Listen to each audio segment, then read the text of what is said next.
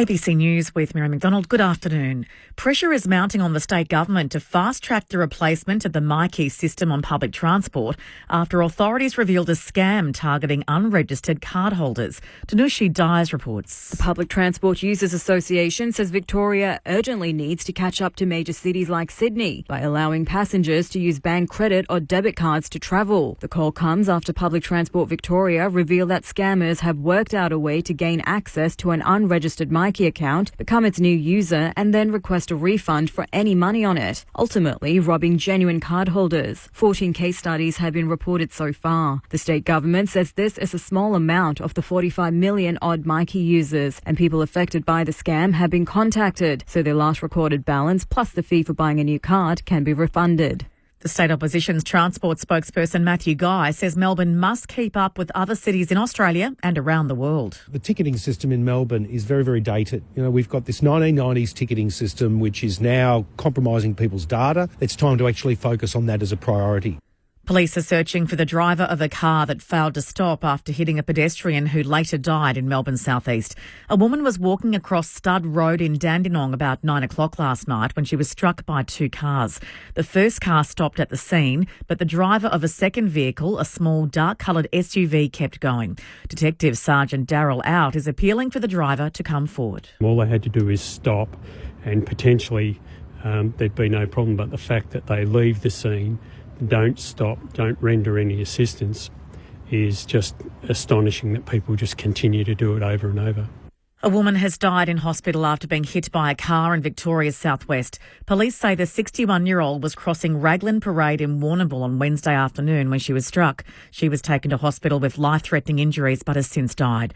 The car's driver, a 25-year-old man, stopped at the scene. Police are continuing to investigate the circumstances surrounding the incident. Two Melbourne men have been charged with trafficking illicit drugs with an estimated street value of almost $11 million. The Australian Federal Police says the two men, aged 36 and 34, were arrested in Port Melbourne, allegedly in possession of 12 kilograms of methamphetamine and 1 kilogram of cocaine. Police allege the men are part of an international organised crime ring that brings illegal drugs to Australia. They will reappear in court in September. The search continues for missing British TV presenter Michael Mosley on the mountainous Greek island of Symi. The doctor and healthy living advocate has been missing for 2 days, with security camera footage potentially offering new clues about his movements. Authorities say the vision confirms the 67-year-old made it to the town of Petty more than 20 minutes after he left his wife for a walk along a rugged coastal path. We have eliminated the possibility he had an accident along the footpath because there were people who saw him with an umbrella and hat walking through town. Israel's Prime Minister says the country's military is the most moral army in the world, following reports it's been added to a UN list of entities committing violations against children. The BBC's Hugo Bashega reports. The annual list by the Secretary-General covers the killing of children in conflict and denial of access to aid and targeting of schools and hospitals. It's still not clear what violations the Israeli army is being accused of committing, but this decision, if it's taken, will add to the pressure on the country's authorities. Prime Minister Benjamin Netanyahu said the UN had added itself to the blacklist of history and that the Israeli military was the most moral army in the world. New research reveals LGBTIQA plus people are leaving the sports they love in droves amid alarming rates of homophobia, biphobia and transphobia, both on and off the field. The Free to Exist report is the first of its kind to examine the recreational sporting habits of queer people across Australia. 53% of respondents say they've witnessed discrimination and 40% say they've been personally targeted. Co-author Dr. Ryan Storrs says sporting clubs risk losing an entire generation of players if cultures don't change. Every young person should have access to safe and equitable sport environments, and our research has shown that's not the case, so they're having to go elsewhere into gym and recreation and doing things by themselves because they don't have the option to go into the team environment. To the weather now for the state, mostly cloudy in the south with isolated showers, dry and partly cloudy in the north. For Melbourne, cloudy, the slight chance of a shower most likely in the evening with a top today of 15. Tomorrow, showers 14. Monday, a possible shower and 15. Right now in Melbourne, it's 14 degrees. ABC News. Hey Google, play the footy on the ABC. Did you know you can now listen to the footy on your smart speaker? Oh, that is amazing! Play. ABC AFL. Time to steady and pull the trigger. Get the best call, the biggest experts in the game. Every round of the AFL season. Can he bend it back? You bet he can. On your favourite station, ABC Radio. Your home for footy.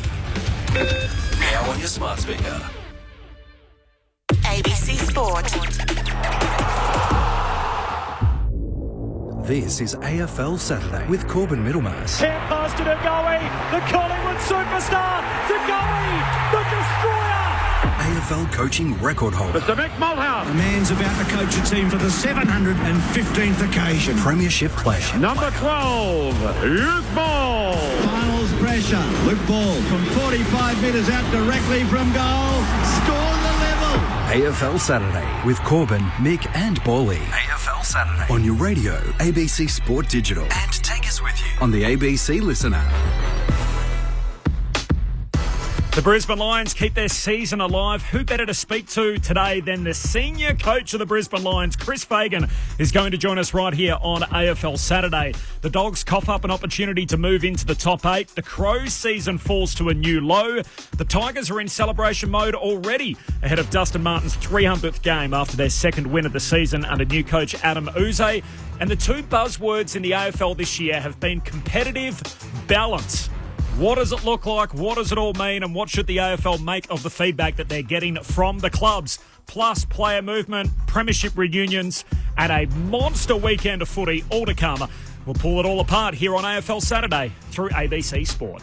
Loman keeps it in front of him, doesn't take the mark, took on the tackler. Hand pass out to Bailey. He spins, shoots goalward, and Bailey puts the finishing touches on it. What a night it's been for Brisbane. And the rested Lions roar their way back into the season. While the Bulldogs look out of breath and out of puff. Oh, there's a bit to pull apart. Corbin Middlemass on AFL Saturday. As you heard in the promo, the whole gang is here.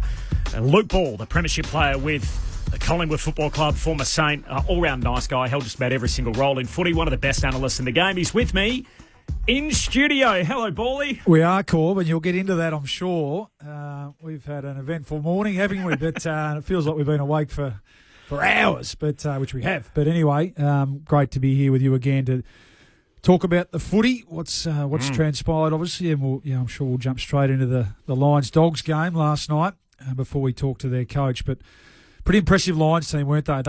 They looked back to, and it's funny, I got my hand up, I'm 0 from 2 from the tipping point of view. Now, you picked the Lions. I did. You had a closer look at the ends and the team and coming off the bye, even though they've been great off the bye traditionally. When you look at it now, and we know about their season-ending injuries, but other than that, they are starting to look pretty healthy. So just maybe last year's grand finalists, there's a strong pulse about to really amplify into a serious heartbeat. Quick story off the top. So Dog's breakfast is probably the best way to describe it. We got up this morning, pun alarm intended. set.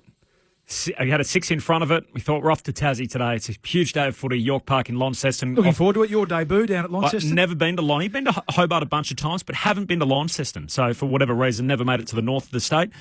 We got to the airport, got to the lounge, sat down, had a piece of toast, was ready to fly.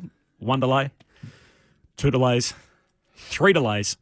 And then after about 3 hours sitting there chatting to each other, Bally, we turned around, came back to the studio. We wouldn't have been here. Realised that we wouldn't have been able to. We just crunched the numbers and thought, we're going to have to make a call here. Yep. So, look, nothing we can do about the fog in Launceston. Beautiful part of the world, but it's a nice, crisp night. In comes the fog, and we wouldn't have been able to land. We'd still be up in the sky, Corb. So, as we do in the modern world, we pivot, don't we, when we get back to the studio and we put the show on here. So the show's on, game call to follow. We'll do that from the studio, but Dean Brogan and Chris Rowbottom will still be at York Park. Well, boots on the ground. That's what we call a little dual site doubleheader. One man who got away okay on the Big Bird and is not with us in studio is the coaching icon himself, 3-time premiership coach, premiership player, Australian Football Hall of Famer, Mick Malthouse, who's over in Perth. G'day, Mick. Good morning, Corby. Now, I'm really disappointed in Bally not bailing out volunteer to actually get the parachute on and jump out. He was that brave as a player. Anyway, great to hear from you two guys, and that you looked at a match last night, which Brisbane appeared to be too good. I've got to say, I didn't have a great deal of time to look at it. As you've indicated, I'm not necessarily with you guys. I'm over in Perth. celebrating our 30th anniversary of the 1994 Premiership, which is lovely. My voice has gone a little bit husky. I don't know what... I did talk a lot to my team, friends and that sort of stuff. The red wine probably didn't help. Very nice red wine, by the way. Probably Margaret River stuff. Yes. That makes you envious there, Borley. I know Corby likes the red as well. But it's another interesting round of football. I just still trying to come to grips with... I made a stupid remark about round 8, I think, and said the 8 is set. Now, I'm not 100% sure I'm anywhere near it, because since then I think that Collingwood's dropped out, Gold Coast have gone in, Brisbane are on the run, Melbourne have dropped out, Fremantle have gone in, so it's interesting. Special edition of Mixed Messages coming up a little bit later on, and Ben Cameron, who's not only hosted this program last week, familiar voice, of course, for everyone as a mainstay on our AFL coverage, but also executive producer of our program here on AFL Saturday, has been deep into the archives of the ABC. 30 years on, of course, since the West Coast Eagles premiership. And so a couple of little audio pieces have surfaced, Mick, which we'll be able to roll in throughout the program. But first of all, this is after the Eagles winning their second flag in 1994. The ABC call, Tim Lane is leading the coverage, threw down to a couple of familiar names and voices that you may recognise here. Mickey, over to Bob, and we'll have a word with you shortly. Well, Mick, they just asked the question then. Did you get a bit of a surprise when Ablett lined up the ground? At the start of the game? Yeah. Oh, no, not really. We anticipated that Geelong may have thrown their players around a little bit. It's been they've played us a number of times in the last 2 or 3 years, and they've moved their players around somewhat. I thought it'd only be a temporary move to perhaps bring players up the ground or drop them back and then put them back in the true position. But I thought the boys were pretty disciplined in knowing who they had to mine and do what they had to do to counter any threat early in the game, particularly early in the game. That was you, Mick Moldhouse, with Bob Skilton way back in 1994. Do you remember that chat?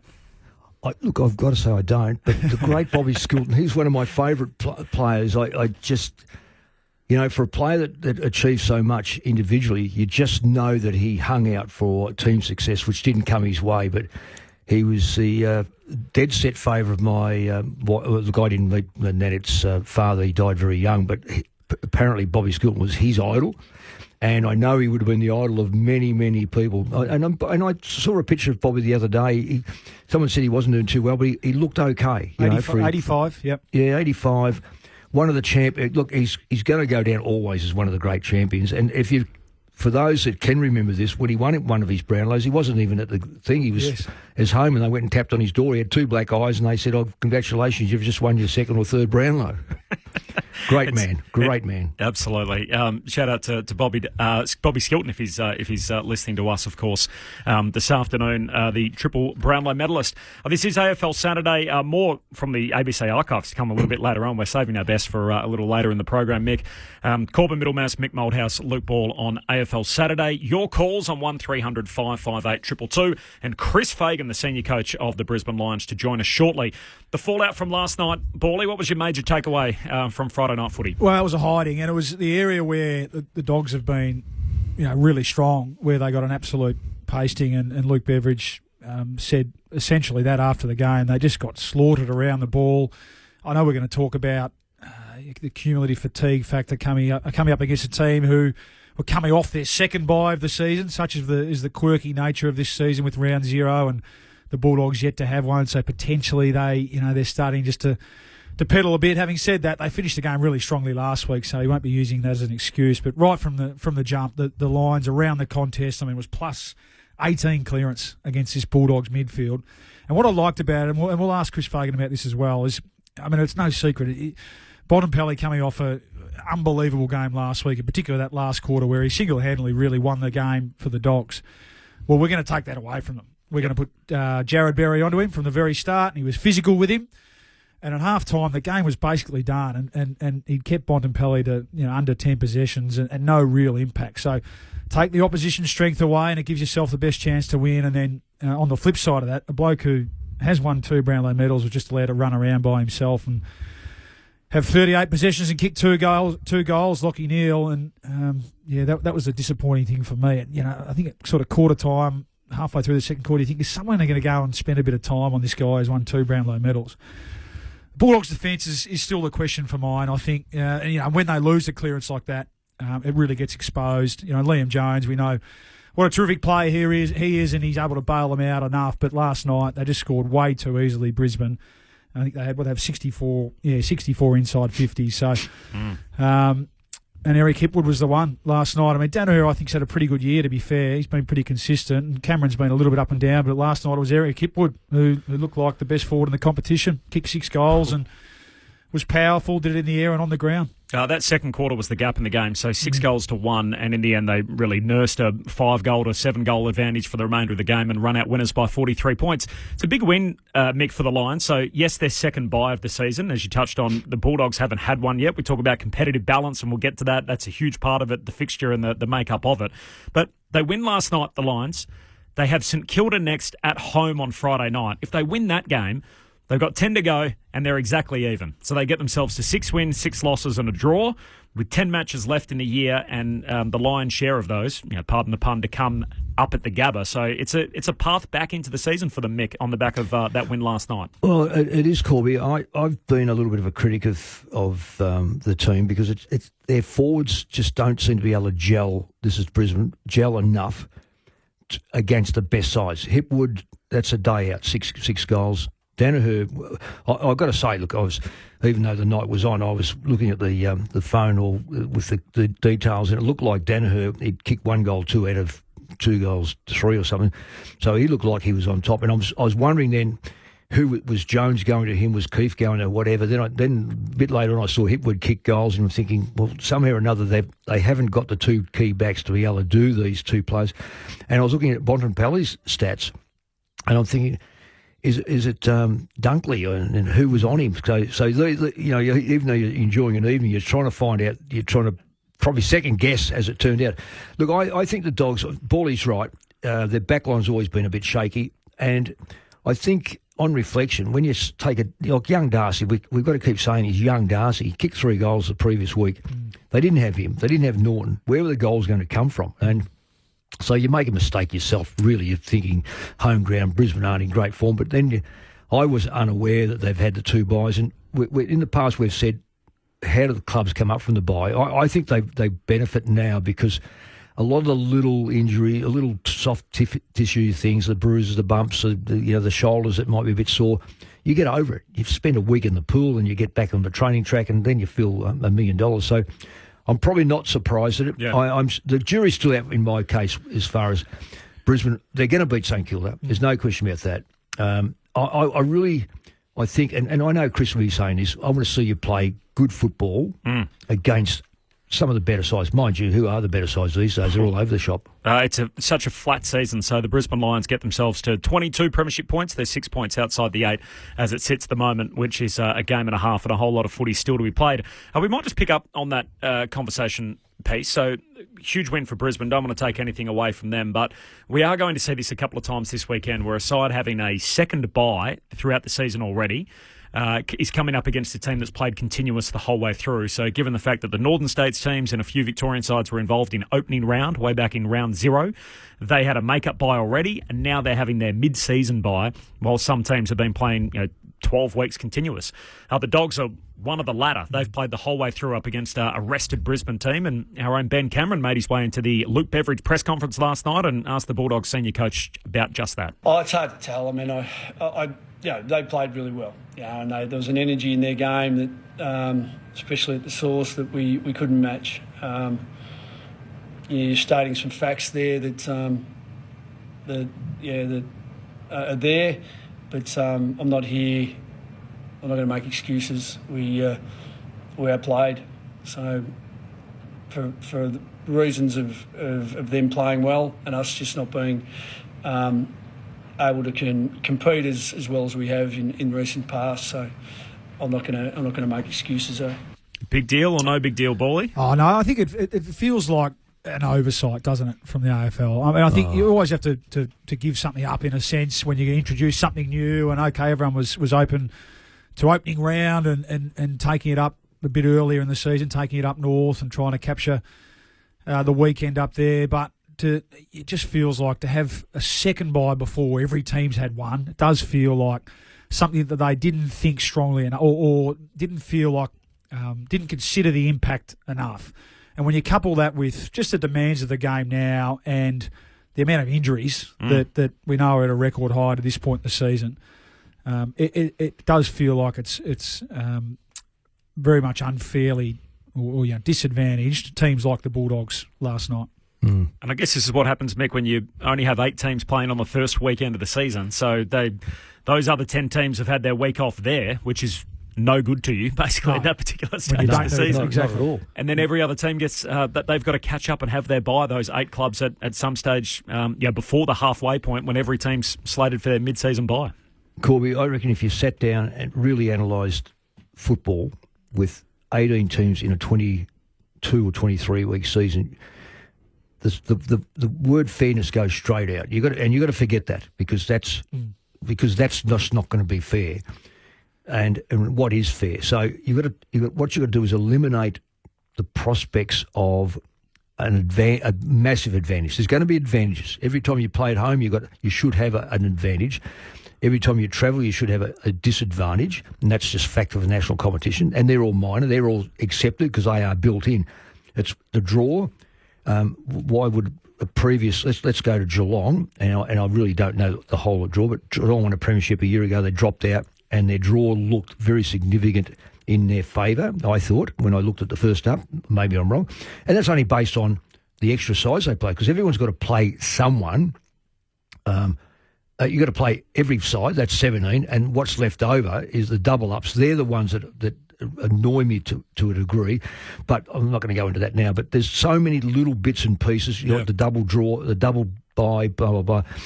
I just think we need to really put the major heads together, particularly the AFL and football operations managers perhaps, and get as close as you can to something fair. And the draft is equally involved in that. So there's a massive number of things that can determine the fate of a coach, the fate of a side, the fate of players, and people say, well, don't dramatise. No, I'm not dramatising. It simply is, if you finish 9th, the board will be going to the coach, we've just missed out on $500,000 or $1 million sponsorship because that was their bonus by finishing 8th. We got done over in the goal square because, it got touched and, they didn't pay it, whatever. So we've got to eliminate as many of those things. We're not going to eliminate the word fair, but we're going to go that way. That's what we say. Fair is a place where they judge pigs. Yes. Absolutely, which I like to roll out from time to time. It's a good segue for us. The talkback number, by the way, is 1300 558 222. I mentioned it off the top. Competitive balance. It's been the buzzword that the AFL's been using all year, and it's caused a bit of frustration from the clubs and just about every stakeholder involved in footy, basically saying, where are the answers from the AFL? So they're gathering lots of info at the moment, Bawley. And Ken Hinkley put voice to this recently that at some stage they've got to make a decision, whether it's about a national reserves competition, whether it's about draft, compensation for medical concussion, about whether that goes inside or outside of the salary cap. There are so many sort of outstanding issues that the AFL has sought feedback on. And the fixture is clearly one of them. And, I mean, this opening round, what it looks like going forward, I think this, with the second bye in particular, is an easy fix. You can basically say, hey, all clubs need to be involved in opening round, whether that's spread across 5 days. You can play your marquee fixtures in the Northern States on Thursday and Friday night to be able to give a proper national spotlight and a push to those games. But having teams forced to catch up in almost like a split round over multiple weeks has created more imbalance in the competition, which is what we're trying to do away with. Yeah, there's a lot of issues on the dartboard, isn't there? It does feel that way. And so if you were the AFL, what do you think's the most pressing? Oh, gosh. Yeah, well, and this is the problem. I can't even, we had an hour sitting at the airport talking about it, didn't we? And we probably threw half a dozen up there, and it's hard to prioritise or single out which one's any more important than the other. I mean, I think in the last fortnight it really has been what's happening on the grass, hasn't it, with the holding the ball interpretation issue, I guess, if you want to call it that, which they clearly moved to address, and they put the finger in that hole in the dike in a sense, and then another one seems to open up, and then the ones we're speaking about in terms of fixturing and reserves comps, they're bigger and broader, aren't they? And they feel like they can't be solved during the season, in a sense. You can't touch it during the season. No, that's right. Certainly from a fixturing point of view. I wonder whether they'll go back to the well. I haven't heard a clear sort of explanation of the outcome of opening round, what sort of success level that reached, whether we go to it again. It does feel like having half the teams play one week wasn't and then not playing the next week. That's not the right way to go because of the butterfly effect as the season goes on. So, I mean, we know it's a tough job running the comp, but that's what they're employed to do. So they've got to work out with the 3 or 4 darts they've got in their hands which way to throw them. It's a good chat for us to have. I'm keen to get thoughts from you off the talkback line as well on 1300 558 222. I think Laura Kane is due to join us next week, so the EGM at the AFL. One thing we did hear, Mick, at the start of the year was that they would be more public-facing than what they have been in the past. I think we had Andrew Dillon before round 1. We haven't really had anyone from the AFL since. I think Tanya Hosh joined us during Sir Doug Nicholls' round a couple of weeks ago. But I know they do something on the AFL media website every week, which they'll point to as sort of their contribution of doing more publicly. But we haven't heard a lot from them, have we, from Andrew Dillon and Laura Kane, certainly in various media outlets since the season started. Corby, I reckon they run for cover. I really do. I think it's very, very easy in November, December, right up until March to say, we're going to be available, we're going to do this. Soon as the proverbial hits the fan, they run for cover and they use the medium of the AFL without question. They put their own little thing on it, but it's not questioned. And I really think I go back to the American football system way, way, way back, where the football operation, the general manager rather, I'll think of his name, he was part of the system to get the money into the owners to make it a professional game.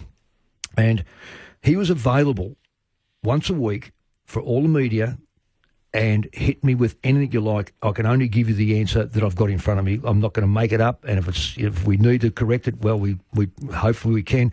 If I can't answer it, we will do something about it. Honesty is the best way. Fronting up to the problems is the best way. Hiding away from us guessing it is all it does is it makes people angry. And it's like the rule changes. Changing halfway through the year. I'm in the West at the moment. Now, there's a lot to... I've been talking to a lot of football people. They just cannot believe that we would do a different interpretation of a very, very important rule, because it happens virtually nearly every contest, that you would make a declaration halfway through the year that you're going to change this and change that, because we are still all totally confused. So I think we've got to be careful that they don't run for cover, and 2, that they do it very, very quickly and openly and honestly. This is AFL Saturday on ABC Sport. Mick Moldhouse in Perth, Corbett Middlemass and Luke Ball in our Melbourne studios. Your calls on 1300 558 222. Chris Fagan to join us shortly, the coach of the Brisbane Lions. Connor from Kilmore is the first of our callers on that talkback number of 1300 558 222. G'day, Connor. Good morning. How are you going? Afternoon. We're well, thanks. I just want to say how much I love rule changes in the middle of the year, because it just upsets so many people. It's fantastic. Pure draft. I reckon we're almost close enough with the addition of Tassie that the AFL could cop a financial penalty, shorten the season, and go with each team plays each team once. I like it. Smart. Yeah, Smart. I like the less is more, and even if you want to drill down even further, the shorter quarters, which I know Craig McRae put on the agenda in terms of this competitive balance piece, and trying to address this big spate of injuries. That would we really be worse off with 5 or 10 minutes less a game? We saw we had a taste of it during COVID. Didn't seem to impact it.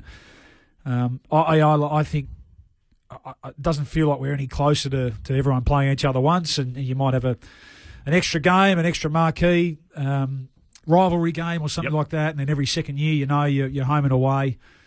We know that we know the reason why we haven't got to that stage yet, though. So we've just gone out to 23, haven't we, games per season, which was once 22, and there were reasons for that. It was once, a 12-team comp, so it was 11. You played 11 home games, 11 away games. That's why it was 22, and then the competition expanded, and we stayed with 22. Now we've gone to 23. So if we peel it back to 18, Mick, I don't think there's anything wrong with, say we get to a 19-team competition, you play every team once, that's 18 games. Shave 5 off. But there's no reason why you can't play those games over the same amount of weeks. So if you incorporate a couple of buys the same way they do in the NFL, that you can still fit every Friday night, every Thursday night, every Saturday night, your key marquee slots on the fixture every week, just with a different set and combination of games and building a couple of fixtures, a couple of buys for each team as the year progresses. Spot on, Corby. We've already seen over the last couple of weeks teams that aren't participating. It hasn't detracted. In fact, I look at it and go, oh, we've had a full weekend of football. Oh, that's right. Fremantle and Brisbane didn't play in that particular round, which they didn't.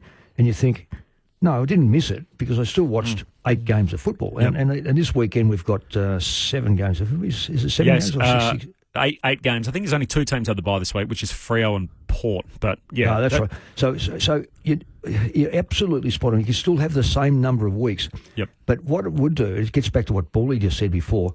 It gives players in this society where we're saying that the players are fatigued more and they do more. I've got a theory behind that, but anyway, that's for another week. But I suspect that if we're able to get, say, 22 weeks, and maybe 1 or 2 lead-up games, and I think that you can still fit your lead-up games and still do it in a manner that you are taking those games to the country and their practice matches.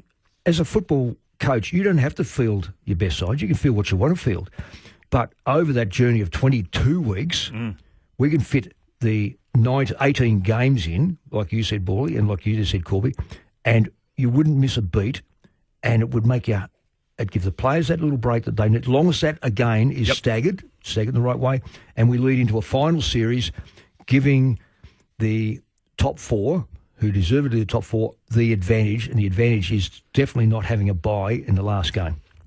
Good call from Connor and good point from Mick Moldhouse on AFL Saturday alongside myself, Corbin Middlemass and Luke Ball. Good call, Connor. Phil is the next of our callers, 1300 558 222. Hello, Phil.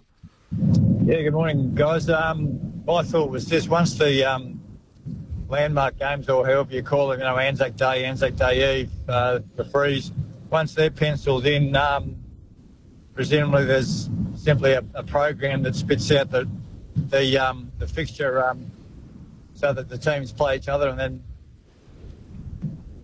the grounds and so on. But there may be a number of fixtures that come out with, as I say, the main games penciled in, but the others could be slightly different. Why doesn't perhaps the AFL, when they get to that point, publish that to the clubs? I suppose each club would whinge that they've got a particular fixture they'd like, but they might get some feedback, and then they'd opt for one of the 3 or one of the 4 or one of the 2 or whatever, and then we wouldn't get this. I think this season's been an absolute disaster, really. Fixture-wise, I think it's terrible.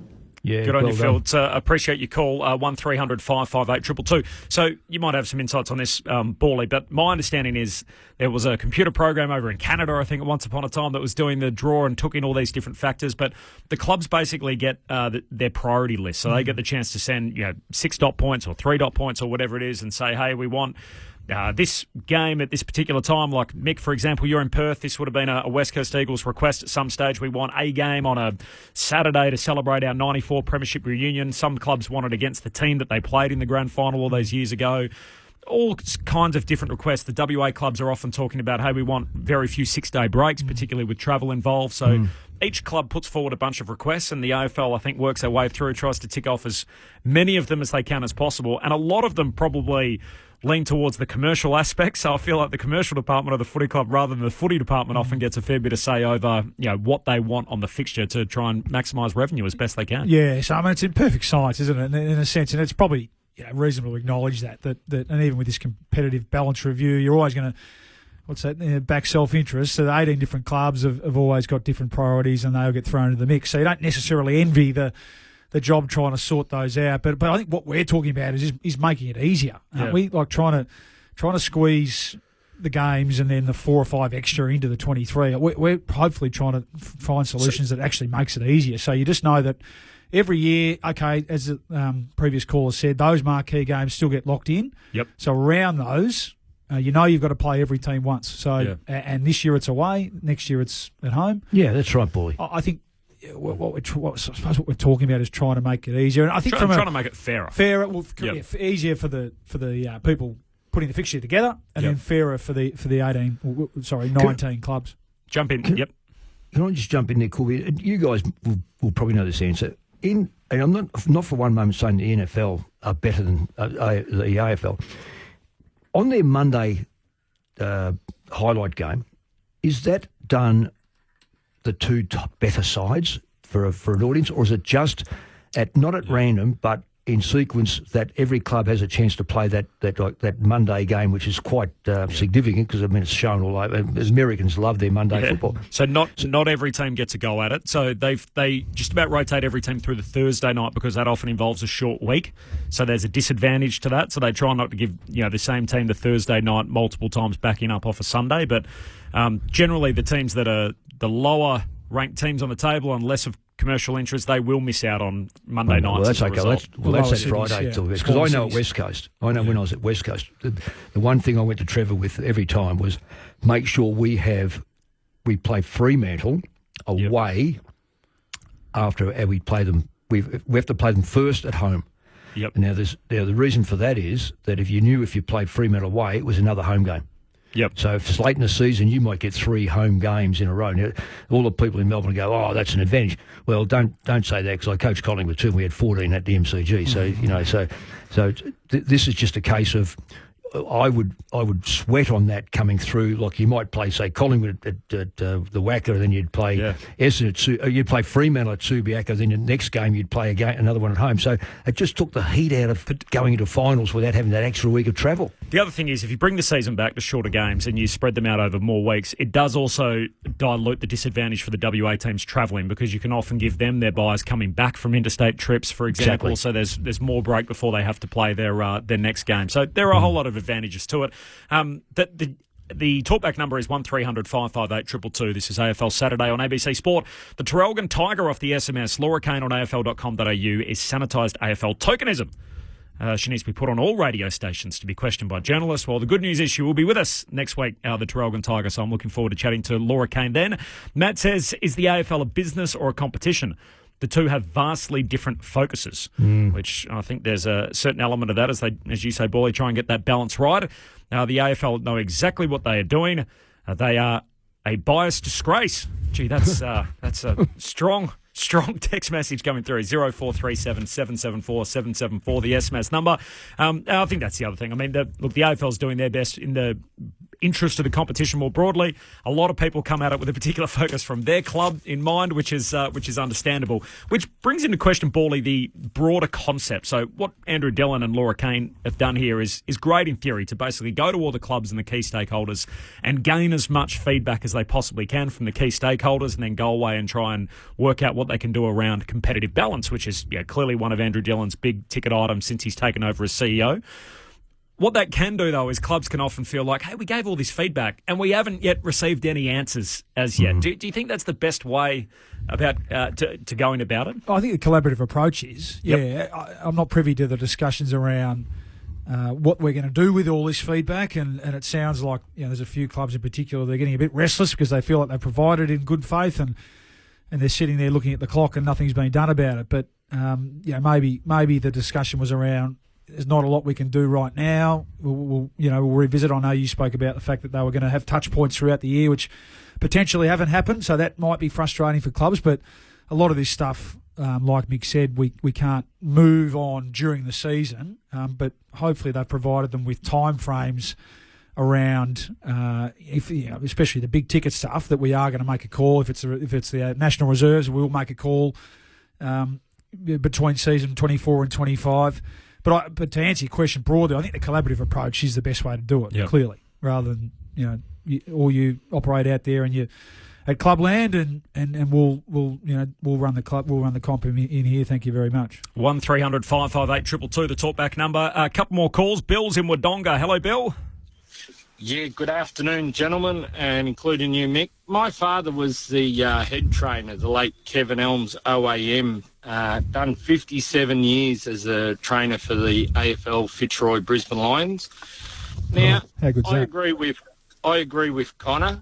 I reckon if we can cut the season back a bit, but we also used to have, now Mick used to know too, and you can agree with me or disagree, the amount of injuries we've got nowadays. Cut it back a little bit and you'll find that a lot of the injuries should disappear. And also we used to have the Army Reserve Cup back in those days. We had the State of Origin in those days. And you can still have your little major rounds. Like everyone plays once and then you have your special round that everyone might have to play something different. And they'll still make their money out of it. And Dad done it for 57 years, and that was in the days where we used to run out and pick Mick Malthouse up off the thing and say, get up and teaspoon us in. Good on you, Bill. Appreciate your call. I feel like you're in Bill's scope a little bit there, Mick. Yeah, I know. Yeah, well, I've had worse, let me tell you. The supply-demand argument, so the less is more argument, which is the NFL one, isn't it? Yes. That's interesting. Maybe it's a question back to the callers around. So you buy your membership, let's say you buy your home membership, you got 11, let's call it maybe 12 games a year. If that comes back to 8 or 9, the game that you're sort of 50-50 on going and maybe now, because I know there's 3 or 4 more I don't go, do you think that more people would actually start going on those 50-50s and then that would offset I guess from a commercial point of view, potentially offset the games that wouldn't be there? It's basic mathematics too. Like the more games you play, the less important each one of them is. It does feel that way. All of a sudden you play less games and any loss is a catastrophe in the race to try and play finals. So that each and every home and away game is worth more. Yeah, I know we could probably compare to NBA to American sports too much, but the footy is the one sport that really does that. And all the complaints around the baseball season being way too long, NBA, too many games. NHL, same both thing. from a player's point of view, they take it off because there's too many games to go, and the supporters as well. So I'm a believer of that. I'm a believer of the consumer behaviour. Actually, there's less of these opportunities. Let's go. We've got to go. And we're going to watch on TV as well. Well, the EPL, they play each other home and away. And regardless of where you finished in the ladder, it doesn't matter how it's organised, you play those two teams. Now, they've got the capacity and they play a lot of midweek games and so forth. But I know, I'm just going to repeat what you said, Bawley. It's less is best in this case. And not only for the supporters, but the player group. And I think you get more bang for your buck if you're a TV. You're going to watch the TV, you watch the game. And what you just said, Corby, every game is life and death. Yep. Like right now, say for instance, we're going into week. We know there's 18 rounds, and you've got we're halfway through it, and you've calculated. We need 10 wins to make the 8. Well, Brisbane all of a sudden, the desperation becomes acute, and I think for supporters alike and the AFL, they're going to get a lot more out of it. Pete is in Launceston, where we thought we would be. He's the next of our callers on AFL Saturday on ABC Sport. Hello, Pete. How you going, team? Well, thanks. Mate, just a quick theory. If we have 18 teams play each other once, at the end of those 18 rounds, the top 4 have a bye. Teams 5 to 12 play each other. The 4 winners then play the top 4. And then we have a more accurate makeup of the final 8 based on giving everyone an opportunity. Those teams that are hovering around 9 or 10 to try and make the finals, they get a chance to get in, and we're only adding 2 extra rounds on top of the teams playing each other once, and I think we get a good final makeup. What do you reckon, Bawley? The old wildcard weekend again. I don't mind. And when you look at the season this year, I think you could mount a strong argument for teams that are going to finish 9 and 10. I think it'd probably be more like teams 1 to 6, and then the benefit of finishing in the top 6, and maybe the top 2 get a week off, and then 7, 8, 9, 10 play for those last final spots. So I think it'd keep the season alive a bit for another week and be very interesting. I know the next thing that'll come up will be the commercial reality and the blockbusters and the huge clubs in Melbourne that obviously put on these ginormous events, and we're going to see one of them on Sunday night. I think that's a great thing to point to about the clubs need to get creative in creating their own blockbuster games. So Essendon and Carlton was always a big game. They would often have 70, 80,000 people attend it. They're going to have 92,000. It's on Sunday night, the eve of a public holiday. They've decided to make it into this traditional event. And try and build something around it, take advantage of the Sunday night into the Monday off. And we're going to see a huge game. Obviously, both teams going well on field, but it's going to be a big occasion as to can clubs get a little creative in what they do with that. I know there's been talk, Mick, about taking advantage of the WA Day weekend in the West, about whether the two local teams do something on that weekend. So I think it needs a little bit of imagination. If you are to lose games, there's no reason they have to be sort of small-time events. That you create something yourself and see what you can do with it. Oh, I totally agree. I like the idea of the West, but you've got to get the AFL to think that as well, what you're saying. Look, I'm just going to harp back on the shorter season. It becomes... It's something you look forward to. We look forward to the Olympics. It comes around once every 4 years. Would we have the same response if it was every year? I don't think so. It'd drift off a bit. So, we can't wait for the Olympics every 4 years. Yep. We can't wait for the Essendon Carlton game. Okay, next year it's going to be MCG regardless, I suppose. But let's say Brisbane and Collingwood, last year's grand finalists. And they're going to hunt each other. So the first game's at Brisbane this year, and next year it's going to be at the MCG. It builds itself. It's self-regulation. It builds up because of the clubs, because of the fact that they played and lost a grand final, or played and won a grand final. You can create your own. I don't know. I just think that the longer the season goes, the more I know what we're like in the box. Yep. You think, oh, God, just another game. And the finals are there. What's the last couple of games mean to West Coast and North Melbourne and maybe Adelaide this year? It's going to be dreadful because you know full well they'll rest players and then it becomes a boost for... Because a shorter season with the same amount of times teams, you could be 12th at round 13 or 14, and given the draw of what's in front of you, you could still make it. Now, you might say, well, that's over 23 weeks. It happens the same. No, it doesn't, because the bottom sides are generally right out of it by that stage. This is AFL Saturday on ABC Sport. The coaching icon, Mick Malthouse, premiership player Luke Ball, and myself, Corbin Middlemass. Your calls on 1300 558 222. Still a whole lot to come. Our Cool Hand Luke segment is up next as well, and a little special edition of Mixed Messages all on the way. More of your calls, 1300 558 222. This is AFL Saturday on ABC Sport. In this brand spanking new season of Spicks and Specs, we will rock you. Ready? Sorry, Adam, we can't do that. Queen won't give us the rights. Well, I can't stomp and clap. It's all right. We've come up with a sound-alike. Adam, Miff and Alan are back for all new Spicks and Specs. You will be rocked by us. Okay, yeah. Nailed it. All new Spicks and Specs. Beautiful. Sunday nights on ABC TV and streaming on ABC iView.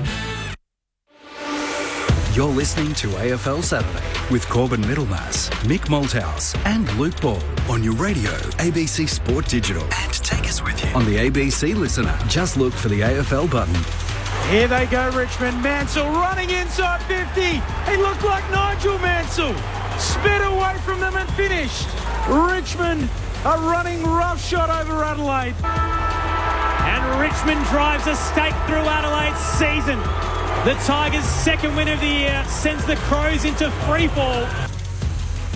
As bad as it was for Adelaide, it was every bit as good for Richmond as the Tigers were able to post their second win of the season. It's amazing what happens, Mick, if you get your best players back on the park. Taranto around the ball, Prestia, albeit got hurt towards the finish, but Noah Bolter had a big night and their stars were good and they got their second win of the year.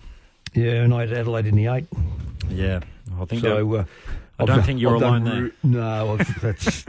Well, yeah, again, they've had significant injuries and lost form early, and it's hard to chase back over a long year. And we keep coming back to that long year. So it's going to be a long year for Adelaide, unfortunately. Adam. And the pressure will go straight onto Matthew Nicks, as it normally does, especially in towns like that, with two-team town, and both of them are up and down. Just on the winning coach, Adam Uze chalked up his second win of the year. Here he is in the postscript about his superstar Dustin Martin and his impending 300th game. we'll obviously have an amazing week leading up to it. Our players will want to obviously play well for him and make it a big occasion for him. So, we're not going to shy away from the fact that we want it to be a big spectacle, and we want to obviously play well for him. So that's the winning. For the losing, it is now time for Cool Hand Luke. On AFL Saturday. What we've got here is the champion bloke. Failure to communicate. This is Cool Hand Luke. Well, a couple of nice segues there, and Mick, you mentioned it before we heard from Adam Uze, but they'll come from Matthew Nicks this week, and I just want to pour a little bit of cold water on it, and I think for several reasons. One, I actually rate him. I think he's a terrific person, and I think he's a really good coach. Now, clearly the results haven't shown that to this point. I think his first year, which was the COVID year, so he put an asterisk on that, finished 18th, then he's gone 15th, 14th, 10th. So the expectation, big team, small town, is that he continues to progress. And Mick, like you, I think I had them probably sneaking into the 8, if not just outside, and they sit 14th, just over the halfway point. But a couple of things.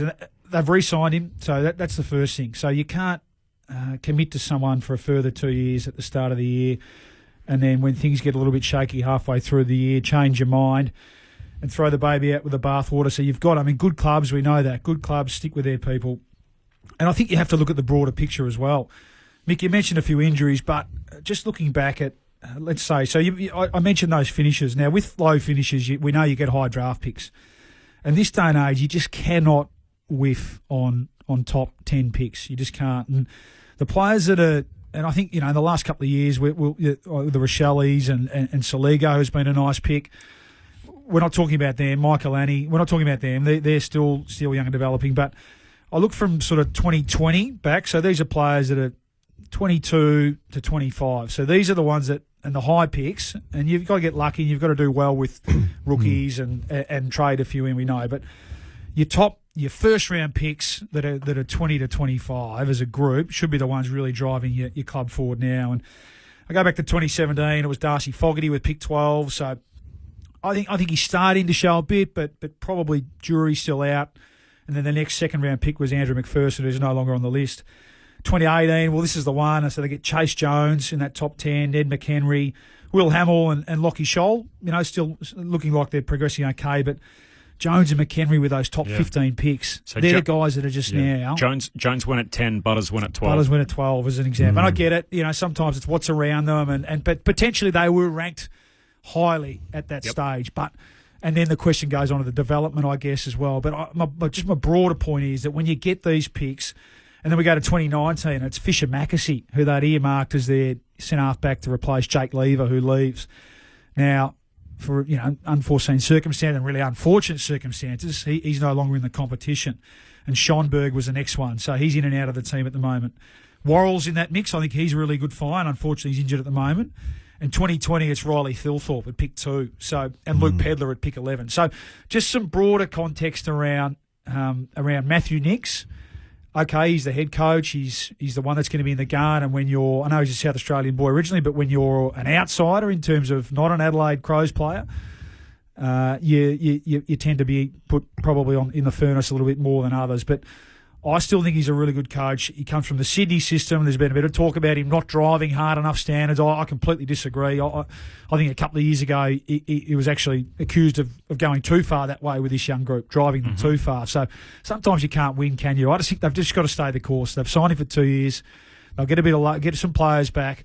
But they have to look at that whole club piece around recruiting and development as well. Just before I hear from Mick Moldhouse on this, the chief executive of the Adelaide Crows, Tim Silvers, was on SA Grandstand on ABC Adelaide a short time ago. We're out of form. Some of our senior players haven't been delivering as they probably should have, and we've just got to find our way out of it. I don't want to be that leader who's going to throw people under the bus and make rash decisions after these losses. We're going to review ourselves. We're going to take stock.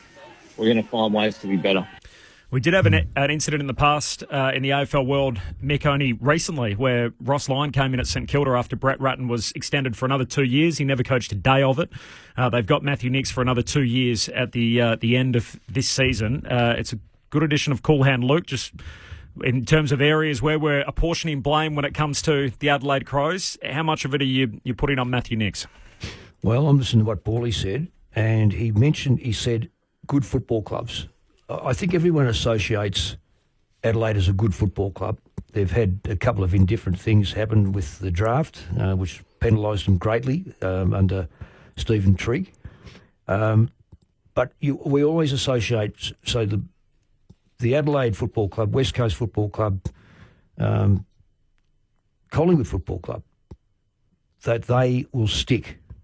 And that defines a club at times because it defines the board. It means the board they've made the decision to reappoint and they're prepared to take the heat and live through it. And I go back to Richmond when Damien Hardwick was under massive pressure. Yes. The Tigers hung tough. It paid off. I agree with Paulie again on their recruitment. I think their recruitment has been quite poor, but that's easy now to say because at the time everyone was going, "Oh, it sounds good." So you can luck in. I think you really have to pick I've been at clubs where they've picked. We think that this kid could be the greatest, as opposed to look, he's going to be a very handy player and play 150 games. You don't walk away from 150 game player. The speculation sometimes can kill you. So Adelaide are in that position. Bit of speculation. They've appointed their coach. I agree with Paulie. He's a good coach, good lad. They're a good club.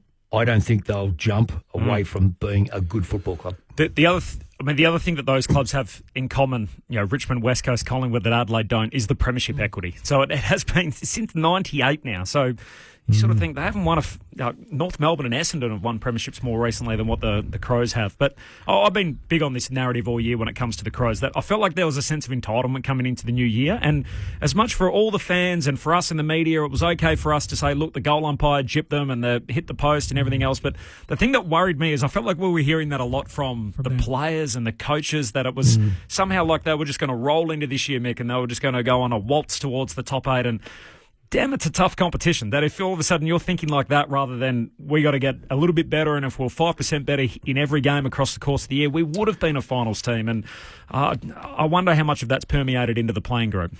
Well, I'll say this.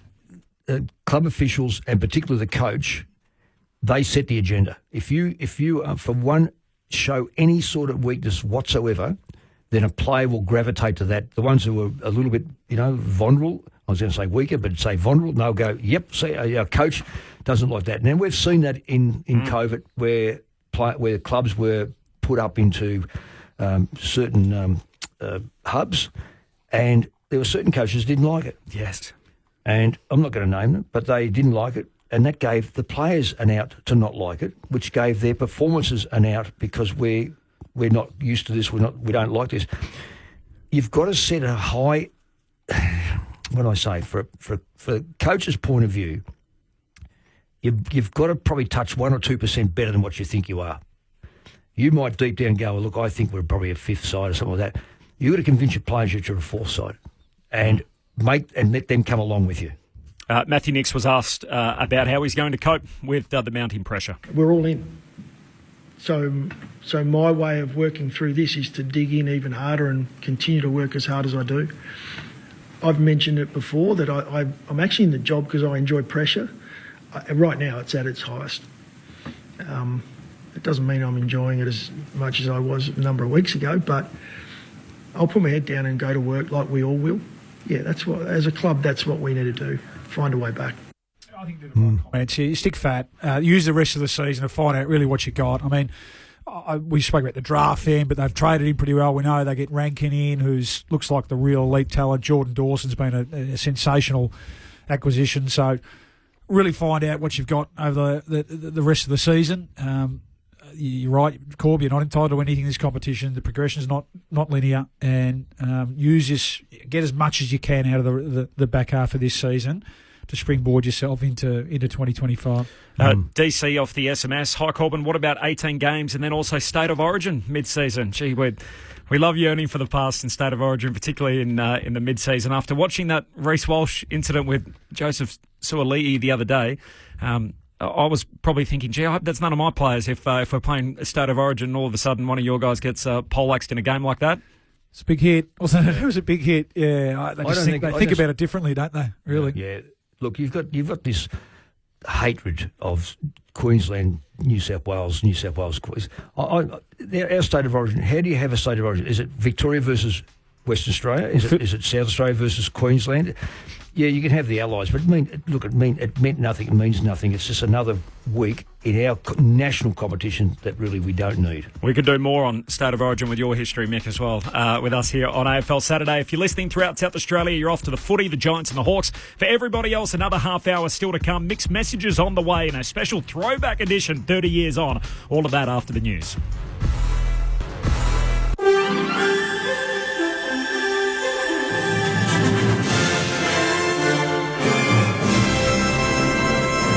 Sarah Hall with ABC News. New South Wales Emergency Services Minister Jihad Dib says careless driving led to more than a dozen flood rescues overnight.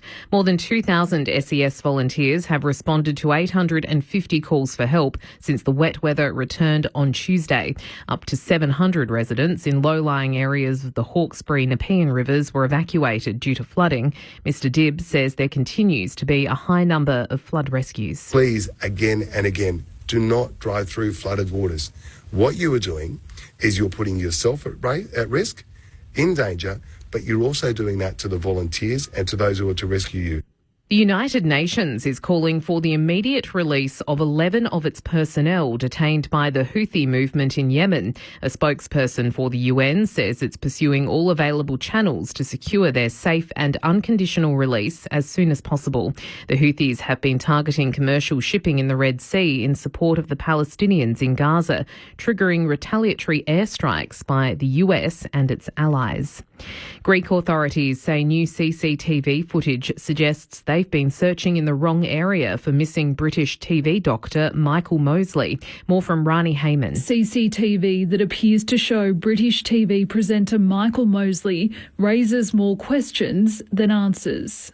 Authorities on the Greek island of Symi, where he was holidaying, say it confirms the 67-year-old made it to the town of Pethi more than 20 minutes after he left his wife for a walk along a rugged coastal path. Since Wednesday, a search and rescue operation involving helicopters, drones and sniffer dogs had concentrated on the area between St Nicholas Beach and Pethi. But this fresh information has them stumped. The World Intellectual Property Organisation has agreed to a new treaty aimed at preventing the for-profit piracy of traditional knowledge. Biopiracy, as it's called, is when companies lift ideas carried on for generations by Indigenous cultures and then put patents on the products they create as a result. University of New South Wales lecturer Miri Raven says it's not retrospective. It's from the moment that it came into force. So it's already come into force now because it's got 29 signatories. So it won't go over past patent applications. It's just from the moment that Australia decides to implement it. Australia's ski season has officially kicked off in Victoria and New South Wales this weekend, but rain and warmer than usual temperatures and the cost of living crisis are having an impact on bookings.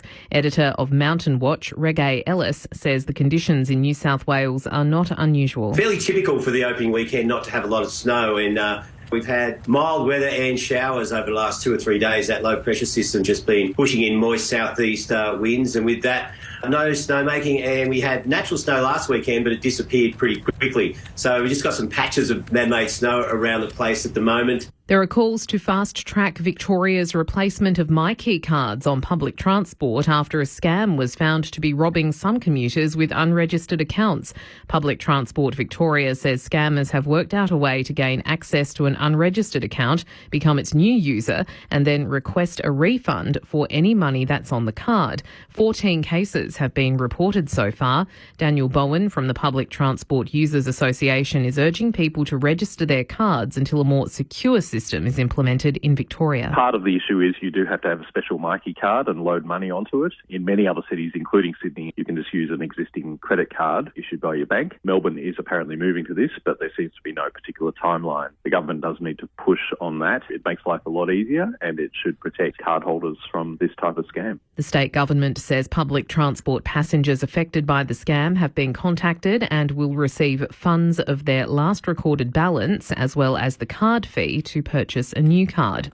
Residents in WA's northwest have described a loud bang following a 3.5 magnitude earthquake overnight. It struck the town of Port Hedland about 1,600 kilometres from Perth just before 1:30 this morning. And in sport, Afghanistan has pulled off an upset victory over highly ranked New Zealand in their T20 Cricket World Cup match in the Caribbean.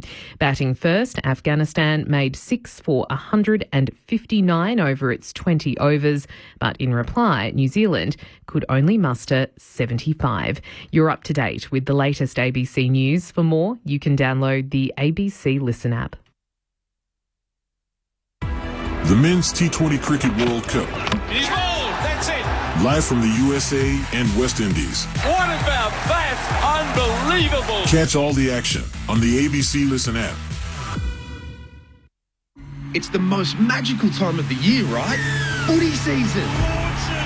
This season you can get your footy live and ad-free on the ABC Listen app. Unbelievable. AFL, NRL, men's, women's. Whatever you fix, we've got you covered.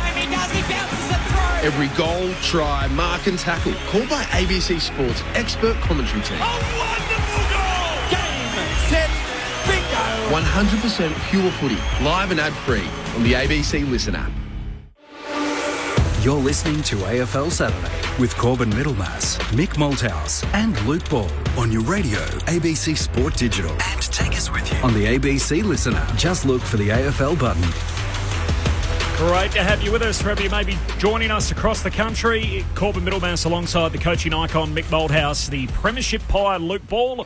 This is AFL Saturday on ABC Sport. The game for broadcast first up is one we thought we were going to be at. Our flight had been delayed multiple times. In the end, we had to make the dash back to the studio, Luke Ball. And we are still getting notifications on this flight, which hasn't yet Still left on the ground, Melbourne. Corp. Still at Tullamarine. Goodness me.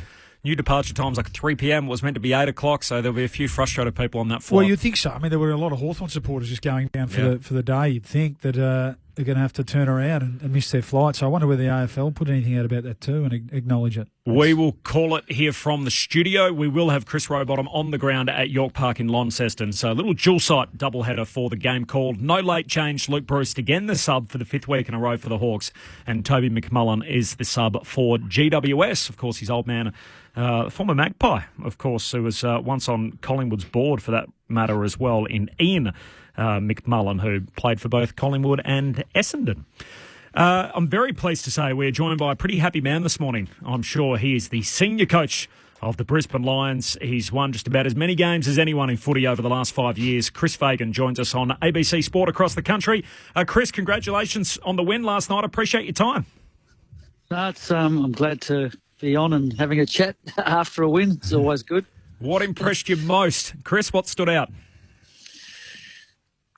For us last night, I think when you play against the Western Bulldogs, you've got to do really well around the stoppage and clearance part of the game. And, they've got a really strong, solid group there. And I think for us to finish plus 22 on clearance last night and win contested possession was a critical part of winning the game. And I thought our midfield really stood up and took responsibility and helped us, get a lot of inside 50s and plenty of scoring opportunities. You just had your second bye, or really your first main bye after obviously the catch-up game from playing opening round earlier in the year, but was there a come-to-Jesus moment or anything like that where the group got together and thought, right, what are we going to salvage out of the back end of the year? Did you have any of those sort of big-picture talks as a group? We did a bit of analysis about statistically how we were travelling at the halfway mark of the year, and if you do the exercise, you might get a surprise about how well we're actually travelling. We're really good in a lot of areas. And so I pointed that out to the players and said, listen, just keep playing the way that we're playing. The biggest problem we've had in the first half of the year is accuracy. We're 14th or 15th for accuracy in the AFL this year, and teams who have played against us collectively, they're number one. So that's not where we've been shooting from. We've been shooting from good positions. So it's probably cost us the opportunity to win 2 or 3 other games. And when you look at how close the ladder is, that's the difference between being where we are now and well and truly inside the 8. So, we always work on our accuracy, but we've doubled down on it. A lot of it's to do with mindset, and we're able to get some extra work in over the break. And last night we were able to supply our forwards, and we're able to kick relatively straight, so we get a good result. And we're still in the hunt. This time last year, the Giants and Carlton were where we were on the ladder, and they got through to prelims. So we know if we can play like that on a regular basis in the next couple of months, then we're still a chance. Chris, it's Luke Ball. Good to chat to you. Back to the midfield, and clearly Berry Bontempelli was a big win on the night, particularly in that first half where you really did put the game out of reach from the Dogs at half time there. Can you take us inside match committee just for a sec? I guess the decision between putting someone to someone and backing your group against their group, which we know is probably a week-by-week discussion for most. Can you take us a little bit into that, or is the fact that Marcus is the player that he is and came off the game that he did last week, was it a very easy decision this week? Yeah, well, I was at the game last week. I came down and had a look, and he was dominant, and he has been for a lot of the season. So, and I think with Libba had been out for a while. So sometimes when you're coming back from concussions, you're not quite so good. So it felt like if you could sort of reduce Bontempelli's influence, that it may give us the best chance to, win territory and win the game. So we made the decision pretty early in the week for Jared Berry to go to him. Jared's actually really, really good in playing those roles. Not only does he stop the player he's playing on, but he manages to get a bit of the ball himself. So he was able to do that last night. And to Bond's credit, he went forward and became a bit of a threat up in the forward line for them. But they needed him to be a great midfielder last night, and he wasn't able to contribute as much as he normally does in that area. Your dual Brownlow medalist was a great midfielder. I mean, Bontempelli had 38 and 2 last night, and it was a pretty impressive performance, wasn't it, from the Brownlow medalist himself with 38 and 2. I guess were you surprised that seemingly not a lot of attention was placed upon him even after half time, where he looked in pretty good nick? Yeah, look, I don't know. I can't really comment on that, but the Dogs do back themselves in as they should. They've had a great midfield for a long time. It was great to see Lockie play so well last night. He's been hampered by an ankle injury for most of the season, and the break that we had, the 12-day break that we had, just gave him a bit of time to heal up. And he had his fast feet going last night around the contests, and he's really powerful, from those positions, helping us to gain territory. And, the fact that he kicked a couple of goals, it's not something Lockie's famous for, his goal kicking, but that helped as well. The side's starting to take shape, isn't it? I mean, I must admit I didn't have a close enough look at it last night, but even off the bye, I mean, we know about the season-ending injuries to McCarthy and Coleman and Doty and Garner, but other than that, with Starcevic coming back in last night, it's starting to look a lot more like the team that was there at the pointy end last year. And those injuries have uncovered a few, haven't they? I really like the look of Morris, and we know what Lohman can do, and Revel, is it? I like the intensity that he brought to the team last night as well. Yeah, no, I agree with that. I mean, we got Bailey back for the Hawthorn game, and then Starce and Hipwood back in last night. So yeah, we were looking a little bit more like the team that we had last year, but. To every dark cloud, which are the 5 ACLs we've got at the moment, there's always a silver lining. And those boys you talk about, they've come in and brought energy, and they've had impact, and they look like they're going to be, good AFL players, or maybe even better in some instances. So the positive is that when we get those ACL boys back, we'll get Will Ashcroft back in a few weeks' time, which is a real positive. But when they all come back, we should be a stronger list for the experience that we've as disappointing as it's been to get those injuries. It'll make us a better team in the long run, I guess. Chris, congratulations on the win last night. Thanks, Nick. Just a couple of things. We'll talk about, well, maybe I'll jump into this one first before we talk about the game last night and the team. How are you handling the pressure? Because we know it's interesting. It may interest you. I ran into Clarko last night on one of my walks, and we promised to catch up. You run into on your walks, Mick. Yeah. So I will catch up with him at some stage in Melbourne. So apparently, but how are you handling it? Because you're in Brisbane. We don't really see the face of. We see Clarko's face. We don't see yours that often. You must be. Well, how do you feel? You're obviously talking about the Hawthorn investigation stuff. Yeah, so Oh, look, it's been going on a long time. My preference would have been that we could have found a resolution by now and that we could all, move on and get on with our lives, but that's not how the process has been running. I have the odd days where it does wear you down because as you know, it's a difficult enough job coaching an AFL team, let alone having that sort of sitting in the background and having to deal with it. So, yeah, it does weigh on you from time to time. My club's been fantastic in supporting me. My family have been as well, and I've had good mentors around me like Lee Matthews and Phil Smythe, who does a bit of work with us at the Lions. They've been there for me all the way along. So every now and then you need to be propped up, and they've propped me up. So I'm glad to have them around. But the truth is, it does wear you down. Well, how many hours would you say it sort of takes your attention away during the week? Is it in hours, or is it just sort of comes and goes? Well, it's probably some weeks it's more than others. Depends whether there's stories popping up in the media or whether there's legal things going on in the background.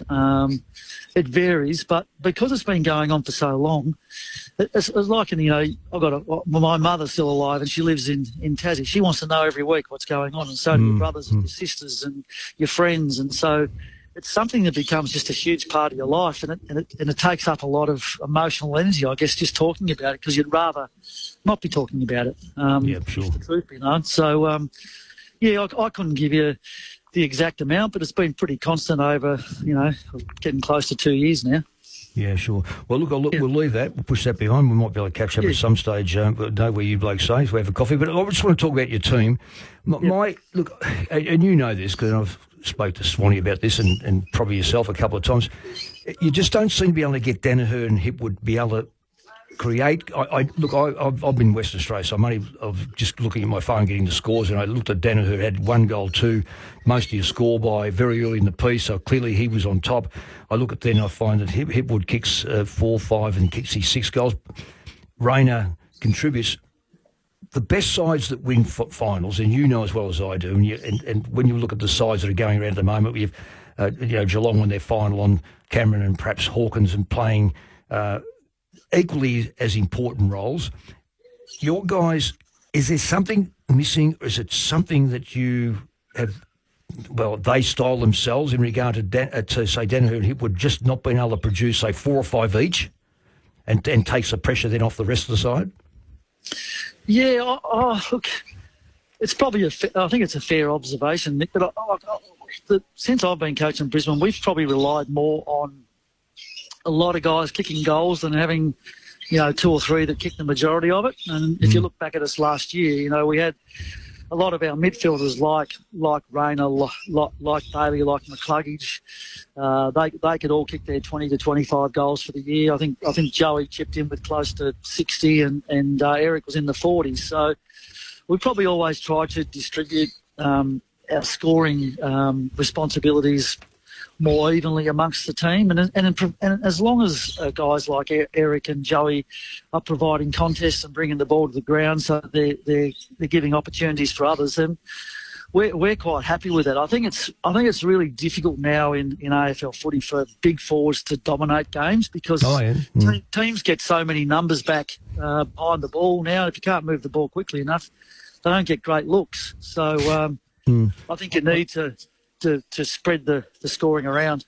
Yeah, look, I do. Look, I'm not going to take up too much time because we're all running over. But it's just against the sides that you're going to play against in the finals. They're the ones. I guess we all judge on the year. You said about Danaher King 60, Hipwood King 40. It's to me, it's more on the big stage when you're playing the big sides that it counts most.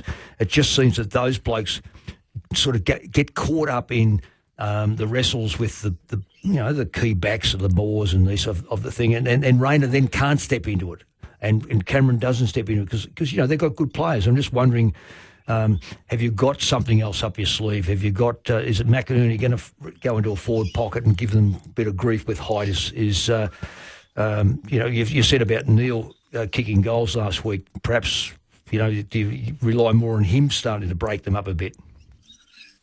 Yeah. Look, it's always a work in progress with your forward line, and the bottom line is it's more about the quality of ball movement. How quickly can you get it in there these days? So, like last night, we were able to move the ball from one end of the ground to the other, get it in quickly, and Joey was a threat all night. So was Eric, and so were a number of others. So. I tend to focus more on that than just putting the onus on those guys to produce. And I look at the grand final last year. I mean, Dano was one of the best players on the ground in the grand final, and we're 4 points away from winning the premiership. So, Joey tends to produce in the big games. He's got a bit of a history of that, and he likes playing in them. So, and the players we got are the players we've got. So we just got to keep trying to improve our system and improve the way they work together. Chris Fagan, the senior coach of the Brisbane Lions. Chris, really appreciate your time after the win last night. 7-year deal for Hugh McCluggage. Obviously sensational for him and great for him to sign long term. But as a statesman of the game, is it best for the competition, do you think, that we've got these sort of mega deals or long-term deals creeping into footy? Well, it's the situation that we have at the moment. That's the marketplace. So if you want to keep your really good players, that's probably what you have to be prepared to offer. Philosophically, I'm really happy that we've kept you. He's an important player to us, but philosophically, it's a long commitment to a player. I believe there should be. I believe the AFL should intervene and put a limit on how long contracts can be. I mean, we know, concussion can come along. To any player at any time, and suddenly your career's over, and you're left there, can be left there high and dry with paying that player payments for many years, and that affects your salary cap. So I probably would like to see the AFL and the industry regulate that a little bit. But from our perspective, the fact that Ewan McCluggage has signed on for 7 years is going to be a line for all of his playing career. That's a fantastic thing, but. I think what you're angling at is probably correct. Two quick ones before you get out of here. Obviously, on the Hawthorn investigation, which Mick's asked you a couple of questions about, the federal court element of it. Do you have an update for us as to whether your understanding is this will end up there? I don't know where it will end up. Once the Human Rights Commission couldn't reach a resolution, then the complainants have 60 days to file at the federal court. So the clock is now ticking on that 60 days. During that time, they can still try and get a resolution with the Hawthorn Footy Club. So that's where it's at the moment. I don't know whether it will go all the way to the federal court. I have no fear of that happening, other than the fact that it's just going to stretch it out for longer. Because once that occurs, you might wait a year or two before you actually get to go to the federal court. But I'm happy enough to go there. I've declared my innocence all the way along, and if I could have gone there a week after the accusations were made, that's where I would have been. That's for sure. So, but yeah, that's just where it's all at the moment, mate. It's just the clock's ticking, and we'll wait and see what happens. And last one, we've spoken about the competitive balance review the AFL's been doing all season long. Is there a question that you want answered out of the competitive balance review? It feels like every stakeholder in the game's waiting for feedback and answers from the AFL. Is there one in particular that you're waiting on an answer about? Oh, not one in particular, but there's one thing I would say, and Mick would understand this because he coached the Eagles for a long time, but this is a very uneven competition. It's a very Melbourne-biased competition because there's more teams down here, naturally enough. But the amount of travel and trouble that you've got to go to play AFL football as an interstate club is much different to what Melbourne clubs experience. And I reckon we could do a lot more around finals. I know, for instance, grand final last year, the amount of organisation and travel and stuff that we had to do compared to, say, a Collingwood that's a local team, it was incredibly different. So, I'd say, gee, if you're an interstate team and you're in the grand final, if you want to, you should be allowed to come down and be in Melbourne for the whole week leading up to the grand final, so you can have a normal week, instead of all the coming a day early for the grand final parade and bringing all the families, and you just wouldn't believe how much organisation has to go into it when you're an interstate club. So I'd like the AFL to look strongly at that. I know I wrote a paper on it last year after the grand final, which I've given to them. I don't know whether it will ever see the light of day, but I think it's worth talking about. There's some little things that we can do to make the competition a bit more even for everyone. Chris, absolutely love your time. Appreciate you coming on and having a chat to us, and thanks for answering all of our questions so candidly today. All the very best for the run home, and hopefully the group stays healthy from here. Good luck with the Brisbane Lions the rest of the way. Thanks for the chat, boys. No worries. See you later. Chris Fagan, the senior coach of the Brisbane Lions. There's a bit in that, Mick Malthouse.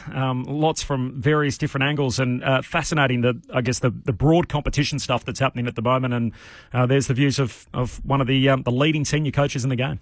Oh, well, unless you've coached interstate, and we say interstate because we're talking Victoria, unless you have coached non-Victorian sides, and in this case, you couldn't get any further west, so with West Coast, just I hope they invite me along because I can give you a picture because I've coached both. Yep. So I've coached VFL, I've coached AFL, I've coached sides in the 80s, 90s, 2000s.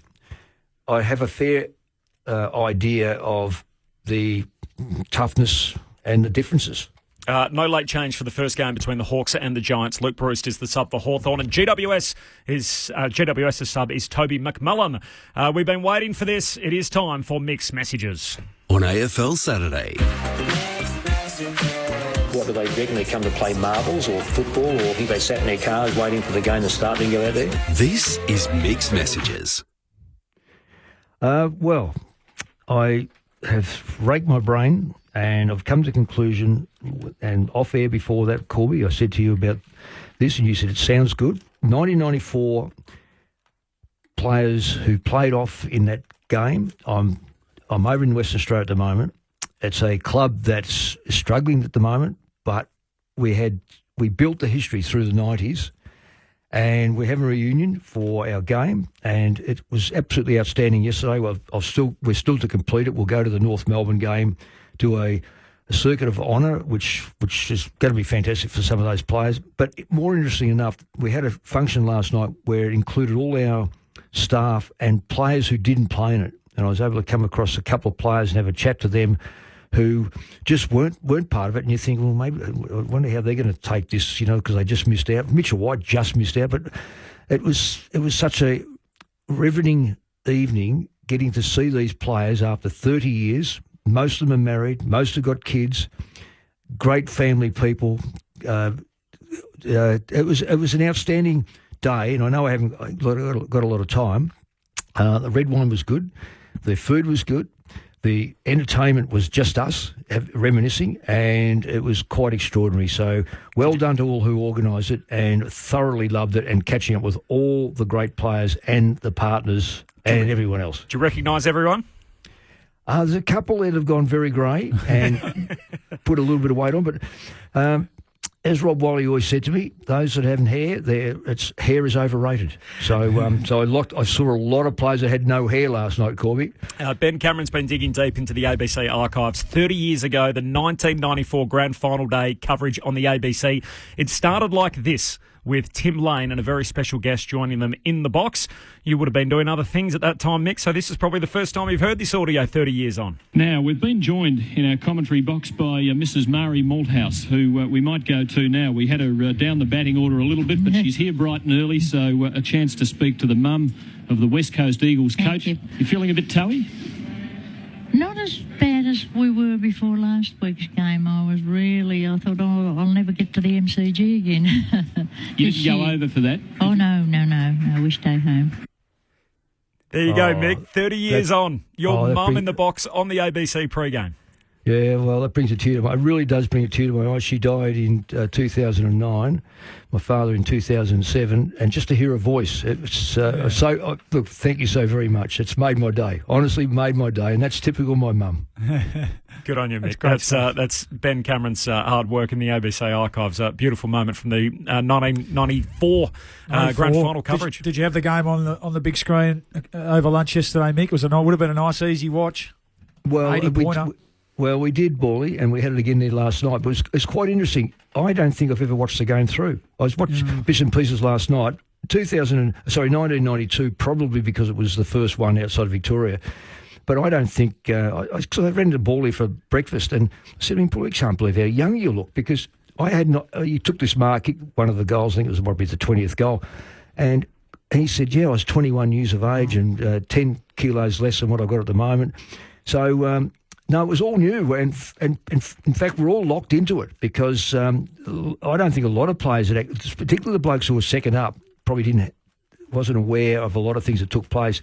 But we trailed at quarter time by a point, and we had a good second quarter and third quarter. But no, it was fantastic, and thank you to the ABC on that. That's to hear your mum's voice after so many years, let me tell you, it's quite emotional. We love having you in every week, Mick, and thanks for making the effort while over there in Perth. Enjoy today. Hopefully it's a good day for the West Coast Eagles, although North Melbourne fans, I'm sure, would disagree. Enjoy the footy over in Perth. I'll see you back across this side of the country next week. Good on you, mate. Looking forward to it. Mick Malthouse, the coaching icon. Luke Ball, you're sticking around. Call of the footy's up next. Big game, Corp. Hawks and the Giants. Ben Cameron will jump in and join us for that, and Chris Rowbottom from York Park. This has been AFL Saturday on ABC Sport. If you missed it, catch up through the Listen app at any time. Search AFL Saturday through the magnifying glass. We'll be back next Saturday from 12 noon. The footy next. It's the most magical time of the year, right? Footy season. This season, you can get your footy live and ad-free on the ABC Listen app. Unbelievable. AFL, NRL, men's, women's. Whatever you fix, we've got you covered.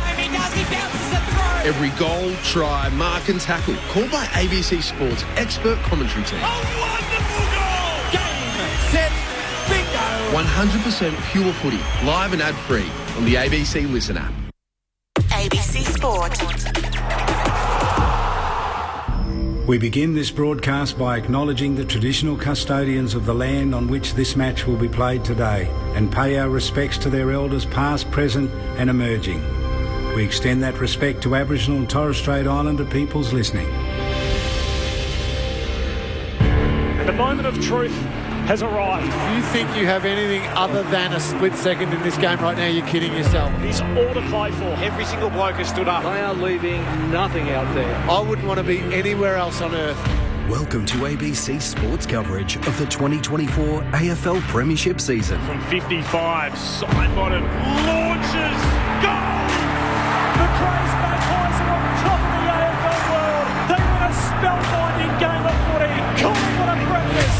This is ABC Sport. The umpire holds the footy up. You want your very best players having the ball in the moments that matter. Take your moment. This is that moment. Something's in the air. Listen to the roar.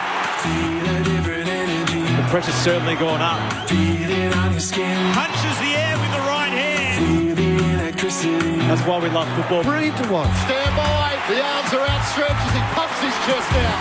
Fill your lungs, fill your lungs. Are you ready for it? Wherever you are, do not move. We're going the full journey. 'Cause here it comes, here it comes. This is the 2024 AFL Premiership season. From outside 50, goes bang with everything he's got. Former bad boy looking to redeem himself with kicks like that. Something big is coming, something big is coming. One step nonchalant banana finish. Wow. Charlie Cameron snaps, goal. Something big is coming. Hey Siri, play John Denver. AFL. From deep in the pocket. That is amazing. Fill your lungs, are you ready for it? This guy wants to add home on the biggest stage. And Gordon can finish from 35. Oh, Errol. It's there. Superb finish. What a hanger. He joins the party. Whacks through the goal. Oh, what a moment. Brilliant, wasn't it? There's nothing this man can't do. Rioli with some magic. The check side finish. He seizes the moment. Stolen, snapped it over his shoulder. He's kicked an absolute ripper. Spins around and buries it. Lightning speed, Bobby Hill. He's Bobby Thrill. This is just football at its best. Weaves around an opponent and gets a brilliant goal. Gathers, snaps, he'll bring the house down. Time to steady and pull the trigger. Right foot drop punt is pure. We're not done yet. The 2024 AFL Premiership season on radio, Sport Digital, and take us with you on the ABC Listen app. Just look for the AFL button. Something big is coming, I know. Saturday afternoon footy, the Hawks riding a hot streak after a slow start. They've gone from 0-5 to 5-7. They make their way to their second home in Launceston, up against the GWS Giants coming up off the bye. Before that, a win down in Geelong. They've re-signed Sam Taylor long-term, and they're hoping to roll a little bit of that momentum into a victory down in the Apple Isle. Saturday afternoon footy, it is a good one. The Hawks up against the Giants. The full call right here on ABC Sport. My name's Corbin Middlemass, heading up the coverage. It's great to have you with us. Ben Cameron is here to call the footy alongside me. Hello, Ben. Hello, Corb. Great to be here. I mean, these are two sides that in recent times in this season have been heading in opposite directions, haven't they? I mean, Hawthorn have been vast improvers, and GWS, after a hot start, have been on a little bit of a slide. So do we get rest or rust out of GWS? And we know the Hawks are travelling well, as I just said, so looking forward to it. Great to see you. Great to see Borley, as you two well know. A few fans haven't quite made it to this game travelling from South Australia, travelling from Melbourne. There's been a few issues with fog in Launceston this morning, so some fans won't make it down for the game, sadly, today. There is no late change. Luke Bruce is the sub for the Hawthorn Football Club. This is, in fact, the 5th straight week that the Hawthorn veteran is the Hawks sub, and Toby McMullen is the sub for GWS. He is the son of Ian McMullen, who played 49 games for Collingwood and Essendon, former board member at the Collingwood Football Club, and his young bloke Toby running around today as the sub for GWS. No late change coming in between the Hawks and the Giants. The Premiership Magpie, former St Kilda footballer, high draftee, held just about every single role in footy, one of the best analysts in the game, part of our team on ABC Sport. Luke Ball is here. Hello, Ball. Corby, yeah, looking forward to this game. Two watchable teams, aren't they? Two teams that are very much tune in and looking forward to it. Beautiful sunshine down there in Launceston, and just having a look at Dylan Moore on the screen. What a player he's become. What a reliable player he's become, Benny. Coming off a career high last week in terms of disposals and 5 goals. He's it's funny, I remember coaching against him. He was a Caulfield Grammar boy, coaching against him back in 2017, and one stage he even felt like he was even smaller than he is now, and I just remember him leaping up and taking this massive hanger in the goal square and thinking, goodness me, who is that? And he's clearly very highly regarded down there too in terms of his leadership, and in a way he's very much, it was part of the reason why the Hawks have resurged, haven't they? He's a barometer. I think one of the big reasons is undoubtedly Will Day. I mean, it's no coincidence that since he's come back into the side, their form has turned around, and his form has improved the longer he's been back, which is no coincidence either. But I've said it to Corbin a number of times on our show. I feel like he's the force multiplier in that midfield, and when he's in there, all of the rest of them, they look better as well. Yeah, it's a good call, and that's where the turnarounds come. They have turned into a real force at clearance and centre bounce in particular, number one in the comp in the last 4 or 5 weeks. And to me, when I look at this game, take the location out. We know the Hawks play well. They've got a good record. The Giants, they've won a final there. Funnily enough, it sounds funny to say, doesn't it? The Giants, they beat the Swans down there. So, and they're an anywhere, anytime team at their best, so that won't worry them. But when I look at the middle of the ground, and with Cornelio coming out, even Harry Perryman coming out as an experienced player through that middle of the ground and only being replaced by lesser experienced players, to me, that's where I think, with my Giants scarf on, that's where I'm a bit concerned today. How do I stop this rampaging Hawks midfield?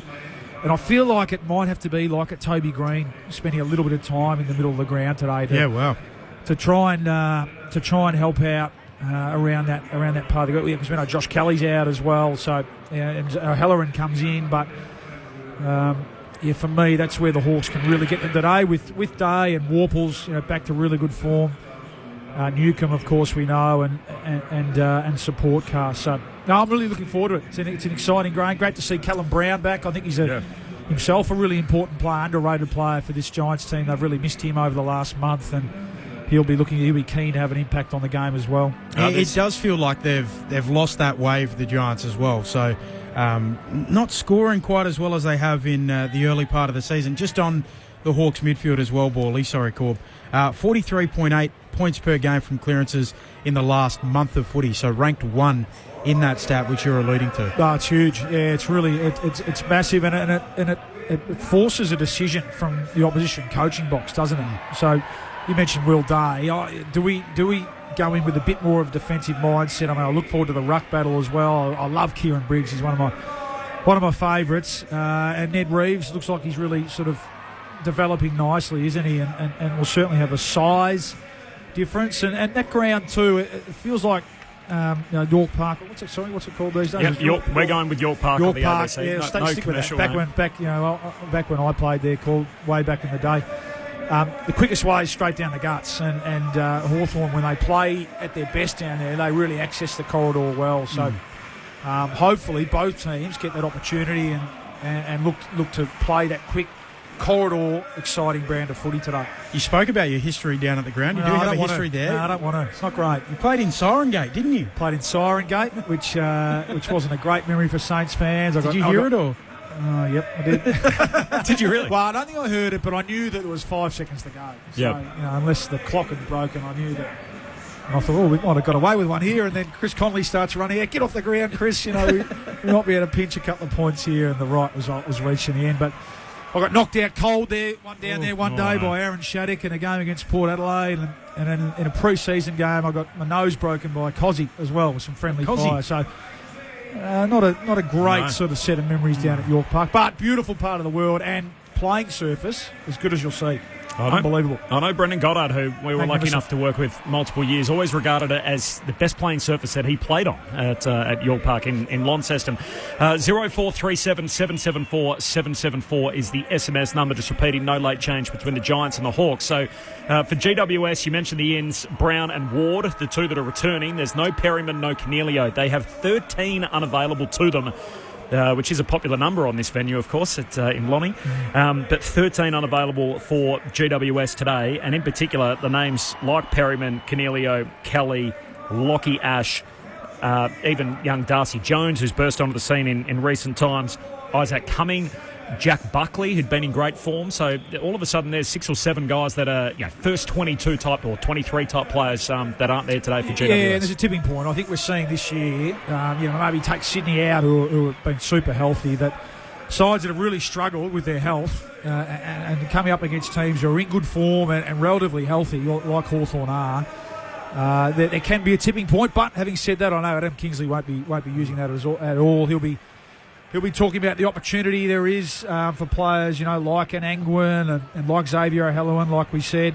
I think a lot more is going to fall on Finn Callaghan today. He's going to have to play a role. I mean, Callum Ward will use his guile and experience, won't he? But you're looking at say, a Finn Callaghan to play, one of his better games today up against a midfield which aren't old and experienced. So that'd be the message, for a Callaghan. Mate, these guys are your peers. If you're a high draft pick, you're wanting to start to take that leap now into that top echelon of midfielders. Today's the sort of day where we really need you to step up. So fascinated by that battle today. Third in premiership favouritism, the GWS Giants, despite their rising injury list up against the Hawks, who are playing some red-hot footy. Corbin Middlemass alongside Ben Cameron for the call, Luke Ball in the experts chair, the premiership pie.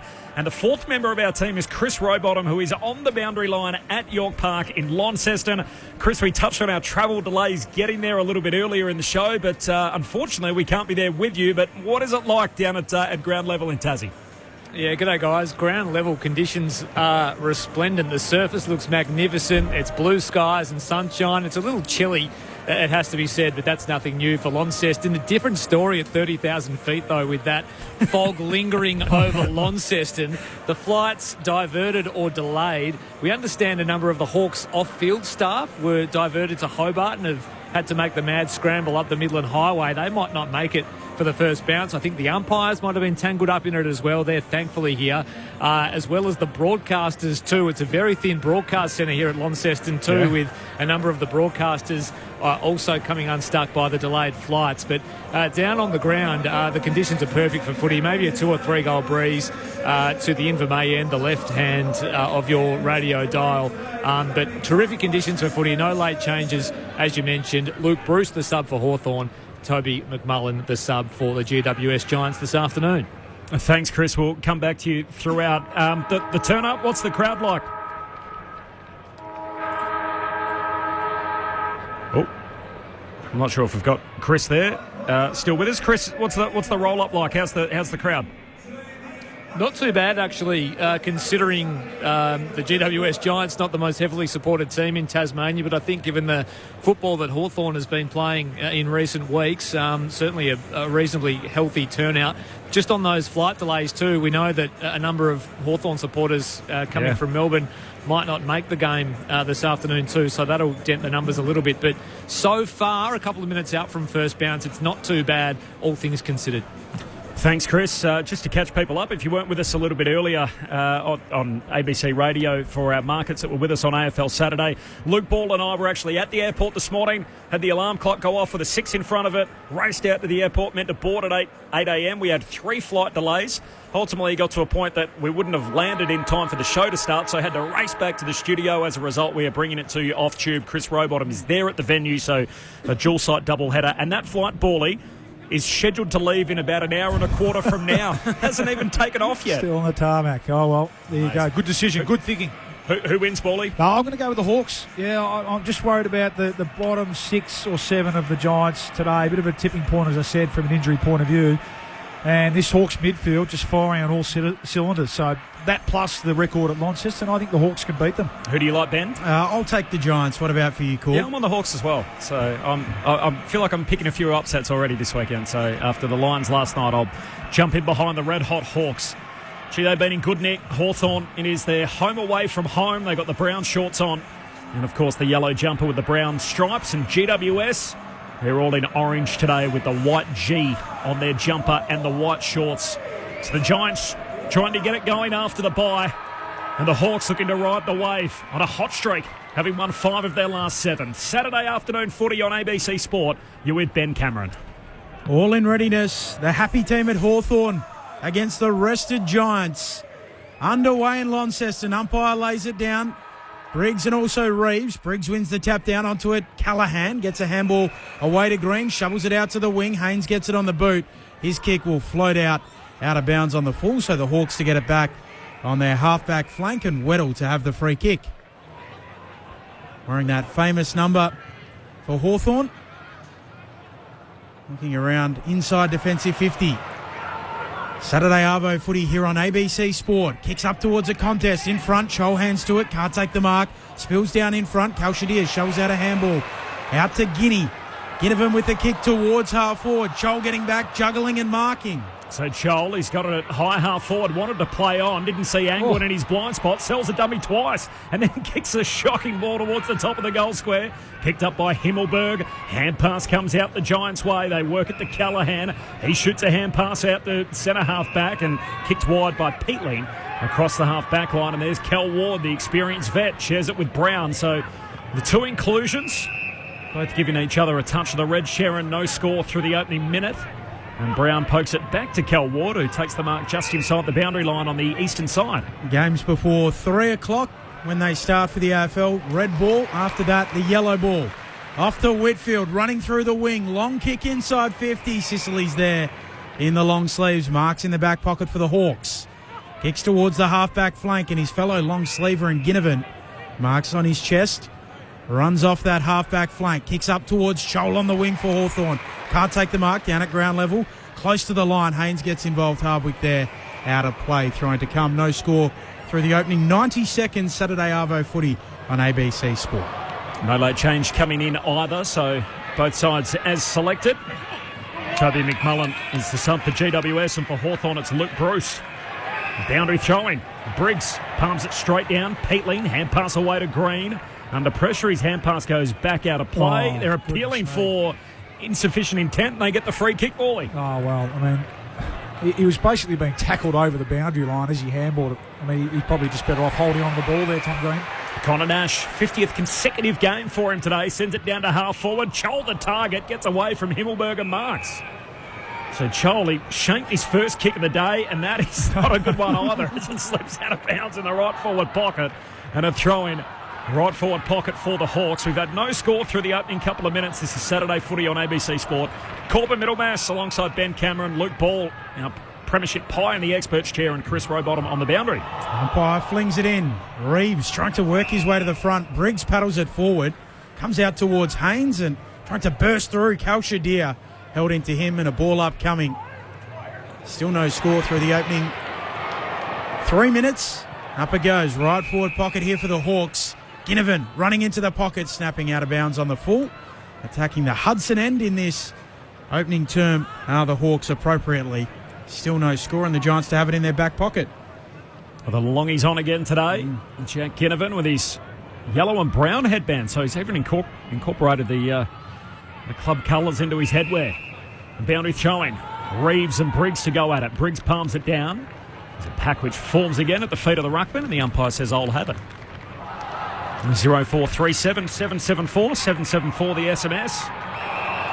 Umpires all in royal blue, including umpire Roseberry, as they restart play. Briggs wins it down to Moore, who is taken high. Whitfield the tackler, and the crowd wanted it, and eventually they're rewarded. And Dylan Moore is going to get a chance to try and kick the first of the day. Gee, we'll need another look at this call. This might be a second fortunate decision the Hawks' way early in this quarter. Oh, he kicked 5 last week. A chance for him to pick up where he left off. He snaps goal. What has he got enough on it? Iden tries to touch it on the line, and this is going upstairs, no doubt. And a finger tipper on the goal line as Iden tries to save the shot from Dylan Moore. Strange decision. He's such a beautiful set shot kick, Dylan, or certainly in recent times he's in good form, and he might have just got away with one here. Is that over the line? Oh, what was the soft call? Behind. Not sure they can overturn that. Great question. Here we go. A score review, and you can hear the reaction. That is going to be a behind. So first score of the day is touched off Connor Iden. There was millimetres in that. First score for the Hawks. 1 behind. We're underway through the 4.5 minutes Saturday afternoon footy. The Hawks and the Giants from York Park in Launceston. Himmelberg taking the kick in, goes in the Taylor direction. He juggles the mark. The new recipient of that long-term contract feeds it on by hand to Haynes. Handball away towards Thomas, getting around a man. A handball up towards the wing, and a teammate in Bedford comes infield. Gets it back towards Green, then Himmelberg in the middle. Wants to switch it towards the outer side wing. Bouncing ball, D'Ambrosio knocks it away towards Hardwick. The Giants come again through Ward. Getting involved, there is Iden. Gives it off towards a running Whitfield into the pocket. And onto the chest of Hogan, who marks wide out, 47 metres out. What do you think, Bally? He's not an overly long kick of the footy, Jesse Hogan. This might be beyond him. Should test him. Flag not doing much down there, Benny, so conditions look pretty good, nice and still. Take his best. Stuttering approach. Boot to ball from 51 out. Pulls it back towards a central sort of spot, looking for a marker, and Big Reeves back there takes the defensive mark for the Hawks. They lead it by a minor score, the only score in the game through the opening 6 minutes. He goes short to Jarman Impey. Of course, the acting captain during Sir Doug Nicholls' round recently hands the reins back to James Sicily this afternoon.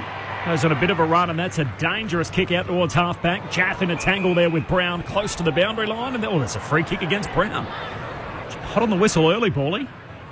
Yeah, they certainly are. Hot on the whistle, and it's all heading one way at the moment. Yeah. Good to see Jath back playing, isn't it? Just taking a while to get into full gear, but great to see him back out there. Hawks early rub of the green. Day to Weddle. Hand pass to Sicily. Kicks along the boundary line, and Newcomb. Good one-on-one battle. Beats O'Halloran there, hands down. Hand pass to McDonald. Kicks in the middle of the ground for Chol. He marks. He's shanked 2 so far. A little better here. Kicks deep for Ginnivan. Getting back Iden. Spoils.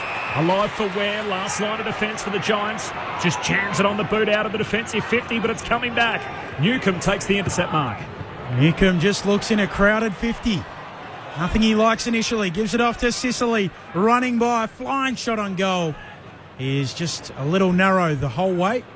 Misses to the right-hand side. The Hawks double their advantage. They lead it by 2 points.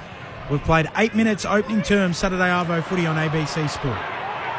He's Green on the back flank for GWS. Pokes his pass down the wing, looking for D'Ambrosio. It's broken up. In the end, the umpire says keep rolling. Hurried kick forward from the Giants, and it trickles out of play on halfway. What are we? 2 behinds the Hawks. Yeah. GWS yet to score 7.5 minutes in. A bit of an arm wrestle. Both sides having to attack wide at the moment. I think I mentioned the quickest way home being through the corridor. Both sides trying to defend that pretty carefully at the moment, so not a lot of flow to either game. On the throne on the wing, the Giants emerge with the footy. O'Halloran driving ball towards full forward over Riccardi. There's a whistle on the play, and out of play in the pocket as Jesse Hogan slides over with the ball. So a throw to come in the left forward pocket for the Giants. The Hawks led it by a couple of points.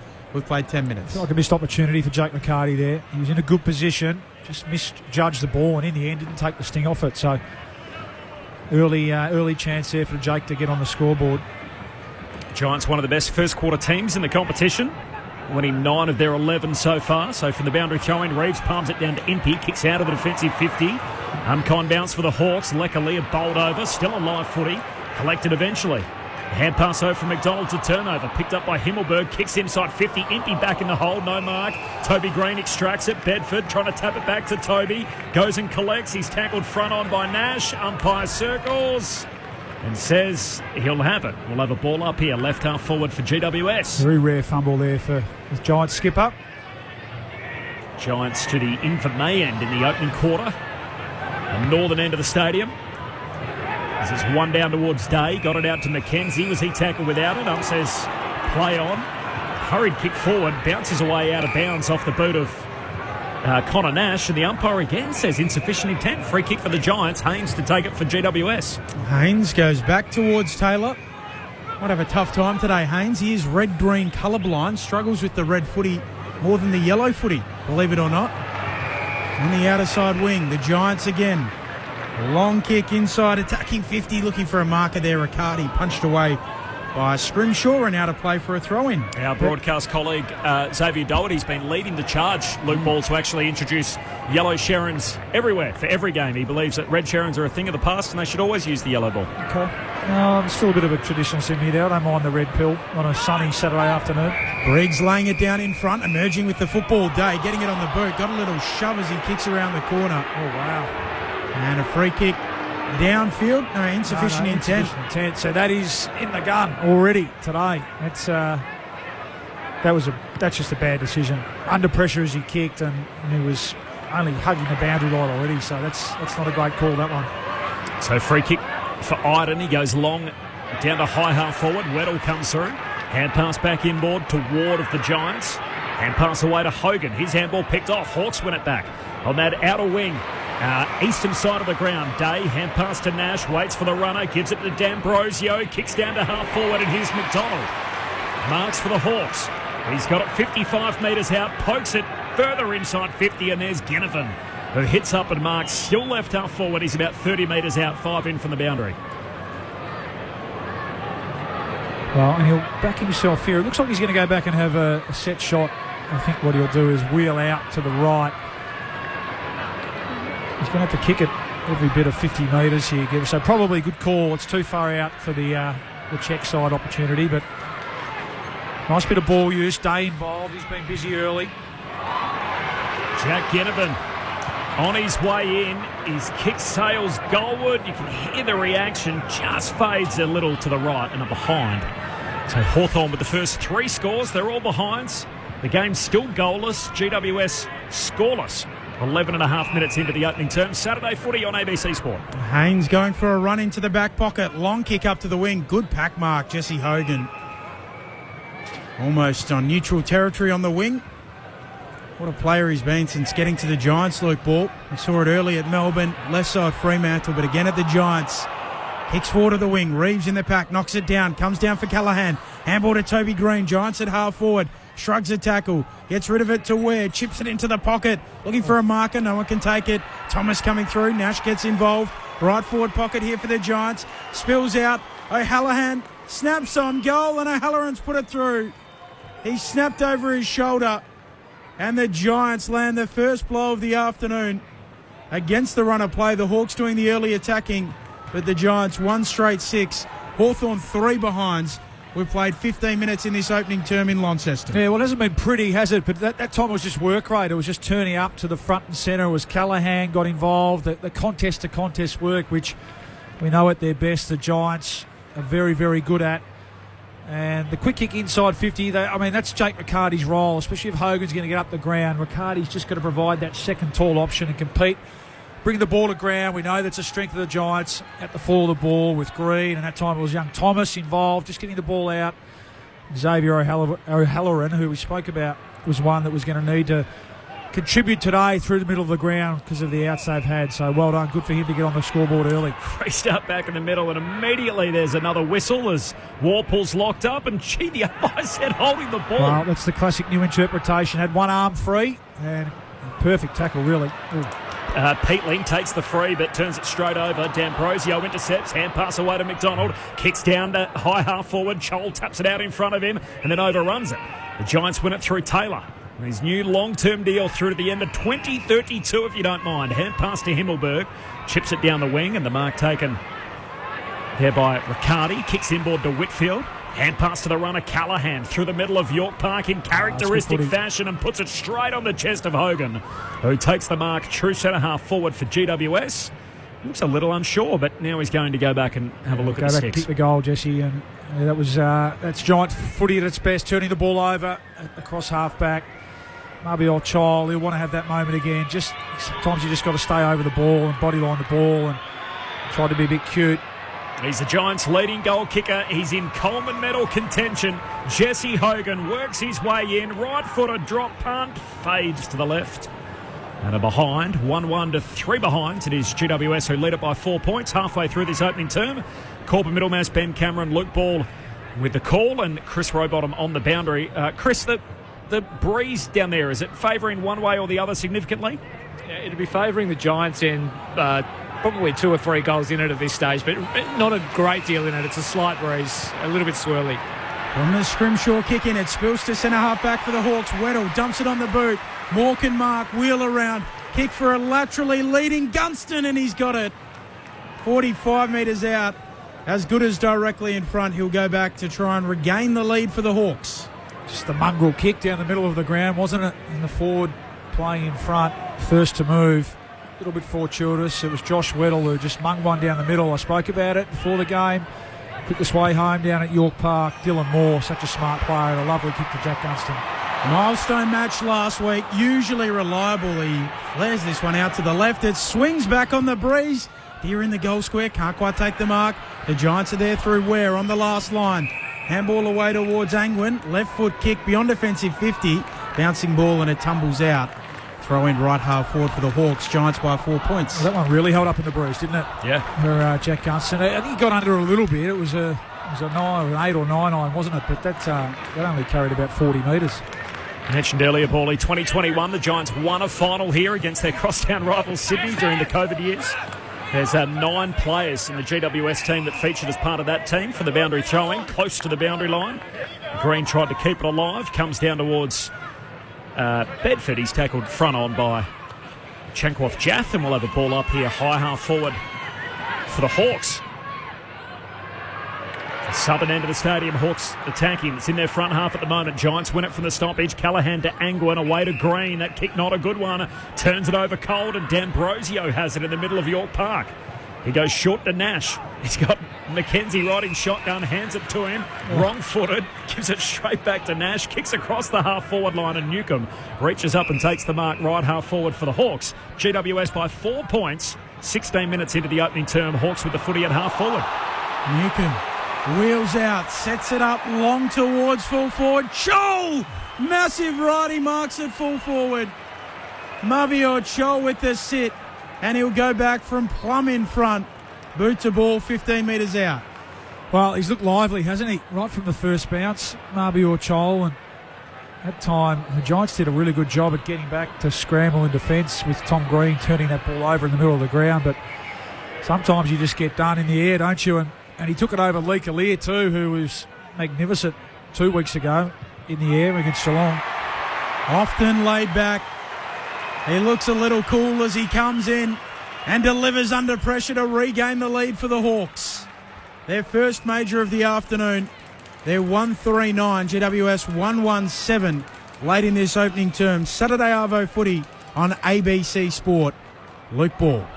Well, yeah, it had been coming, hadn't it? They certainly, it's felt like anyway, the Hawks have deserved that goal. It's been a bit of an arm wrestle. 17 side 56. So both sides have been able to attack at times, but not with any real great fluidity or efficiency. And that time, with so many orange jumpers back in the defensive 50, it just took a a bit of individual brilliance from Big Marbior, who rose up and took a terrific mark, and a nice, easy finish from 20 metres out. So 1 goal apiece. It is a bit of an arm wrestle at the moment. Luke Ball on ABC Sport alongside myself, Corbin Middlemass, Ben Cameron and Chris Rowbottom on the boundary. Saturday footy across the country as Toby Green gets a hurried kick out of the middle. Bedford flew for it. Mark not paid. Comes out to Sicily. Hand pass away to Amon. Kicks across the half-back line. And here's Massimo D'Ambrosio. Saw the numbers during the week. Revealed as the number 1 rated wingman in the game, according to Champion Data, the former Bomber. As the kick finds Day in the middle of the ground. Kicks the Hawks long out towards half-forward. Spoiled away by the Giants as Ware's bowled over without the footy. Comes the Hawks way, though. No free kick for GWS. Hurried kick inside 50, and the Hawthorn turnover ends up on the chest of Briggs. He shares it with Haynes. And pokes the pass out to right half-back. Finds Lockie Whitfield. Got it on the back flank for the Giants. A 2-point lead for the Hawks. 16 and a half gone in the opening quarter. One thing we have seen as well, Bawley, is your prediction of Toby Green spending a bit more time in the midfield. Drops a mark here on the wing. Shovels out a handball forward to the runner, Peatling. Good kick around the boundary for Hogan. Waits for Peatling to run by, gives it back to him. Fluffs his bounce, regathers, chips into the pocket and spots up the Irishman Brown, who drops it. Went to kick it, changed his mind, dropped it cold, and now the Hawks can repel through Weddle with a kick back up to the wing. Moore's close to the footy, trying to pick it up, gets rid of it to D'Ambrosio. Now McKenzie getting involved for the Hawks. Still in dispute. Green eventually to his namesake Toby. Tom Green's hand pass eventually in the hands of D'Ambrosio. Hand pass to Nash for the Hawks. Look away handball to Weddle. Just backward of the logo, outer side. Feeds a hand pass forward to Moore. He fumbles, runs into trouble, caught by Haynes. Hand pass in the end knocked out of bounds, and the umpire says boundary throw-in on the eastern wing here at York Park. Glorious day, 13 degrees, partly cloudy. And Chris Rowbottom is on the boundary for us. Chris. Yeah, that breeze definitely starting to pick up now, blowing toward the Invermay end in which the Giants are kicking to. 2 or 3 goals in it, as I mentioned. Also, Adam Kingsley coaching from the boundary. Very active amongst the guys on the boundaries, Adam Kingsley at the moment. McKenzie comes away with the footy for the Hawks, snaps it inside their attacking 50. Just bounces away from Cal Shadir, who showed a bit, Luke Ball, in the early parts of his career. Athletic, isn't he? Yeah, on the subject of 1990 premiership players, of course, the late Paul Deere and Norm Smith medalist in that 91 as a young Hawthorn supporter. Benny, a very, very happy 7-year-old Hawthorn supporter, watching his dad win the Norm Smith medal, so great to see him out there. Winning the tap down quickly there is the Giants through Briggs, and a free kick in amongst all of that going to Moore. So just held off the contest, and he will go back and kick for goal on a 45-degree angle, boot the ball from 45 metres out. Yeah, I'll have to have another look at this. I must admit I was looking at the ruckman contest the ball, but I mean, this is what happens when you're in form, isn't it? As a small forward, you're coming off a 5-goal game, you make the opposition a little bit nervy. And he looks like a boxer. He's got tape over his eyebrow as well. His set shot is out to the right, close to the boundary line. Gunston trying to keep it in. He's carried out and will get a throw in right forward pocket here for the Hawks. They lead it by a couple of points late in this opening term. Looks like it is going to be hard to kick goals from that end, doesn't it? That's the siren gate end, Benny. Yes. What was it? Who raced away, kicked the goal on that occasion? Was it Stephen Baker? Yeah, it was a point. Yeah, point was it? Boundary throw-in. That's all they needed to share the points, at least for a couple of days. Boundary throw-in, balls back out of bounds, and a throw-in here half forward for the Hawks. Overturned on the Wednesday, wasn't it? Yep. Happy memories. Was anyone at the Saints actually dirty that they lost? I think Mum raised me, to be honest, and one of those ones that we all probably felt a little bit guilty, to be honest. So, yep. Yeah. From one boundary throw into another as the Giants advance the cause about 15 metres. It's still out of bounds on the wing. Saturday footy on ABC Sport. Your thoughts off the SMS 0437 774 774. Fran in Melbourne. G'day, guys. Come on, Jesse Hogan. Hoping he bags some majors today. Luke's like your comment about Adelaide and the coach. A little bit of a defence for Matthew Nix earlier on AFL Saturday.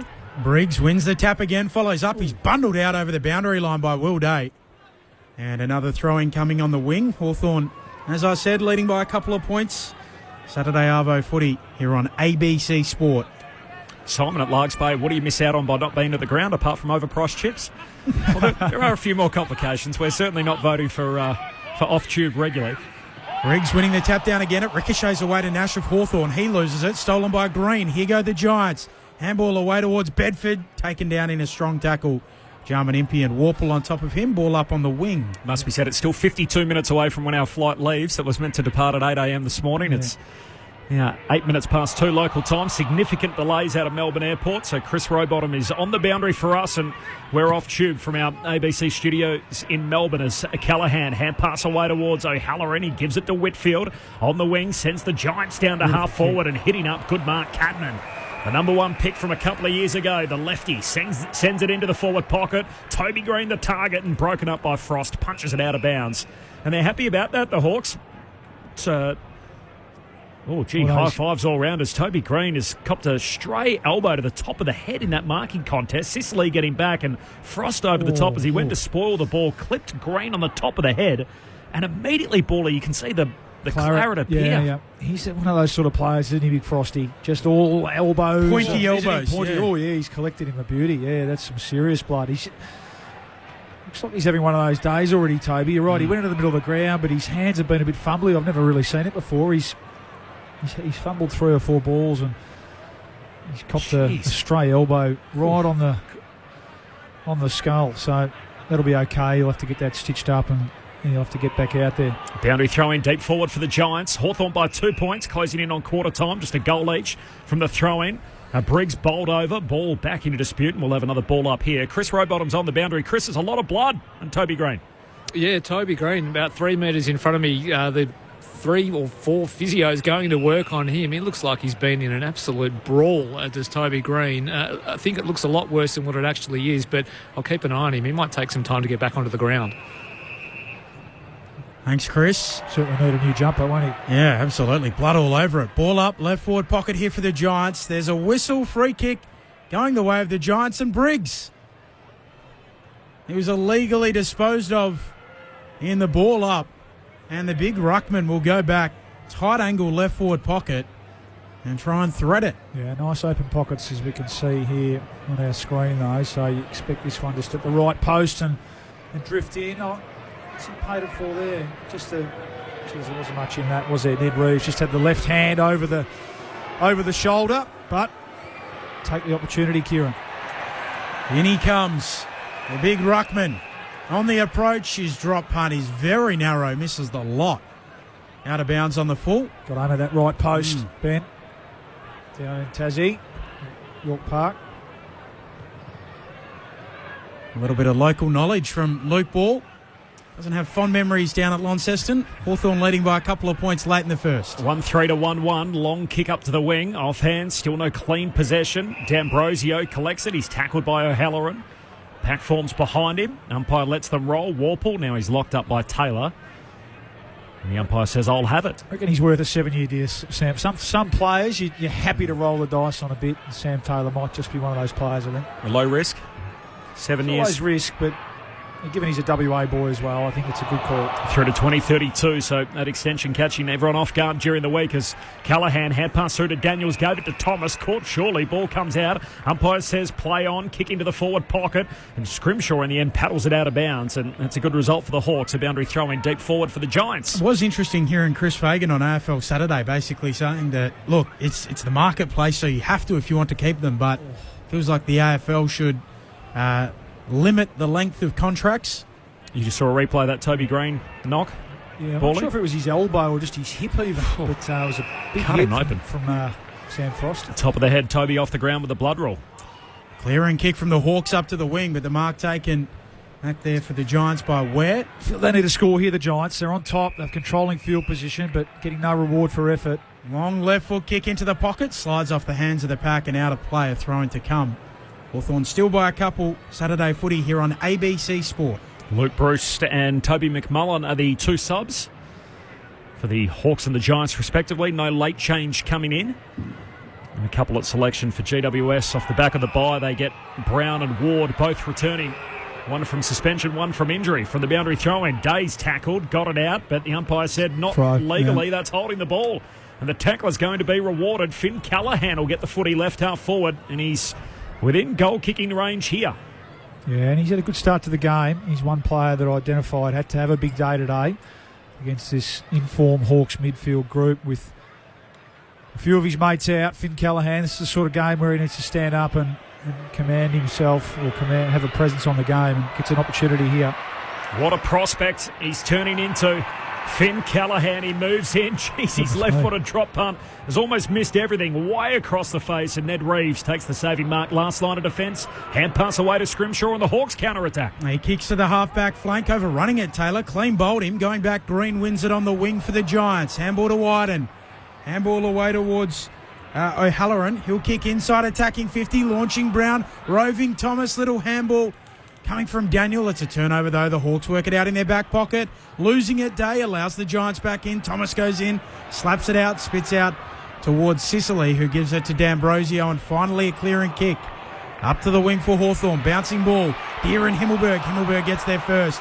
He's tackled by Deere, gets a handball away. Hawks pinch it away. They go through Ginnivan. Guinea shugs one tackle and then he's caught. Great chase down tackle from Sam Taylor. And here goes the Orange Tsunami back the other way. Callaghan, hand pass to Tom Green. Kicks to centre half forward. Strong mark. Out to meet it, Hogan, and he's got it. Centre half forward for the Giants. Chris Rowbottom's on the boundary. Chris.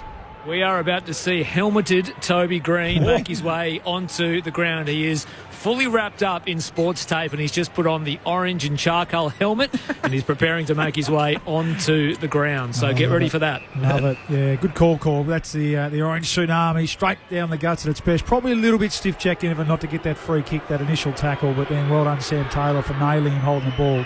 True centre half forward. He'll kick from about 45 metres out. The Josh Kennedy started approach as Hogan, right on the bell, puts it through for GWS. And it's a game-swinging goal in favour of GWS. They jump on top.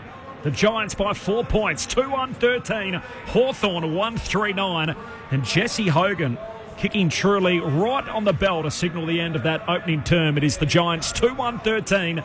They lead Hawthorn 1-3-9, a rather scrappy opening, one in which Hawthorn seemed to control for large periods, and yet they find themselves behind at the first break. The goal kickers, well, this won't take long. One for Hogan, one for O'Halloran, and for Hawthorn, Mabior Chol has the only goal for Hawthorn so far. Interesting opening quarter. No disposals for Frost or Mitchell. Bedford and Lekalia both haven't touched it so far, and obviously the two subs both unused. As Chris Rowbottom told us, perhaps the most noteworthy incident in that opening quarter was Toby Green targeted in the forward pocket. Coming late to lend a bit of a hand was Sam Frost. I thought he must have clipped him with his elbow as he went to spoil, and said it was the hip that caught the top of the head of Toby Green. He was cut open and as a result had blood streaming down his face as he came off. And he's got Darcy Jones's orange and charcoal helmet on, and he's ready to come back onto the ground. So that's good news for Toby Green. Passing all those tests on the bench for the Giants. 4-point lead for GWS. Standalone Saturday afternoon footy in round 13. We'll get down to Chris Rowbottom in just a moment and the thoughts of Luke Ball. All of that coming up. This is AFL Saturday on ABC Sport. The Men's T20 Cricket World Cup. He's bowled. That's it. Live from the USA and West Indies. What about that? Unbelievable. Catch all the action on the ABC Listen app.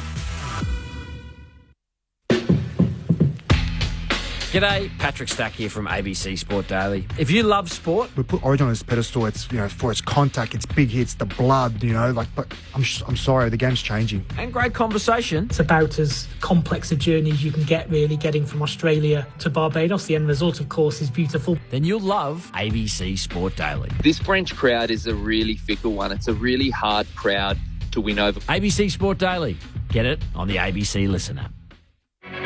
This is ABC Sports coverage of the 2024 AFL season. Every match on the ABC Listen app. Look for the AFL button. Callaghan, handball to Toby Green. Giants at half forward. Shrugs a tackle. Gets rid of it to Ware. Chips it into the pocket. Looking for a marker. No one can take it. Thomas coming through. Nash gets involved. Right forward pocket here for the Giants. Spills out. Snaps on goal. And O'Halloran's put it through. Newcomb wheels out. Sets it up long towards full forward. Joel! Massive righty marks at full forward. Often laid back. He looks a little cool as he comes in and delivers under pressure to regain the lead for the Hawks. Guinea shoves one tackle and then he's caught. Great chase down tackle from Sam Taylor. And here goes the orange tsunami back the other way. Callaghan, hand pass to Tom Green. Kicks to centre half forward. Strong mark. Out to meet it Hogan. He's got it centre half forward for the Giants. As Hogan, right on the bell, puts it through for GWS. The 2024 AFL Premiership season.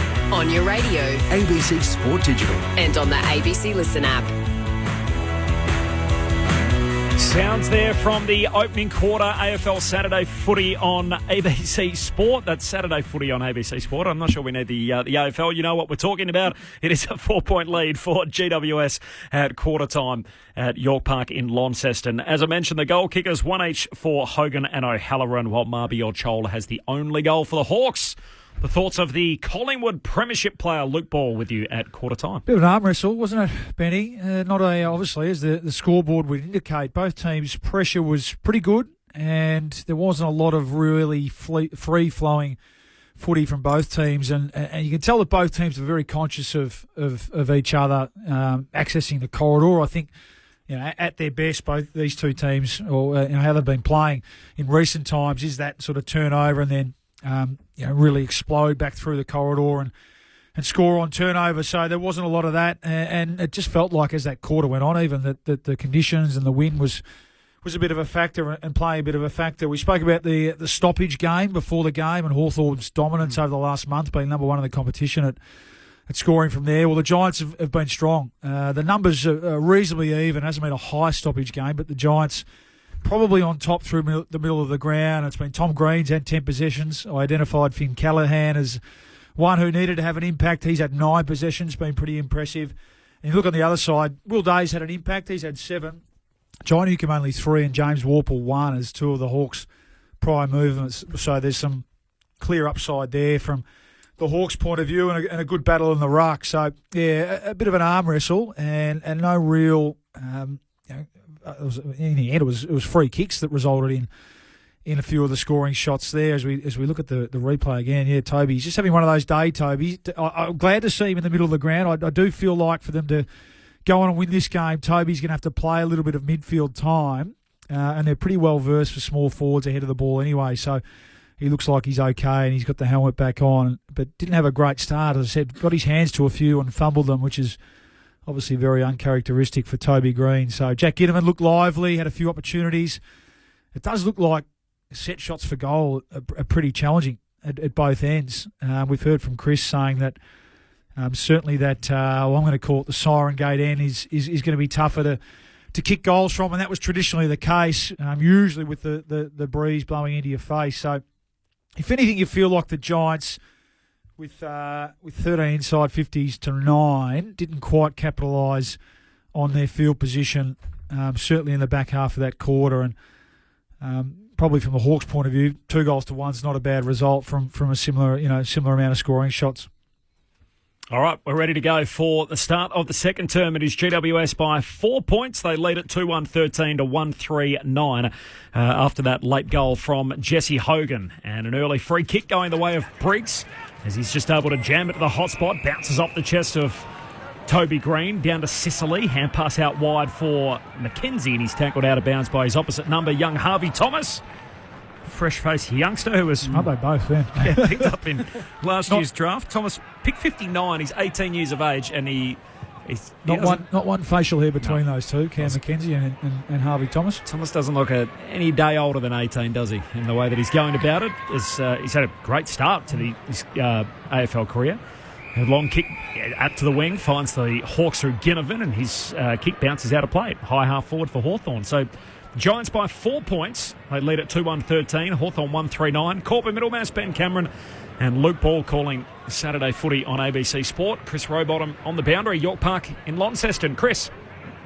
Yeah, Adam Kingsley remaining on the boundary for this second quarter, coaching the Giants on ground level. Toby Green, the only concern in that first quarter, but as you mentioned, he's back on the ground wearing the helmet. He looked like a prize fighter at the quarter time with 3 staff going to work on him at the end of a round, but he's okay and good to go. Hogan with the footy, just forward of the wing, sets it up into the pocket for the Giants, looking for a marker in front. Weddle can't take it. Coming through, Daniel gets rid of it. Handball away towards Peatling and in his back. Yep. So Peatling to get the free kick. 30 metres out, slide angle to the right. Clever little handball from Daniel. Bouncing it along the ground and Peatling going low. Scrimshaw's tackle just sliding up. Yeah, in the back or too high. Take your pick there. You just got to be so careful, don't you, around goal. And I don't know, it can be desperate times, and Jack Scrimshaw's been in terrific form from the Hawks, but just a little overzealous with that tackle and results in this shot at goal. No, give me this, though. Into the match-winning mark against St Kilda earlier this season. Comes in here, the set shot. He drives it through. The Giants get the first of the second term and begin to open up a little break over the Hawks. They're 3-1-19, playing 1-3-9. We've played 2 minutes in this second term. This is Saturday Footy on ABC Sport. You're with Luke Ball. Well, it was just numbers, and it was Hogan involved. Hogan's looking really dangerous. He's the most dangerous looking forward on the ground at the moment. He's up to 6 marks, so his hand's looking really sticky today, and he was the one that led up and presented at half forward there. And then just a long kick to the hot spot, which I like. There's still a bit of room for that in today's footy and represent that ground level. Daniels Green was there as well. So getting into lane one, not flying by. Daniels front and centre.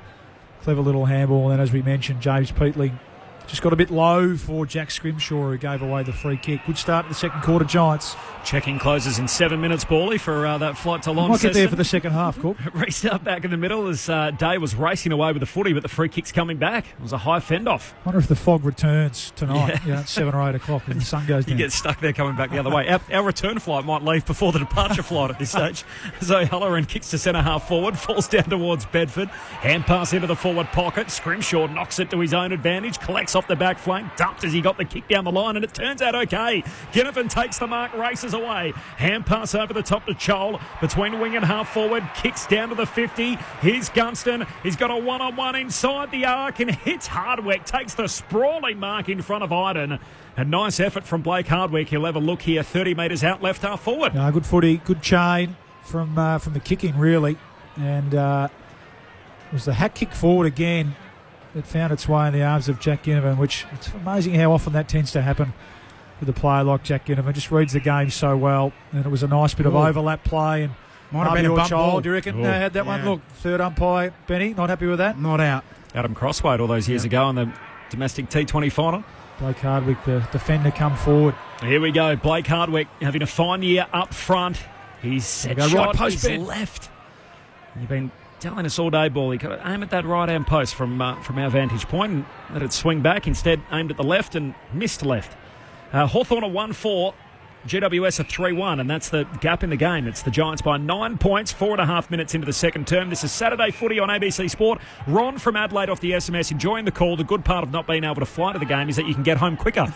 Look, Ron, I'd be lying if I said that wasn't mentioned at some stage as one of the positives out of the frustrating day so far. I had my eye on the 2-hour wait for the flight on the way back tonight, Benny. So, silver linings. Pre-delays. Find them. Pre-delays. Ward on the half-back flank. Gets it up to Peatling on the wing. Kicks the Giants to half-forward, looking for a mark. Riccardi hands to it. Daniel roves the pack. He's tackled. Gets rid of it. And called for holding the ball. Caught by Scrimshaw. That's better. Got a bit lower that time. Right half-back for Hawthorn. Goes back inside his defensive 50 to Carl Amon. That lethal left leg, a good kick, no exception here. Finds McDonald on the other half-back flank. GWS by 9 points. Saturday Footy here on ABC Sport. His kick goes up to the wing and a good one, and the Hawks might find a path to goal through this call. McDonald marks, hand pass away to McKenzie. He gives it to Amon, bursting down the wing, kicks deep, wanted Joel. Hand to it, no mark, falls down the Giants' way. He tackled Himmelberg. Cries of holding the ball, and the umpire's listening. Free kick for Dylan Moore, and he's rewarded with the chase down tackle. He'll get a look at it here, 35 metres out, just left of centre. Well, that is a classic, just an incorrect disposal, isn't it? And a tweaking of the rules. I mean, I don't think 4 weeks ago that would have been construed as certainly not this prior opportunity, and it was a genuine attempt to kick it. So I'm okay with that being played as long as it's the new norm and the consistent way of playing free kicks. He's off 5 last week, and his kicking boots aren't on in this first half. He misses out to the right. And now they've missed too far right on this look. So 3-1 to 1-5. The Hawks inaccurate.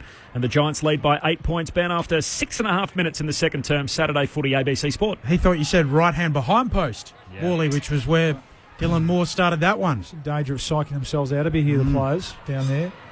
Whitfield with the kick in. Long kick up towards Riccardi. Through his hands, it ends up with Hogan. Goes back to Riccardi. Gets a handball forward. D'Ambrosio tackled down. Eventually gets rid of it. But not before he's pinged for holding the ball. So free kick going the way of Angwin. Here for the Giants. There's been a player put down as well. So Angwin just takes his kick and chips it over the top, but it's going to come back and the players are remonstrating. Big guy. I thought it was Brixie, but it was Jesse Hogan who's furious. He's put Warple down, and that's a big turnover. So a reversal. Free kick to D'Ambrosio. Looks into the pocket for a leading target, and Hardwick marks on his chest. A metre in from the boundary line. Deep in the left forward pocket. The breeze will aid him, Borley. He wants to go short, though, for Gunston. A little darting lead, and he's got it 37 metres out on a 45-degree angle. Oh, he gets him back. They've got a great understanding, these two. Haven't they played a lot of footy together? Just kills you, though, the turnover. I mean, when you've got the ball in your hands across half-back, you just can't afford to be undisciplined, even if it was soft from Jesse Hogan. They've been errant in front of goals. Jack Gunston shows them how it's done. He drives it through. And Hawthorn finally find the major opening. And they bring it back to just a 2-point game at the 8-minute mark of this second term. Saturday footy here on ABC Sport. Luke Ball. He started well. Jesse Hogan, been one of the better players on the ground, but he'll be disappointed in himself there. We need to see a look at the replay. Oh, no, well, I mean, isn't it always happens that the retaliator gets done? And it was John Newcomb who really should have been pinged. He decked, basically, Jesse Hogan when he wasn't looking, and then Hogan got up and thought, I'm not going to let you get away with that. Unfortunately, the retaliation happened in plain view of the umpire, and he got pinged. Was it Lou Richards' famous line where he said, look, retaliate first? Yeah, retaliate first. That's the way to go.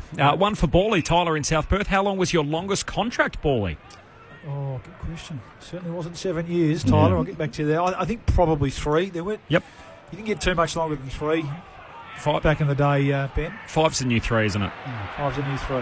Back in the middle, Peatling, dispossessed, comes down towards Newcomb of the Hawks, hand pass to Moore. He gives it to Nash. Out the front door they go. The Hawks kicks inside 50, not a pretty one. Himmelberg knocks it away for the Giants, picked up by Ward. Hand pass to Lekalia, took on Warple, back to Ward. Almost a team holding the ball. Eventually he's wrapped up, dispossessed. Comes to Chol, 20 out from goal, spun around in the tackle. Surely that's holding the ball, and it is. And it'll come back to Finn Callahan, who wins the footy at fullback for the Giants. Really cared for him there, didn't he? Just held him up as he spun him in the tackle. And he kicks to the back pocket, under pressure, slipping over Ryden.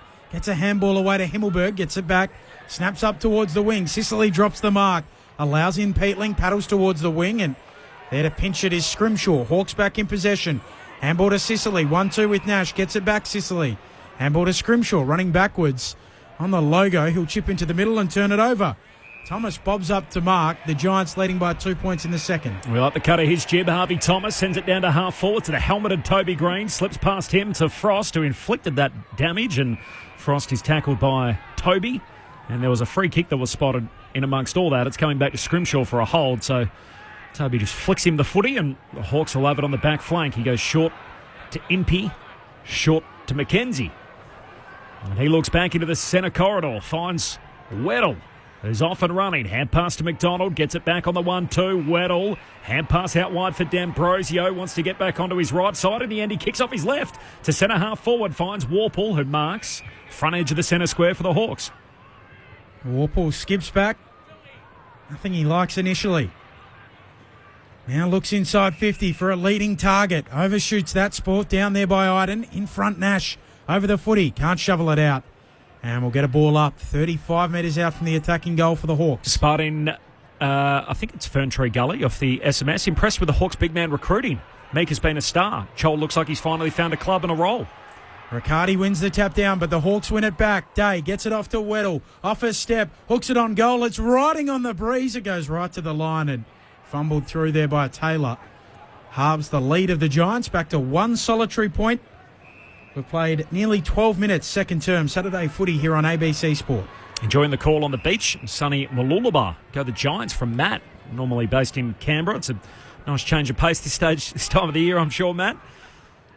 As the Giants work it up to halfback, and Big Briggs has the footy.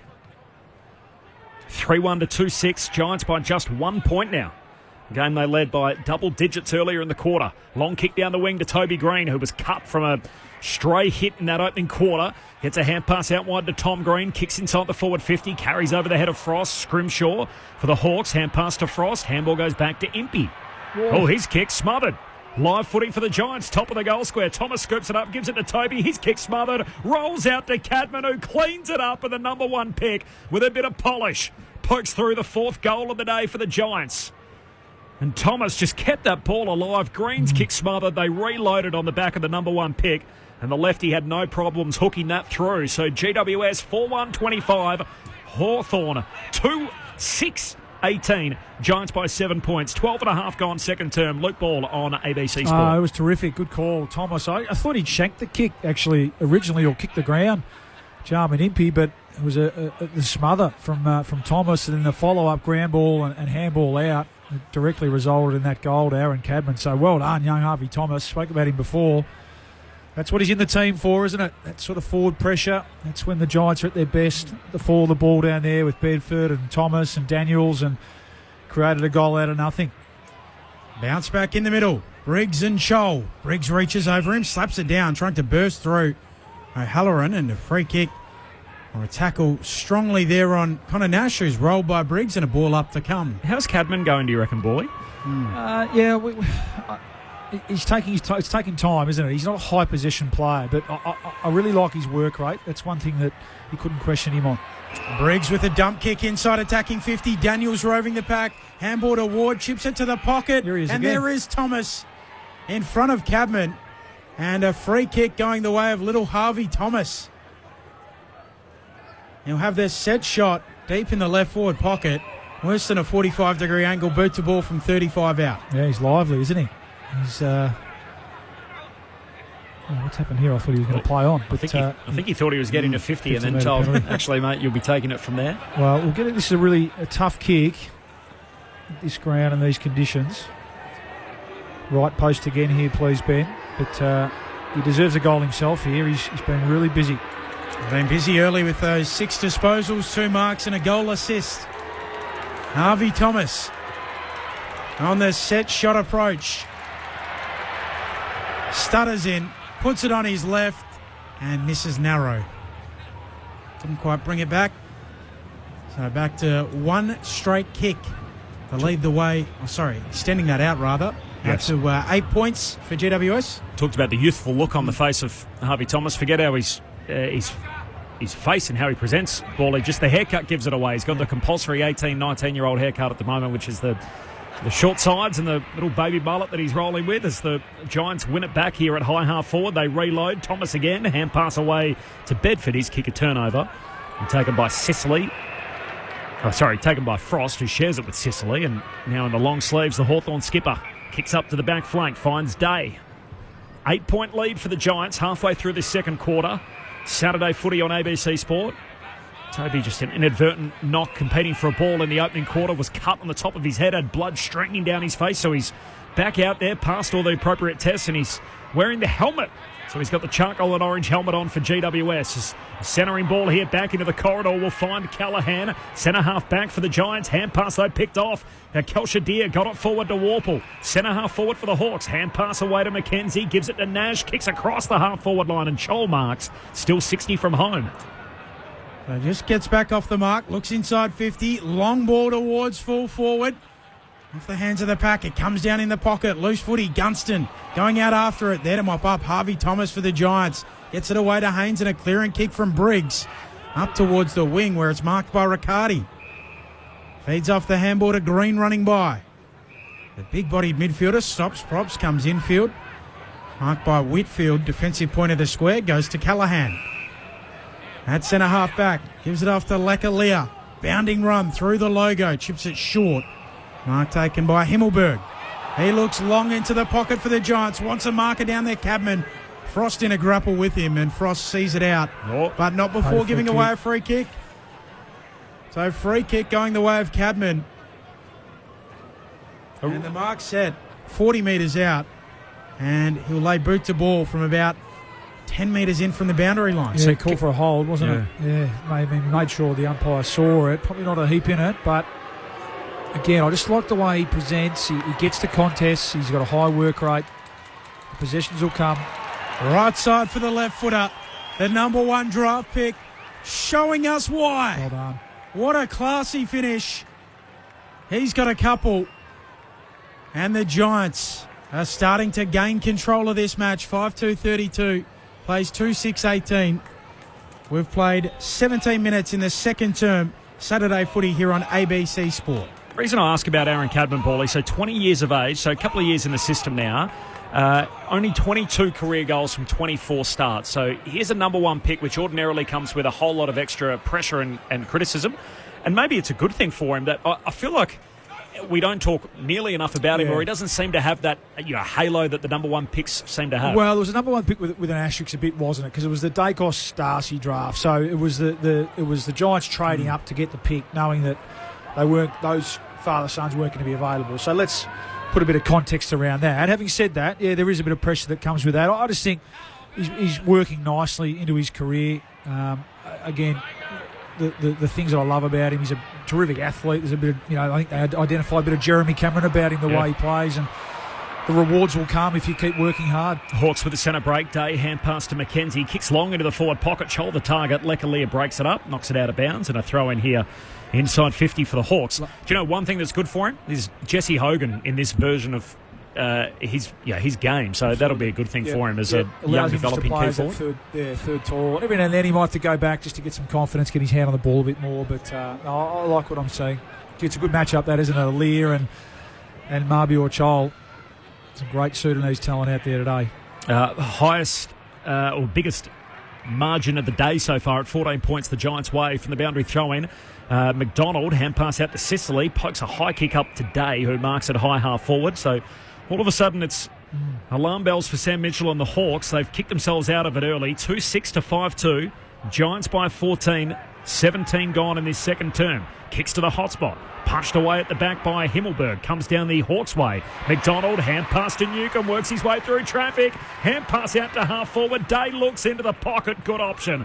And hits up Kalshadia, who takes the mark. Right forward pocket for the Hawks. Well done, Will Day. He senses the moment. Corby's got himself involved and could have blazed away, but lowered his eyes and found young Deere, who is a left footer, is he not? Kalshadia. I'm pretty sure he is. Yep. His dad was.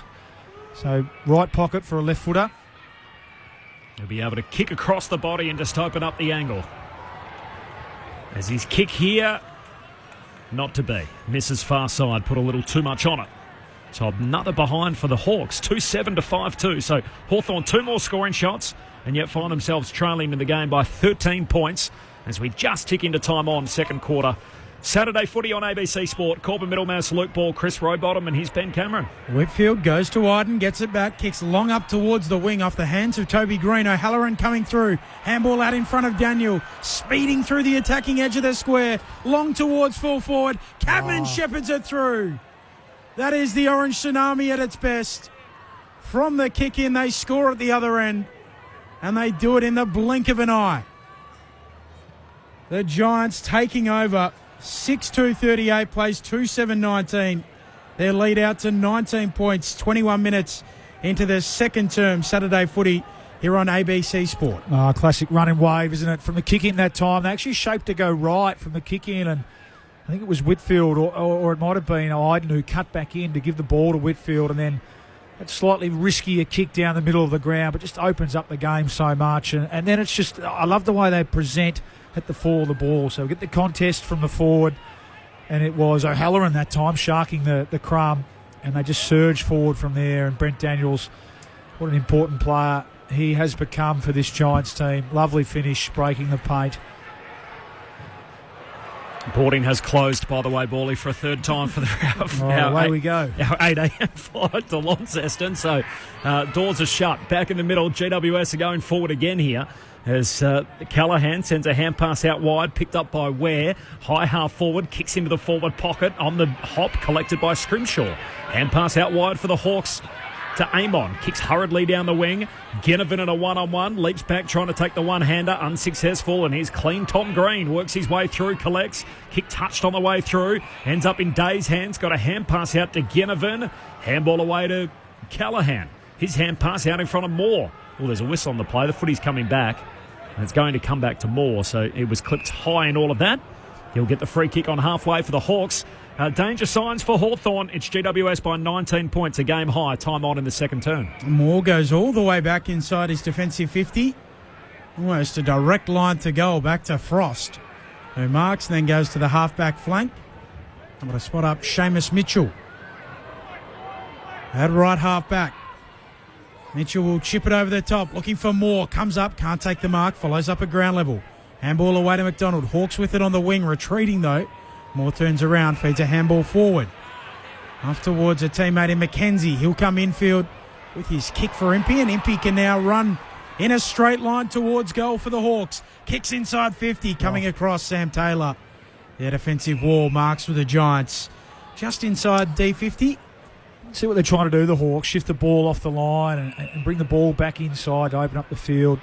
Essentially to try and get around that guy there, Sam Taylor. Weren't able to on that occasion, though. Bruce and McMullen, the two subs, neither of them called upon so far. No late changes coming in. GWS putting their foot down in this second term. 6-2, they lead Hawthorn 2-7, so a 19-point advantage. As we tick towards half-time, the Giants up to the wing. Here's Iden, sweeps their hand pass forward. Got it to Angwin, his kick smothered. The left footer just kicked it straight into Frost, and it ricochets out of bounds. A boundary throw in eastern side right on halfway. It was like there's a lot of left footers out there today. There is. Yeah, all those young sort of Giants players, and Angwin and Ware. Cadman, Callahan, of course. Both teams are, of course, yep. yeah. D'Ambrosio. And then the more experienced guys Amon. Like Chol. There's a heap of them. Lefties across the two teams. Of course, Hawthorn in their glory days. Full of left footers. From the throw-in, Reeves swats it down onto it quickly. Amon, he'll get on his left and kick around the wing. Underneath it, Lekalia up he goes. He's impeded by Chol. Free kick. Best left footer you saw, Bally? Played with or against? Well, it's Franklin, isn't it? Yeah, it's hard to go past. Giants in possession. Aaliyah goes short to Green. Sweeps a handball over the top to Whitfield. Low ball inside 50. Misses the target. Frost picks it up. Handball a turnover. Straight to Callahan. He's tackled down. And pinged, holding the ball. Frost to get it back. He just wanted to register a tackle, didn't he? Handballed it straight to Finn Callahan and then pinged him holding the ball. GWS by 19. I know that back in the day, Choco Williams told Port Adelaide, anyone who doesn't register a tackle today, Bally, you won't be playing next week. So maybe Sam Mitchell has had a similar rule today. Get it out of the way. Scott Pendlebury probably the best to play with too on that left foot. Oh, yeah. Hawks off the back flank, long kick in front of the shadows of the grandstand as Deer competes in the air. They all scrap for it at ground level as it comes out towards Himmelberg of the Giants. Hand pass to Ware, hand pass back into dispute. Passing through there was Daniels, did very well to win the footy. Got a hand pass out to Himmelberg, high bomb down to half forward and punched out of bounds by Weddle. Boundary throw in 50 out from the Giants goal. GWS by 19, 25 gone second term. Your favourite player in the competition, Ben? Marcus Bontempelli. Beautiful left footer. Very smooth moving lefty, isn't he? Rammer will be fuming we're having this conversation without him, by the way. Well, he's out of sight, out of mind. Sorry, Yes. Rammer. Bont's older cousin too was Nicky Del Santo. He was a pretty handy kick, the left foot kick. I played a lot of footy with right from the age of 15. See his older cousin? They're cousins, first cousins. Yep. There you go. Ball up, right half forward, slapped down by Riccardi for the Giants. Trying to pick it up, Peatling, getting involved, Warple. Held in, and another ball up. Coming here, right half forward here for the Giants, attacking the Hudson end in this second term. Hasn't really been involved, Warple, just the 4 possessions to this half. Winning the tap, Reeves decisively down to Moore. He can't really get away with the footy and ends up turning tackler on Bedford. Another ball up coming. Saturday footy here on ABC Sport. Umpires in blue, of course, today, because why not, as Reeves palms it down. There's another stoppage on the 50, picked up by Day. Gee, did O'Halloran come high? Yes, said the umpire. Free kick for Moore. He's going to get it at left half back. Robin Greensborough off the SMS, by the way. Another episode of Jumpergate Why aren't GWS wearing their charcoal, being the dark team, rather they wear orange, which is a little close to yellow? Yeah, agree with that. Another hot colour. So Especially with the sun out there. Orange up against yellow, the two predominant colours, as Bedford sends the ball deep to the top of the goal square for the Giants, punched away down to Scrimshaw, hand pass out to Amon. Last line of defence, short kick reaches Day on the half volley. Hand pass back to Amon. Kicks to half-back, D'Ambrosio marks, hand pass on to Moore, just got around the would-be tackler, hand pass back to Massimo D'Ambrosio, swings it out wide, the kick back inboard is a good one, Reeves went one-handed, bounces back to him, turns out okay for the Hawks. Though Moore's handball, straight into congestion, free kick, it'll come back, he was taken high. It should be like junior basketball at the rec centre, shouldn't it? One team light, one team dark colours. It's not that hard, is it? That's what I always say, Ben, I'd love to be the AFL jumper assigner. I feel like it's something I could great do. mark. Taylor again. Yeah, Day kicking into the pocket and Sam Taylor taking the mark. I don't think Ballie's too interested in our conversation, Corb. It can't be that hard, can it, though, sure. Dark team, light team. No, I agree with that. 19 points, the Giants lead. Good jump at the charcoal one too, isn't it? Great. Taylor in the back pocket goes short to Aaliyah. Dangerous kick looking for Haynes. Broken up quickly there by Newcomb. Onto it, D'Ambrosio. Gives it off towards Jath. His high ball goes towards full forward. And it tumbles off hands towards the boundary line. Out of play. Throwing coming right alongside that left hand behind post in the forward 50 here for the Hawks. Giants by 19. So if they can pinch one late here, the Hawks. Giants will try and get as many numbers as they can around this stoppage. Boundary throw-in, left forward pocket for the Hawks as Reeves palms it down once, twice, knocks it back towards Taylor, who's tackled immediately by Warple. Huge crowd cries a ball, as you heard, and there was no prior opportunity there. The umpire says, I'll have it. And you may as well try your luck. New interpretation, but take a player to ground if he hasn't made enough of an attempt to try and get it out.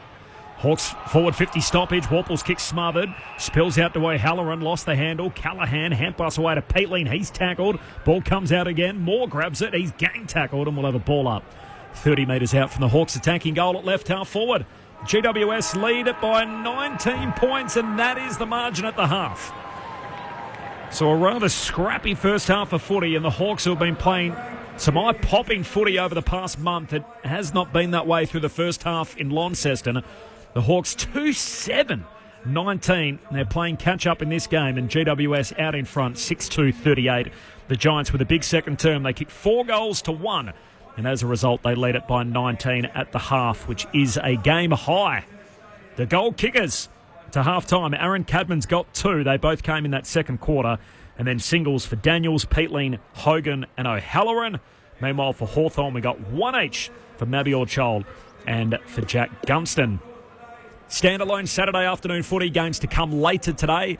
Of course, in the twilight slot, it is going to be the West Coast Eagles and the Harvey Reid-less West Coast Eagles. Our premiership reunion for the Eagles, 30 years on from their 94 flag, so that's the twilight game. And then later tonight, it's not even the most billed battle of the twins this weekend. We've got the Mackays going at it tomorrow night, but Ben and Max King play one another, the only other sets of twins that can play each other currently in the AFL. Under the roof at Docklands tonight and under a bit of pressure too, the Saints. So St Kilda and Gold Coast to complete your Saturday of footy. Half-time in Launceston, though, Giants by 19 points. The thoughts of the premiership pie, Luke Ball to half-time. Interesting game, Corb, isn't it, really? And the Giants edged their way ahead that quarter, but really it was just around finishing. 4 goals 1 to 1 goals 4. So the rest of the numbers look pretty even, and to the eye it has been a pretty even contest, hasn't it? A bit of an arm wrestle Benny in this first half, but just that quarter, the Giants' ability a couple of times to be able to, we talked about the tsunami, don't we, to be able to take the ball from half-back and stream forward and run in numbers and finish was the difference, and really that's why they earned themselves that 3-goal lead at half-time. So they're defending really well. I think Sam Taylor, that quarter started to loom as a bit of a challenge from the Hawks' point of view in terms of how they attack. And from a Giants point of view, it's been a pretty even contribution around the ball. Tom Green, in particular, has had the 17 possessions, Callahan 16. So they're the two that are leading the way, with Lockie Whitfield having a bit of the footy that quarter as well.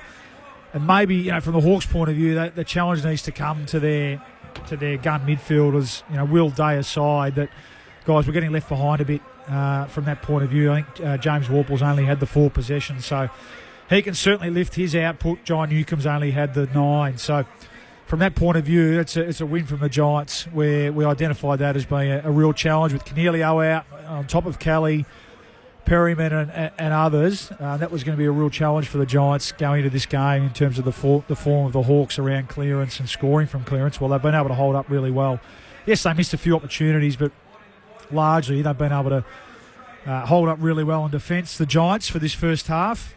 And it's interesting to see what Sam Mitchell can do in terms of reaching into his bag of tricks. But really, I think it's around the mids that have been lauded a bit and have been going really well. Have had your colours lowered. Maybe Will Day aside, have had your colours lowered in this first half.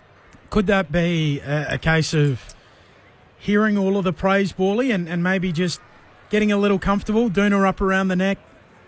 You wouldn't think so, would you? I think, knowing that you're coming up against a team who many feel like are a top 4 team, and knowing Sam Mitchell, there's no way that would have been the case. And some would say that those mids, their ears are still ringing from the bake they got 5 or 6 weeks ago when they did start to turn their season around. So young players, I know they're in no position to be resting on any laurels. They've just been outshone a bit today by Giants midfield group. I think have worked really hard, and they do that at their best. We know that they turn up, they work from contest to contest, and too often in that first half, or probably where it started to turn, was we spoke about the orange jumper. There's been more orange jumpers in the screen than Hawthorn jumpers for more often. So they've been able to slightly turn the tables around the contest, and then a bit of class finishing with Daniels in particular towards the end of that quarter. Thoughts of Luke Ball on ABC Sports Saturday Footy. Great to have you with us. Chris Rowbottom is boundary side at York Park in Launceston. Chris. Yeah, that wind, it was really interesting in that second term. It sort of ebbed and flowed and dropped off a little bit. It'll be really interesting to see how the Hawks use it to their advantage going to that right-hand side of the ground in that third term. Some news to hand as well. Apparently there was an accident on the Midland Highway a little earlier as well, which would have further prevented anyone getting to the ground this afternoon. We know about the fog that ended up in those flight delays and diversions. So some added chaos for Hawthorn staff and spectators wanting to get to the footy this afternoon. It's brisk at ground level, I have to say, but overall conditions are pretty good. Clean bill of health for both teams going in. Toby Green, the only real concern in that first half for GWS. He went out back in the helmet, as we saw, after receiving that heavy blow to the head. Mavior Chol was having some work done on a lower left leg, but he looked okay just in the back end of that second quarter as well. So clean bill of health for both teams. No subs activated, as we know, and conditions getting a little bit brisk down in Tassie with that wind still swirling around. Thanks, Chris. Chris Rowbottom, award-winning journo, and of course, a very fine broadcaster in his own right. We'll come back to you, Chris, after the latest from the ABC newsroom. Keen to chat a little Team 19 with Chris Rowbottom. Well, I was just about to say, is there a little bit of an elephant in the room here, Corb? That we've got Team 19 coming in, and I know this isn't a big issue in the grand scheme of things, but the travel issues today down to Tasmania. Well, you're saying how many games are going to be postponed due to or delayed due to fog? Well, I mean, the teams will get in a day early, but fans getting down there, it's not ideal, is it? Shots fired. The Tasmanian audience, Ben, I don't know how they'll feel about that. But there's always the spirit, isn't there? You can take that overnight. Correct. Go Absolutely. by water. Now, we'll come back to some Tasmanian issues. If you missed it, Luke Ball and I were due to travel down this morning on an 8 a.m. flight. Check-in has closed. That flight is due to leave in 4 minutes, so it hasn't even left the ground yet. It was meant to leave at 8. It is now almost 3 o'clock local time. Was delayed 3 times by the time we were still there. They were boarding for the first time. In fact, they boarded multiple times, and finally that flight is about to take off. But that is the story of many today who have either been redirected to Hobart or not been able to make flights into Launceston. So as a result, we are broadcasting from our ABC studios. Off the SMS, Bawley, Jono says Alan Didak was a gun lefty. Yeah, unbelievable kick. And there's a text here from Swanee says, Bawley, did you ever fail any subjects at school? No, certainly did not, Swanee. There you go. Is that Dane Swan? Sounds like something he would ask. He did. This is Saturday Footy on ABC Sport. We'll get back to Chris Rowbottom in Launceston on the other side of this, plus take you through what's making news in footy. Half-time at York Park in Launceston, Giants by 19 points over the Hawks. Second half action around the corner, but first, let's see what's happening in the ABC newsroom.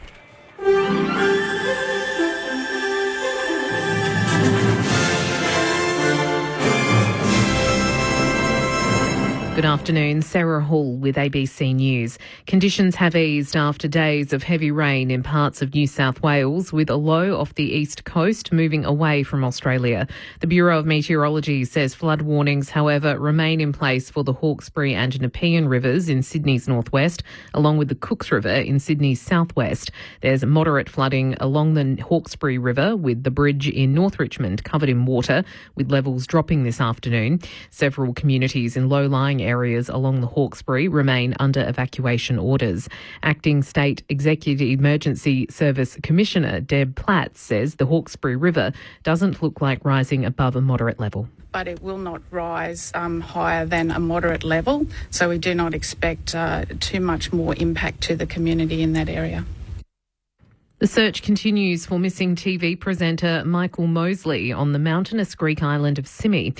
The doctor and healthy living advocate has been missing for 2 days, with security camera footage potentially offering new clues about his movements. Authorities say the vision confirms the 67-year-old made it to the town of Pethi more than 20 minutes after he left his wife for a walk along a rugged coastal path. We have eliminated the possibility he had an accident along the footpath because there are people who saw him with an umbrella and hat walking through town. A UN spokesperson has criticised the Israeli envoy's response following reports its military has been added to a list of entities committing violence against children. UN envoy Gilad Erdan has released a video of a phone call he had with the UN official informing him of the move. The report is set to be presented to the Security Council next week. Mr Erdan has described the move as shameful, but the UN Secretary-General's spokesperson Stefan Dujarric says the methodology behind the report is well established and transparent. Our Chief of Staff called the permanent representative of Israel, Gilad Erdan. The call was a courtesy afforded to countries that are newly listed on the annex of the report. It is done to give those countries a heads up and avoid leaks. Ambassador Erdan's video recording of that phone call and the partial release of that recording on Twitter is shocking and unacceptable. Russian-appointed officials say at least 23 people have been killed in 2 separate Ukrainian missile attacks in Russian-occupied regions of Ukraine. They say at least 19 people died after a missile struck a shop in southern Ukraine, and 4 died in a strike on a residential block in Ukraine's east. Latest economic data in the United States has cast doubt on any interest rate cut in the short term there. Job numbers surged last month, continuing to defy predictions of a slowdown and raising fresh questions about when rates might start to fall. The US Central Bank has raised interest rates sharply since 2022 to try to fight inflation. The British Foreign Secretary David Cameron has fallen victim to a hoax caller pretending to be the former Ukrainian President Petro Poroshenko. A Foreign Office spokesperson says the call was brief but convincing, and Mr Cameron stopped responding when the caller asked for the contact details of others. The office says he became suspicious after the conversation, which took place in recent days, and a subsequent investigation confirmed the call was not genuine. Pressure is mounting on the Victorian government to fast-track the replacement of the MyKey system on public transport after authorities revealed a scam targeting unregistered cardholders. More from Danushi Dias. The Public Transport Users Association says Victoria urgently needs to catch up to major cities like Sydney by allowing passengers to use bank credit or debit cards to travel. The call comes after Public Transport Victoria revealed that scammers have worked out a way to gain access to an unregistered MyKey account, become its new user, and then request a refund for any money on it, ultimately robbing genuine cardholders. 14 case studies have been reported so far. The state government says this is a small amount of the 45 million odd MyKey users, and people affected by the scam have been contacted, so their last recorded balance plus the fee for buying a new card can be refunded. And a 38-year-old man has been charged following a three-vehicle crash yesterday that killed 2 elderly women in WA's Wheatbelt. Police allege the man was driving a Toyota Prado, which collided with a Suzuki hatchback and a road train towing 2 trailers. An 83-year-old woman and an 82-year-old woman who were in the Suzuki died at the scene. The man has been charged with 2 counts of dangerous driving occasioning death. You're up to date with ABC News. For more, you can download the ABC Listen app. Can you reach the buzzers, kids? Put them on boxes. Come on, yep. Higher. Higher. Higher. Hard Quiz is back. Sort of. It's adult rules, but kid contestants. Cute. The kids are adorable, but Tom's style is deplorable. What do you call a hard quiz kid giving a correct answer? A surprise! All new Hard Quiz Kids. I think we all need more screen time. Saturday nights on ABC Family and streaming on ABC iView. This is ABC Sports coverage of the 2024 AFL season. Every match on the ABC Listen app. Look for the AFL button. Hogan with the footy, just forward of the wing, sets it up into the pocket for the Giants, looking for a marker in front. Weddle can't take it. Coming through, Daniel gets rid of it. Handball away towards Peatling and in his back. Yep. So Peatling to get the free kick. Comes in here, the set shot. He drives it through. Free kick to D'Ambrosio. Looks into the pocket for a leading target. And Hardwick marks on his chest. A metre in from the boundary line. Deep in the left forward pocket. Wants to go short though for Gunston. A little darting lead and he's got it. Jack Gunston shows them how it's done. He drives it through. Impy. Oh, his kick smothered. Live footing for the Giants, top of the goal square. Thomas scoops it up, gives it to Toby. His kick smothered. Rolls out to Cadman, who cleans it up with the number one pick with a bit of polish. Pokes through the fourth goal of the day for the Giants. Whitfield goes to Wyden, gets it back, kicks long up towards the wing off the hands of Toby Green. O'Halloran coming through. Handball out in front of Daniel. Speeding through the attacking edge of the square. Long towards full forward. Cadman shepherds it through. That is the Orange Tsunami at its best. The 2024 AFL Premiership season. On your radio. ABC Sport Digital. And on the ABC Listen app. Sounds there from the second quarter. It was one dominated by GWS, and as a result, the Giants pull further in front in this game. 6-2 to 2-7 at halftime. It's GWS by 19 points. Corbin Middlemass and Ben Cameron calling the footy. Chris Rowbottom on the boundary. And Luke Ball in the experts chair, the Premiership Magpie. Key takeaways from that first half of footy. If you're Sam Mitchell on the Hawks, what do you be looking to try and address? Ball 19 down at the half. They've got to find a way to score, don't they? That's the challenge at the moment. Convert.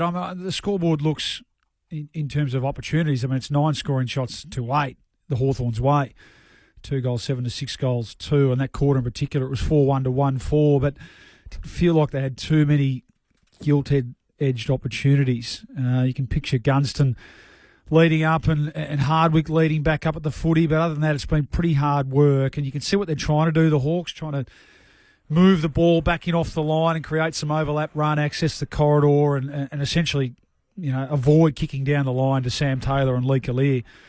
And playing into their hands. Taylor certainly had an impact that quarter. So, but they've got to win the ball around the footy again. They've got to start that. They've got to start. I mentioned those midfielders who are down on their output over the last month, and on the flip side, the Giants have been pretty good around the ball. So, and the other thing is just the Giants' ability to score from their back half. They kicked 5 of those goals from their defensive 50. The Giants. So a couple of those have been directly from intercept marks from Taylor, and then that last one there, the Daniels goal was directly from a kick out. So that'll disappoint Sam Mitchell, their inability to be able to restrict that offensive movement from the Giants, which we know they do at their best. So a bit to work with, but clearly it starts around the ball there. Wood's been their centre bounce work, in particular their clearance work over the last month. So that's where it's got to start for them. Chris Rowbottom is with us on the boundary at York Park in Launceston. Chris, of course, Team 19, a very fascinating conversation nationally about Tasmania's entry into the competition. We heard all about election time and what it was going to mean and the stadium and all the rest of it. If you can, I know you've been talking about this and writing about it sort of non-stop, but simplify it down for footy fans nationally. Where are we at and what stage of the process are Tassie at the moment in their launch into the competition? Yeah, well, the big one was a couple of months ago where bipartisan support politically was finally achieved. We went into the state election sort of with the Liberal Party seeking to form government or retain power, backing the stadium and the team, the Greens against, and the Labor Party in the main opposition sort of not really knowing where they stood. They were for the team but not necessarily for the stadium. Out the back of the election, we saw change in the Labor Party that meant a change in position. They're now backing the stadium in and they're really pushing that. jobs and construction and infrastructure side of things. They still have, questions about how it's going to be done and the timelines and the deal that was struck between the government and the AFL. But there is bipartisan support for the stadium. Right here and right now, the position that we're in, we're actually waiting on a completed design for the stadium. So architects have been appointed. They've been working very feverishly over the past probably 6 weeks or so. It's going to be a very quick turnaround from the time they were appointed to getting a design out. But that's expected in, by the end of the month. So the next 2 or 3 weeks we'll see renders and a proper design and blueprint of the Macquarie Point Stadium. And I think that'll change a little bit of the conversation, because in that vacuum where we haven't really seen any artist impressions or anything to look and touch in terms of the stadium, it's been filled with other things and been left to the imagination of people, which hasn't necessarily put the stadium in the best light. So once that happens, and once we see what the thing is going to look like and how it's going to work and interact with the landscape, I think some more public support might come. The other piece to the puzzle is the High Performance Centre as well. There's some wrangling over that. It's been proposed to be built across sort of 2 sites with a road going through the middle at Rosny Park on Hobart's eastern shore, about 5 or 7 k's from the CBD. There's some local community groups that don't like it. It's going to potentially take up some parkland and some green space that has earned the ire of community groups, as these things always do. There was a very passionate council meeting a couple of weeks ago that saw 400 people rock up in opposition of the High Performance Centre. So that's still being worked out as well. We know the timelines are extremely tight. 2028 is the entry date of the team. The stadium has to be built by the end of 2028 for the 2029 season. So it's still the plan for the team to play out of existing stadiums, including a redeveloped York Park and Bellerive for that first season, and then move into Mac Point at the start of the 2029 season. So we know that Brendan Gale's been appointed. We know that there's money. We know that there's bipartisan support. We know that all these other things are in place, Grant O'Brien and the board, but still so many hurdles to overcome, both politically and financially as well. Thanks, Chris. Chris Rowbottom with us on the boundary, York Park in Launceston. That is the latest on Team 19. He's all across it, Chris Rowbottom, for us on ABC Sport. Second half is here. A 19-point lead for the Giants. We'll pick up more of that conversation, I'm sure, as we progress. You're with Ben Cameron on ABC Sport. Joel starting in the ruck, going up against Briggs. Neither decisive. They both follow up at ground level, and a quick tackle from Briggs on Newcomb. And a ball up just outside the bullseye in the middle of York Park in Launceston. Briggs rids himself there of Chol, takes it out of the ruck, quick kick, a turnover. McKenzie on the half-back flank for the Hawks. Handball away to Impey, handball to Hardwick. Down back, he'll heave a kick up towards the wing, looking for Day to take a mark off hands out of play, and a throw to come on the wing. 19 points, the GWS advantage, as it was at the main break.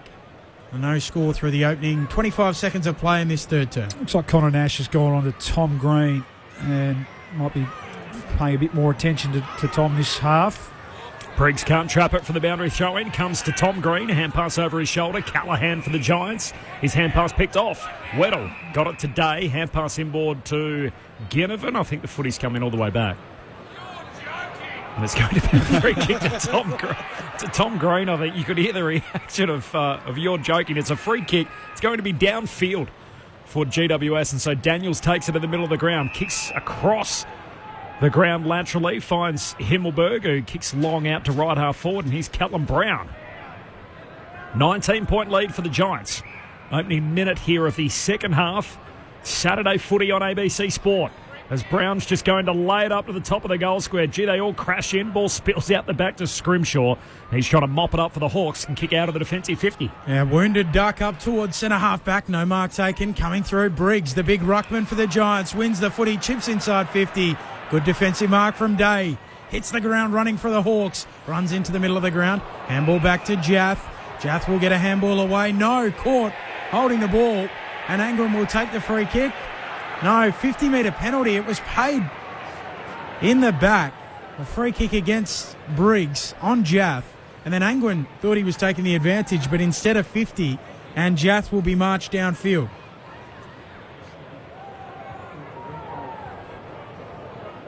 Yeah, just look at the replay now. I think he's got a case there, Angwin. I thought it was holding the ball as well, but must have adjudged that he'd fallen into his back late there. Briggs on GF, so a little bit stiff there sometimes, and that's where you might call for the common sense rule to take over, but early opportunity here for the Hawks to capitalise. Set shot, boot the ball from 45 out. Chankworth Jath gives the Hawks the much-needed first goal of this second half and celebrates accordingly. Pretty happy with his own work. And the Hawks move along to 3-7-25, GWS 6-2-38. It's back to just 13 points. Early stages of the second half. Saturday footy here on ABC Sport. Yeah, it's great to see him back, and he hasn't been a noted goal kicker. He's been the supporting actor in Jack Ginnivan's. Yeah, just looking at the replay, probably there. Just fell onto his back late, but yeah, CJ's been the supporting actor, hasn't he, in Jack Ginnivan's post-goal celebrations. This time, he got the direct one. Striker pose. He did.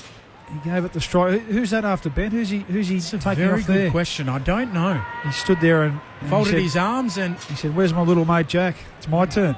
And Jack was taking the photos. Had the camera out. Yeah, so there you go. Oh well, it's part two of the newly formed Rascal Pack, aren't they? Not Rat Pack, not to be confused, from Sam Mitchell. Centre break for the Giants. Callaghan, quick kick forward. Sicily hands to it. Broken up at the last moment. Toby Green snaps goalward. Gets it past the outstretched hand of Scrimshaw.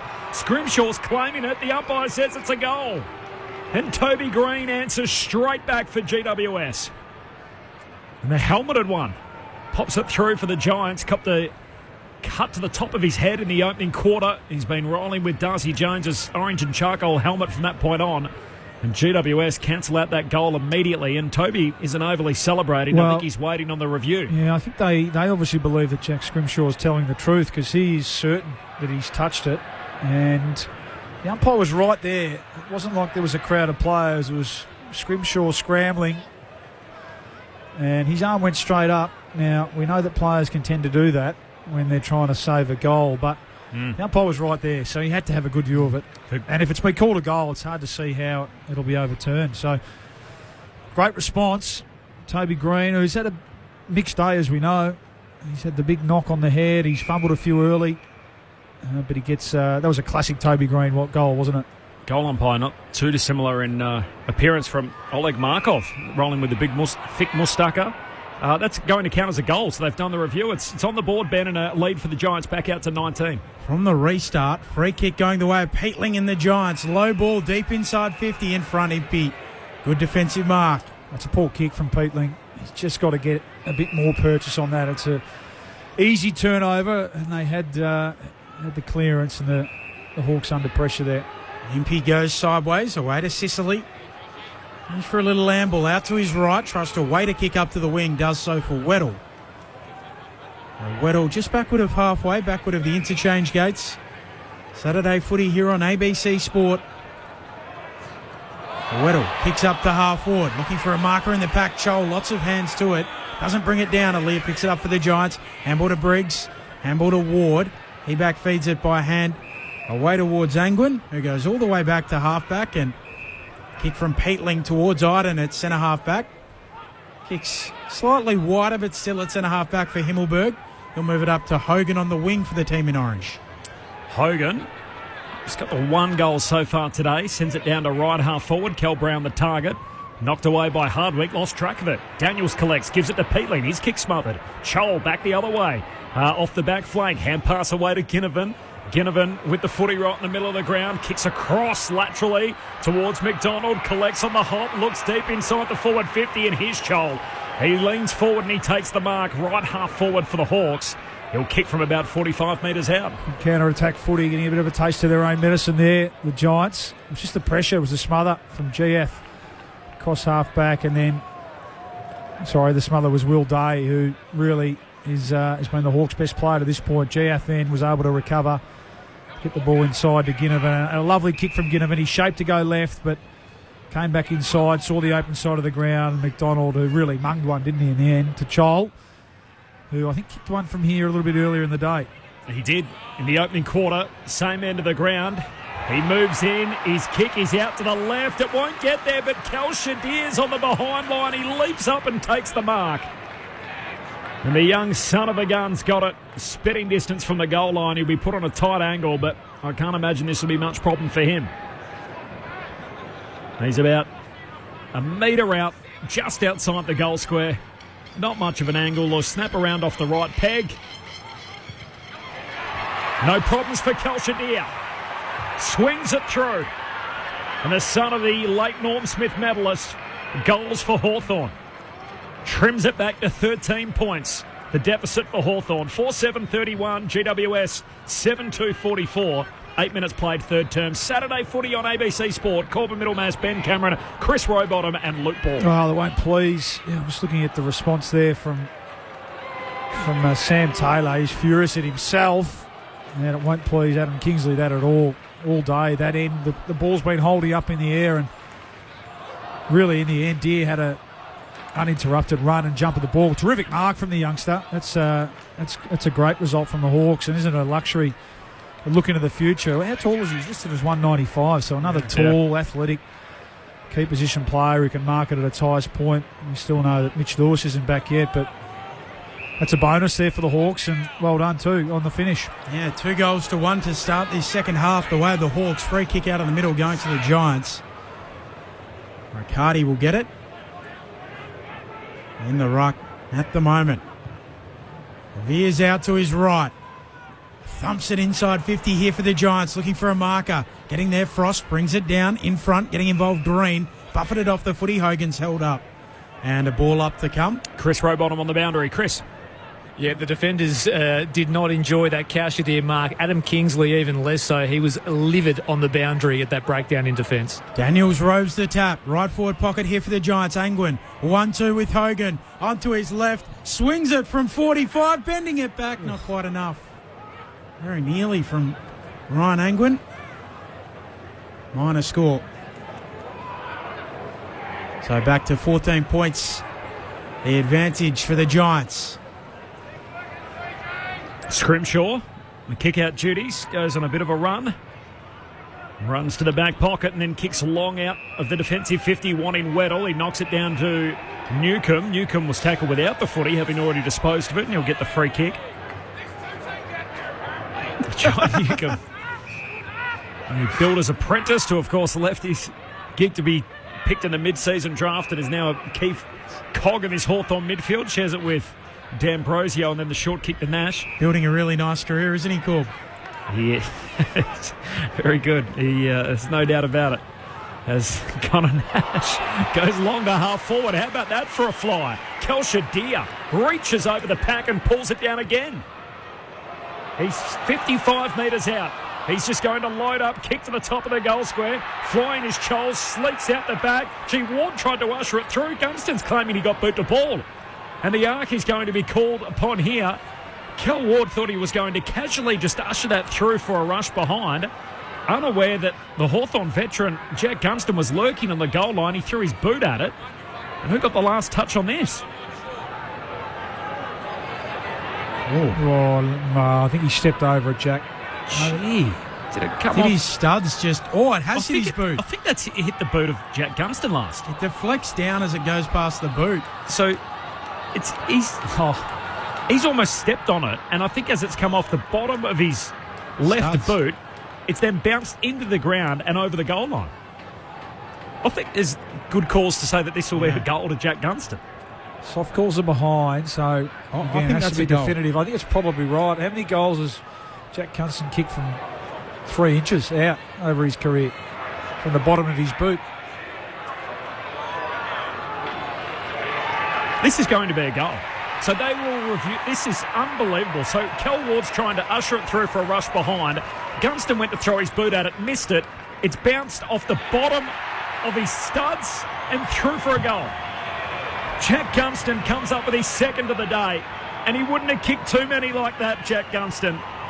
In the now 465 that he's kicked, off the bottom of his studs, right on the line, and he's almost stepped on it as it's bounced through for a major. Hawthorn right back in the game. 5-7-37, GWS 7-3-45.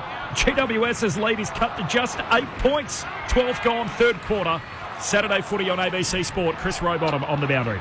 Yeah, Ned Reeves for the Hawks has been subbed with an injury. Not too sure what it is at this stage, but Luke Bruce into the game for Hawthorn. Well, something out of nothing, but again, another, you have to say, mistake from the veteran Cal Ward, who really fumbled the ball. When you're a metre out from the opposition goal, you've just got to find a way to get it over the line, concede the behind. So that's 2 in 2 minutes now where it's been a bit of a switch off from the Giants deep in their defence, and it's cost them 2 goals. Cal Shadir really starting to impose himself on this game, has been subbed out a few times in his career already. Well, he definitely won't be today, but I don't think he would have anyway. Giants with the clearance. Toby Green attacking it. Bounces off his chest. Ginnivan's there, picks it up. He's dispossessed of it. Green swoops on it again. High left foot kick inside 50 for the Giants. Hogan hands to it. Doesn't bring it down. And Seamus Mitchell wrapped up by Bedford. Ball upcoming. 30 out from the attacking goal for the Giants. Saturday footy here on ABC Sport. Great to have you with us. Just 8 points the Giants lead. That it is. Forward 50 stoppage, though, here for GWS. Comes down to Hogan. Hand pass to Toby Green in the headgear. Kicks to the goal square.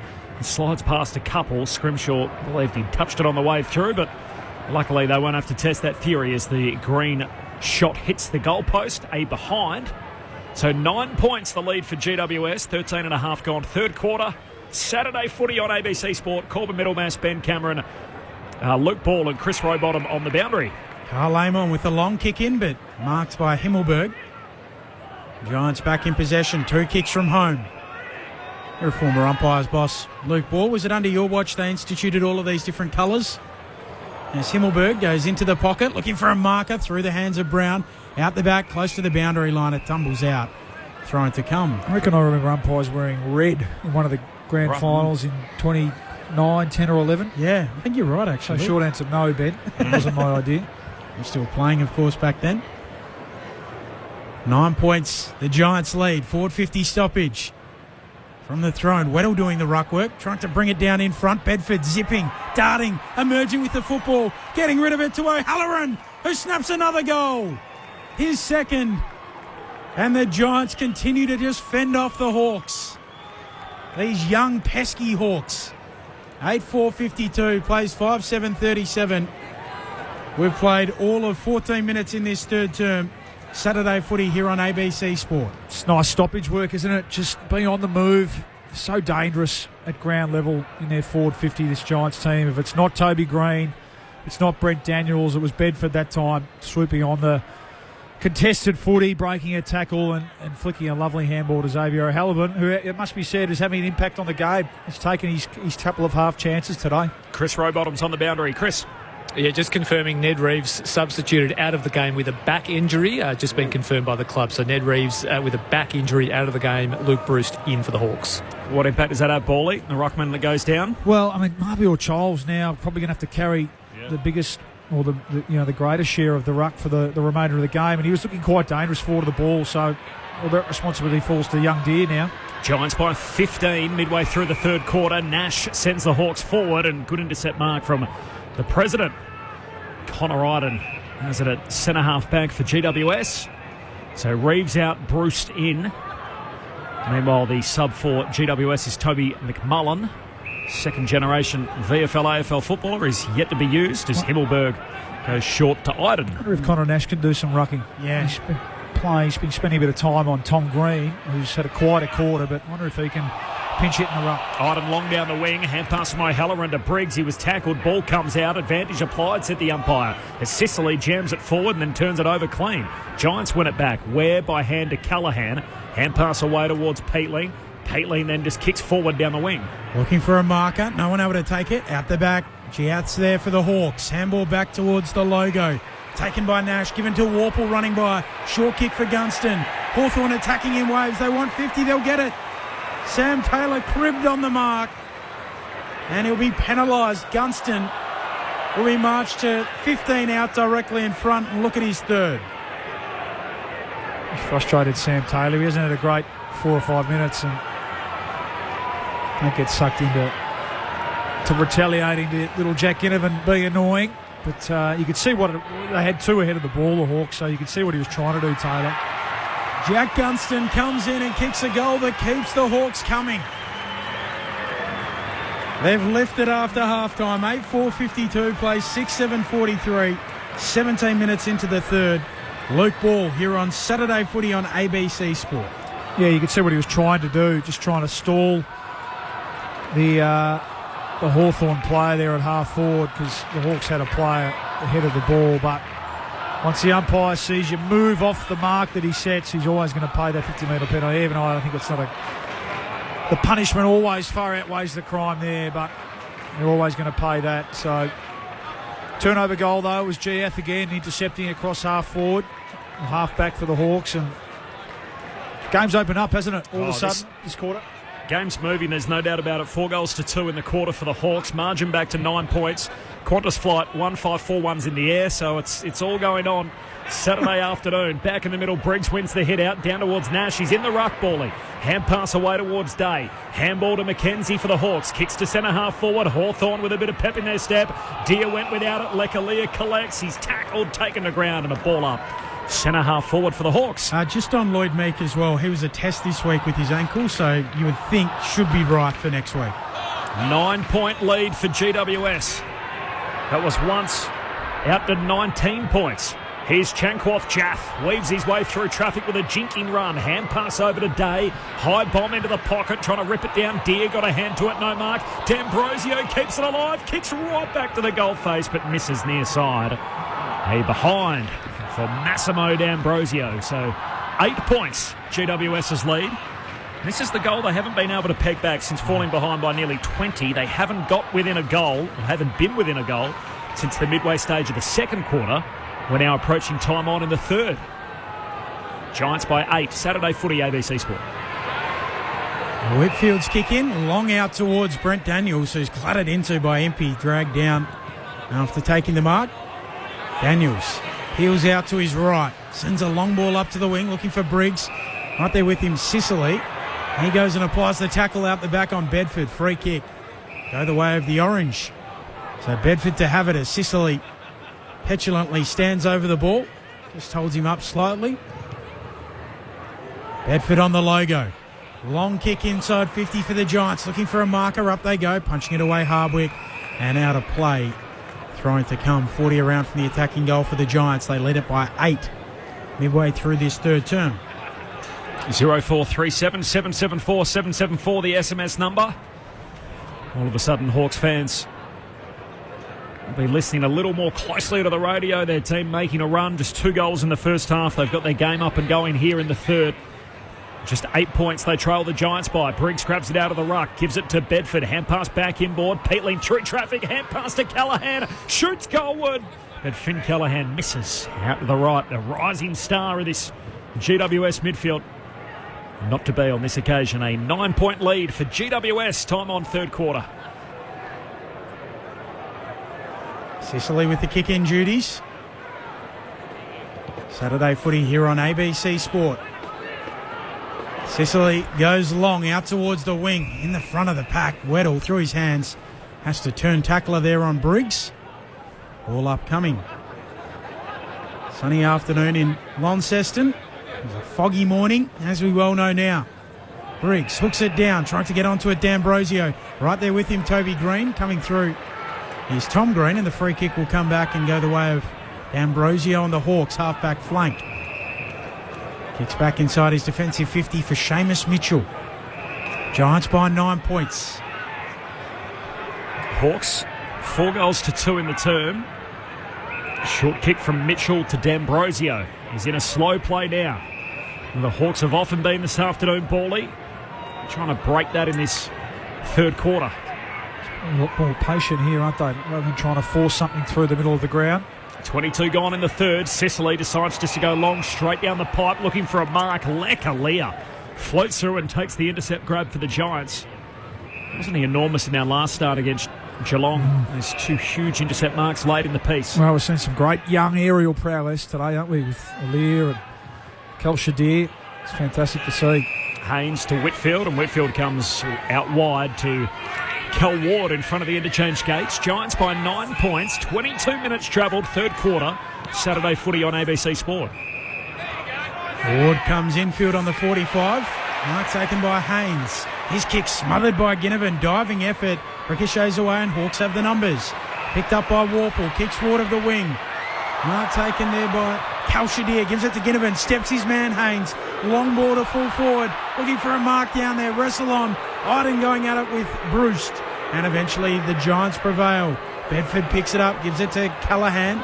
He gives it off towards Whitfield. And now Angwin. Handball beyond the defensive arc. A hand pass off to the back flank. He collected. And a short kick there from Thomas. Goes out wide to Toby Green and he chips it down the line and now comfortably in the hands of Jake Riccardi. Hasn't hit the scoreboard so far today. Comes back inboard to Cal Ward. Sorry, it's Lockie Whitfield with the footy. 9-point lead for the Giants. As Whitfield goes short, wanted Toby Green, couldn't take the mark. Whitfield follows up, gives it back to Toby. Long kick inside the forward 50 for the Giants. Comes to ground. Chankwath Jath over the top of it. Ushered out by Daniels. He's tackled, got a hand pass, went straight to Weddle. Handball away to Frost and now to Mitchell. Gives it to Impey. He's pushed as he kicked. Ball ends up out of play. He's going to get the free anyway. It'll come back to Jarman Impey. As he was shoved getting rid of the footy, he's saying it should be downfield, and I'm not sure the umpire's listening. Brett Roseberry says nope. Coming back to Impey in the defensive arc. So Hawthorn footy, game just slowing down a touch after a hot opening to this third quarter. 24 minutes in, Ben. It's the Giants by 9 points. Hawks chipping it around again inside the defensive 50. Ambrosio cruising through halfback, kicks to the wing. Day accepts it. Has a runner in McKenzie, feeds him on the way by. Nothing he likes initially, so stops and props and waits a kick. Just inside 50, up goes Deer, hands to it. Finn Callaghan at the fall there for the Giants. Handball into the middle of the ground for Daniels. He'll turn and kick out to half forward. Toby Green in space. Has a runner on his outside. He'll poke a kick over the top cleverly. And the mark taken by Riccardi. Wide out. 40 metres out from goal. A few in from the boundary line. Right forward pocket. Great transition footy again. Just that last kick for the Hawks. It's not deep enough, isn't it? A shallow entry where the Giants are able to force a contest, bring the ball to ground, and then Callaghan again and those high half forwards working back so hard and then releasing and Toby Green, who's starting to have an impact on this game. So Jake Riccardi on the way in. His set shot from the right forward pocket is across the face and hits the behind post out of bounds on the full. Off the SMS line, Blair says, hi ABC Sport, the Hawks are finally getting their quick running game going and kicking straight. GWS is still slowing things down and scoring more easily from turnover. What do you make of Blair's breakdown, Bally? Well, the way the Hawks have got themselves back into this game is absolutely by that speed of ball movement, particularly on the turn. I mean, both sides really have looked most dangerous scoring on turnover, and we know that the Giants kicked 5 goals from their back half in the first half, and that was another opportunity there that wasn't capitalised on by Jake Riccardi. No name, no pack drill, but enjoying the call this afternoon at home, making zucchini slice. Grateful for delicious. the long weekend. Yeah, good stuff. A little bit of bacon in there, I think, just to appease the meat lovers, but delicious. Might have to makes a good zucchini slice. Might have to make a couple of versions of that for our crew. 0437 774 774, the SMS. Saturday footy on ABC Sport. The Hawks exiting kick out went out of bounds. So now we've got a throw in here. High half forward for the Giants. GWS by 9 points. 26 gone in the third term. From the boundary throw-in, pack forms again at the feet of the ruckman. Tom Green, trying to gain control, just paddles it out in front and out of bounds. And we'll get another boundary throw-in. And Josh Weddle taking his turn in the ruck now. So they're just going to throw a few options at Big Briggsy here, the Hawks. We've seen Nash and Chol, obviously, and now Weddle. So I don't mind it from Sam Mitchell, though. Give him something else to think about because Weddle will test him around the ground. Oh, Briggs just rids himself of Weddle, takes it out of the ruck, gives the handball away to Callaghan. Handball forward, back to mop up Amon. He'll wheel and kick the Hawks back to the wing, looking for a marker in Chol. Out the back it goes. Chol applies the tackle strongly on Ware. Free kick. Free kick going to go the way of Ware. I thought it was a free kick in the marking contest, but no. Yeah, I think that should have been a free kick to Himmelberg. Ware comes infield with his kick. Heatling moves it up towards Daniels, running by Callaghan. He'll fire on goal and miss out to the right. Nearly. The flying fin in full flight. Not to be. You've set up for him, boy. Just to behind. So 10 points, GWS's lead. Final 5 minutes of the third quarter. Hawks working all the way up to the wing, but they're well set up. The wall there for the Giants. Whitfield to Iden. Now away to Haynes, and he's going to kick wide to Whitfield, who just shields his eyes from the sun. And the eastern wing. It's up to 8 possessions, 3 clearances, big Kieran Briggs. So it is having an impact. Big Reeves being out of the game. Kick down the line from Whitfield, and Sicily just shoved his direct opponent straight out of the way, takes the intercept mark. The Hawthorn skipper in the long sleeves this afternoon, along with Jack Ginnivan. One at either end for the Hawks. He kicks down in the Chol direction. Tried to compete for it. Ball slips past him. Picked up by Haynes. Hand pass to Taylor. Under pressure. Hand pass coughs it up. Warple tried to evade the tackler. Caught by Ware, and the ump says holding the ball. The Hawks fans ain't happy. Free kick for Jacob Ware and the Giants at centre-half back. Chris Rowbottom on the boundary. Just keeping an eye on Cowshed here for the Hawks. He was having some work done on his left forearm or wrist or potentially his elbow. Just sitting on the bench at the moment, but just keeping an eye on a potential injury there. Nearly a turnover. Chol can't take the mark, but it spills out to Warple. Quick kick inside 50. The Hawks are out everywhere. Bruce feeds it to Ginnivan. Has men over the top. Gets it onto them. And McDonald will wheel in and whack it through. Here come Hawthorn. Finally, they get within a kick. It's back to 4 points. 8-6, 54 plays, 7-8, 50. 3.5 minutes left in the third. Saturday footy here on ABC Sport. Luke Ball. Was it Lockie? It was just a poor kick, wasn't it? Just and particularly the state of the game. Was it Lockie Whitfield who, look, we know that he's been one of the Giants' best, and it's very rare for him to make a poor execution, but it was a decision-making there. It was just the wrong option. It was trying to thread the eye of the needle through the middle of the ground when they're looking tired at the moment, the Giants, so the safer option would have just been taking the easy one wide, and the Hawks were there to prey on it, turn the ball over. In the end, they could have raffled it. They had 3 players ahead of the ball. Jack Gunson was standing there waiting for it in the goal square, but young Connor McDonald gets a goal to go with his 12 possessions for the day. Game on. Absolutely. Back to a 4-point advantage the Giants' way. Hawthorn coming with a rush as Warple kicks hurriedly to centre-half forward late in the third term. Haynes puts his fist through it. Back into the middle of the ground. Collected by Daniels. His hand pass and turnover. Newcomb onto it for the Hawks. Hand pass to McDonald. Great option. Looks for Joel and hits him. Takes the mark back in the corridor. He could have kicked hurriedly on the run goalward. McDonald just dropped his eyes. Hit Chol, who was all alone, 25 out straight in front. Yeah, good call. He could have just kicked the goal himself, McDonald, so you wouldn't blame him for lining up and trying to kick 2 in a row, but really smart play, good ball use. And they've just looked disorganised the last 5 minutes, this Giants defence, all over the place. Mabior Chol, he's been good all day, giving them a target up front. Now to turn the lead around. Chol on the approach. The crowd love it. He's got it. Hawthorn in front. For the first time since the opening term, and the game has its 4th lead change. Hawthorn, 8-8-56. GWS, who led this game by 19 points on multiple occasions. 8-6-54. Hawks running on top of the ground. They lead by a couple of points. Half an hour gone. Third quarter.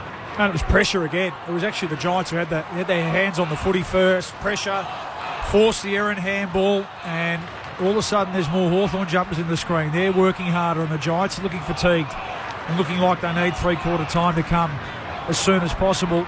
Newcomb, who hasn't had a great day, Newcomb and Warple, the last couple of minutes have had pretty quiet days by their standards, but they've been involved in both of these turnovers.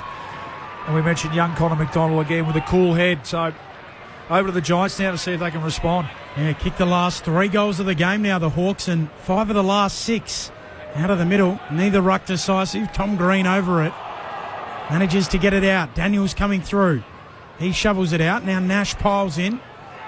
Eventually extracting it, Warple. Out towards McDonald. Can't take it cleanly. Burrowing through Daniels. Giants back in possession. Whitfield away towards Angwin, who gets it off to Toby Green. He'll snap a bouncing ball to half forward. Bouncing ball over the head of the targets there and out of play. Throwing 47 metres around from the attacking goal for the Giants. Kimberley in Yarraville says, yes, the zucchini slice does have bacon in it. Nice work, Kimberley. Shallow pan too, I think, works better. Otherwise it's hard to sort of... It can be a little bit watery. Yeah. Briggs wins the tap down. Hacked forward by Peatling. Coming through, Frost is onto it, puts his boot into it. Warple emerges with the footy. His clear and kick smothered. Still a live ball inside 50 for the Giants. Manages to get it again, Warple, and give it to Newcomb. And the outlet kick to the wing is good. Hawks with it again today. He kicks from half-back down to half-forward, and Gunston's got it. Gee, it's all Hawthorn at the moment. They kicked only 2 goals in the opening term. They've kicked opening half. They've kicked 6 goals in this third quarter alone. They're looking for more. Long kick from Sicily into the forward pocket. Chol competes, picked up by Taylor. He's tackled out of bounds by Kalshadir. And Hawthorn are red hot at the moment. This is the Hawks we're used to seeing over the last 6 or 7 weeks, and Sam Mitchell will be a little happier, I'm sure, at the controls. That's right. Well, it's a Giants team coming off a bye too, isn't it? So really, they're the ones at the moment looking tired and fatigued and struggling to hold on this quarter. Forward 50 stoppage for the Hawks. Briggs palms it down. Warple extracts it. Got it out to Bruce. Bruce collects. Hand pass over to Moore. Moore's kick smothered. The goal-saving effort from Sam Taylor forces it out of bounds, and on the smother, redirected over the boundary line. So we'll have a throw in again. Another forward 50 stoppage for the Hawks. Hot minute left in the third term. It is Hawthorn by 2 points. Saturday footy on ABC Sport. Reeves out of the game with a back injury. In the ruck, Nash. Nash taps it down, hacked out of there by Briggs, and Jath's able to mark. 45 metres out, tight angle to the right. He's coming to the game too. CJ this quarter. Already kicked the 1 goal. Just really works, doesn't it? That rush kick out of a congested stoppage situation deep in a defensive 50. Usually the other team is set up behind the ball, and there it was again. I mean, this is a tough shot for GF. Malcolm Blight always had a theory on that. You've got to kick it high so your players can get there as well. When they go flat out of that D50, the opposition often mark it. Here comes Jath. The drop punt's pretty good. It's just a little narrow into the post. Minor score. Hawthorn's lead out to 3. Matter of ticks on the clock before three-quarter time. Chankworth Jath was down at Beaconsfield Junior Footy Club during their version of the Big Freeze the other day. Had some interesting comments, which I'll get to in just a moment, as the Hawks win it back here. High half forward. Dade knocks it away to Hardwick. His kick picked off. And Callahan gives it away to Thomas, who has the last kick of the quarter. A high floater down the wing. And gee, they're home away from home. York Park in Launceston. They are the home team down there with an imposing record. And the locals are pretty happy with what they've seen from Hawthorn in that third period. 8-9-57. The Hawks now lead this game 8-6-54. A 3-point advantage for Hawthorn as we turn for home at three-quarter time. It comes off the back of a 6-goal-to-2 quarter. So after being 19 down at the half, they find themselves 3 points in front at three-quarter time. Jack Gunston has 3 himself, 2 for Mabior Chol and then singles for Jath, McDonald and Deer.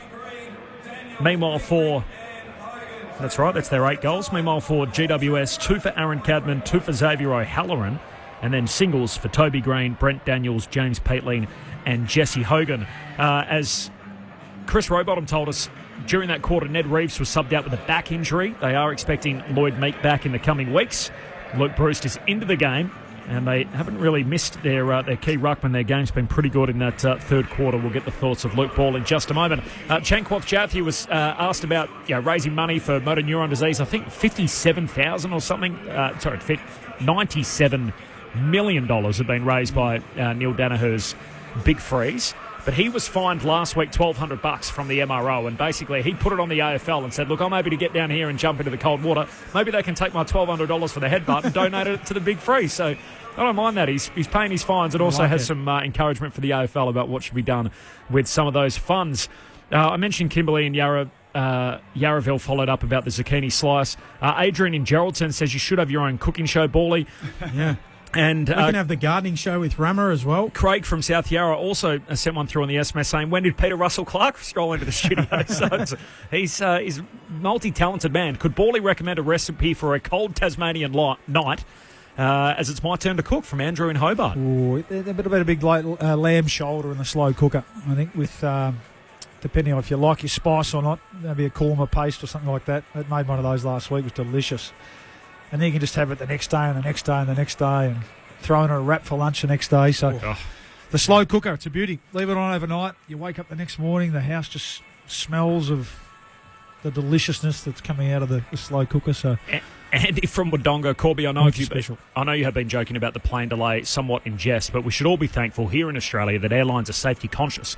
The alternative is to take a risk with your life just to commentate a game of football. Obviously, Andy, I think it's worth pointing out, we're just trying to have a little bit of fun with that. Our flight got delayed earlier today. It was meant to leave at 8 a.m, didn't leave till 3. And so as a result, we're not at the venue as much as we would love to be. So we are calling from the studio. We've turned the aircon right down, though, to try and make it feel like we are in Tassie. So it's that's what we're trying to do our bit here in the studio. Chris Rowbottom is on the boundary live for us, though, in Launceston. It is three-quarter time. The thoughts from Luke Ball on the footy in just a moment. We've got his cooking breakdown. The game is absolutely on the line as we turn for home. The Hawks by 3 points. Saturday footy on ABC Sport. The Men's T20 Cricket World Cup. He's bowled. That's it. Live from the USA and West Indies. What about that? Unbelievable. Catch all the action on the ABC Listen app. Time to steady and pull the trigger. Have you heard the latest AFL podcast from the ABC? Join myself, Catherine Murphy, and AFL legend Paul Roos as we discuss all the big storylines. Feed your footy obsession or just learn more about the game as we bring you all the latest news and analysis.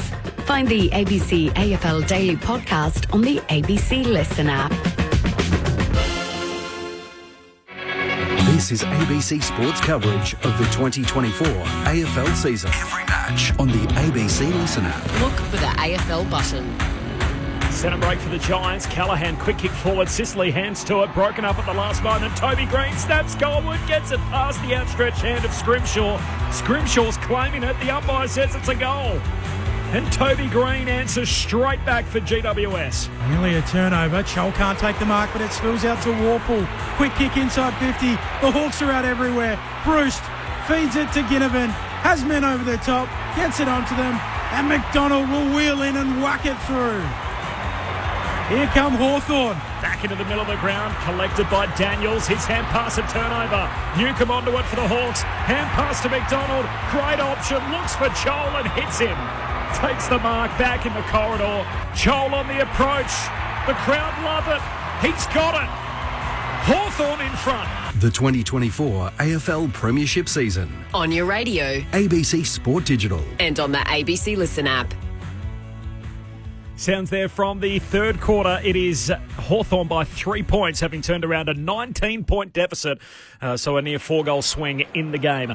0437 774 774 the SMS. This is Saturday footy on ABC Sport. And coming up next, the Saturday slate rolls on. Round 13 of the AFL Premiership season. Out west, the West Coast Eagles and the North Melbourne Footy Club. Clint Wilden heading up the call. Clint.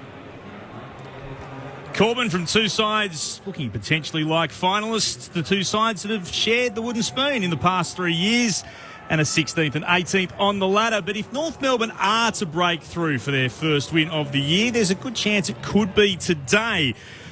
They really do come across in front of a big North Melbourne supporter group here in WA. And West Coast continue to lose players. Once again, some serious injuries.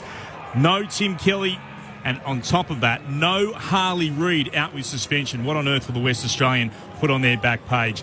It does look as it could be a really intriguing battle, though. The 1994 Premiership side is in attendance. Looking forward to bringing it to you, Corbs. Thanks, Clint. I've mismanaged the clock terribly and didn't allow enough time for that, but it's up next. The Eagles and the Roos will take you there following the final quarter here. The Hawks by 3 points as we start the final term. Hawks inside 50 early. Chol hand pass to Warple. Kicks to the goal square and Weddle, who's been thrown forward in Derm's number 23, hangs onto one just outside the goal square. He'll kick from the left forward pocket. He's got a little bit of the Derm perm as well, doesn't he, Bawley? Sure does. Early Derm too, sort of a little bit gingery Derm, not before the peroxide got discovered. What a note that is to start the final term on. Weddle hooks it through and Hawthorn jump out to a 9-point break. It's taken less than 60 seconds in quarter number 4. Hawthorn 9-9-63, GWS 8-6-54. I promise we'll get to Luke Ball in just a moment, but first, Chris Rowbottom's on the boundary. Chris. Yes, sub-activated for the Giants. Toby McMullen into the game. Callum Brown has been substituted out for GWS. Well, it was Chol involved forward of the ball, so he starts forward. We spoke that third quarter around Kieran Briggs getting on top around the clearances, and it did hurt them around the clearance, but it didn't hurt them on turnover. The Hawks kicked 5 of their 6 goals in that third quarter on direct turnover. So it's almost like Sam Mitchell said, righto, well, we can concede a bit around the ball with their ruckman, and even Josh Weddle starting forward as well, so happy to throw the magnets around, but we're going to get them on the spread and on the turnover. And Connor Nash won the centre bounce that set up that first goal as well. Briggs wins the tap from the restart, coming through Toby Green, shovels out a handball, and a little holding free kick going the way of the Giants. Harvey Thomas. Toby Green going in the centre bounce. Thomas looks long towards full forward. Riccardi launching, can't take the mark. O'Halloran roves, snaps and goals.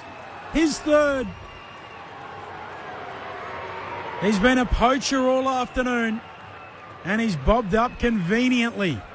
He keeps the Giants in it. 9-9-63 the Hawks. GWS 9-6-60. We've played 3 minutes in the final term. Saturday footy here on ABC Sport. Well, Xavier O'Halloran, who would have thought with their abundance of small forwards, GWS, that he'd be the one that bobbed up, but real credit to him. I thought he'd be playing a little bit more midfield time, but with Toby Green going onto the ball a little bit more this game, he's the one that's gone forward, and you can't ask for much more than to have the impact like he's had. The 3 goals and all on that left foot snap, so really half chances, and geez, they needed that because it just felt like the Hawks were starting to gather ahead of steam. So great response.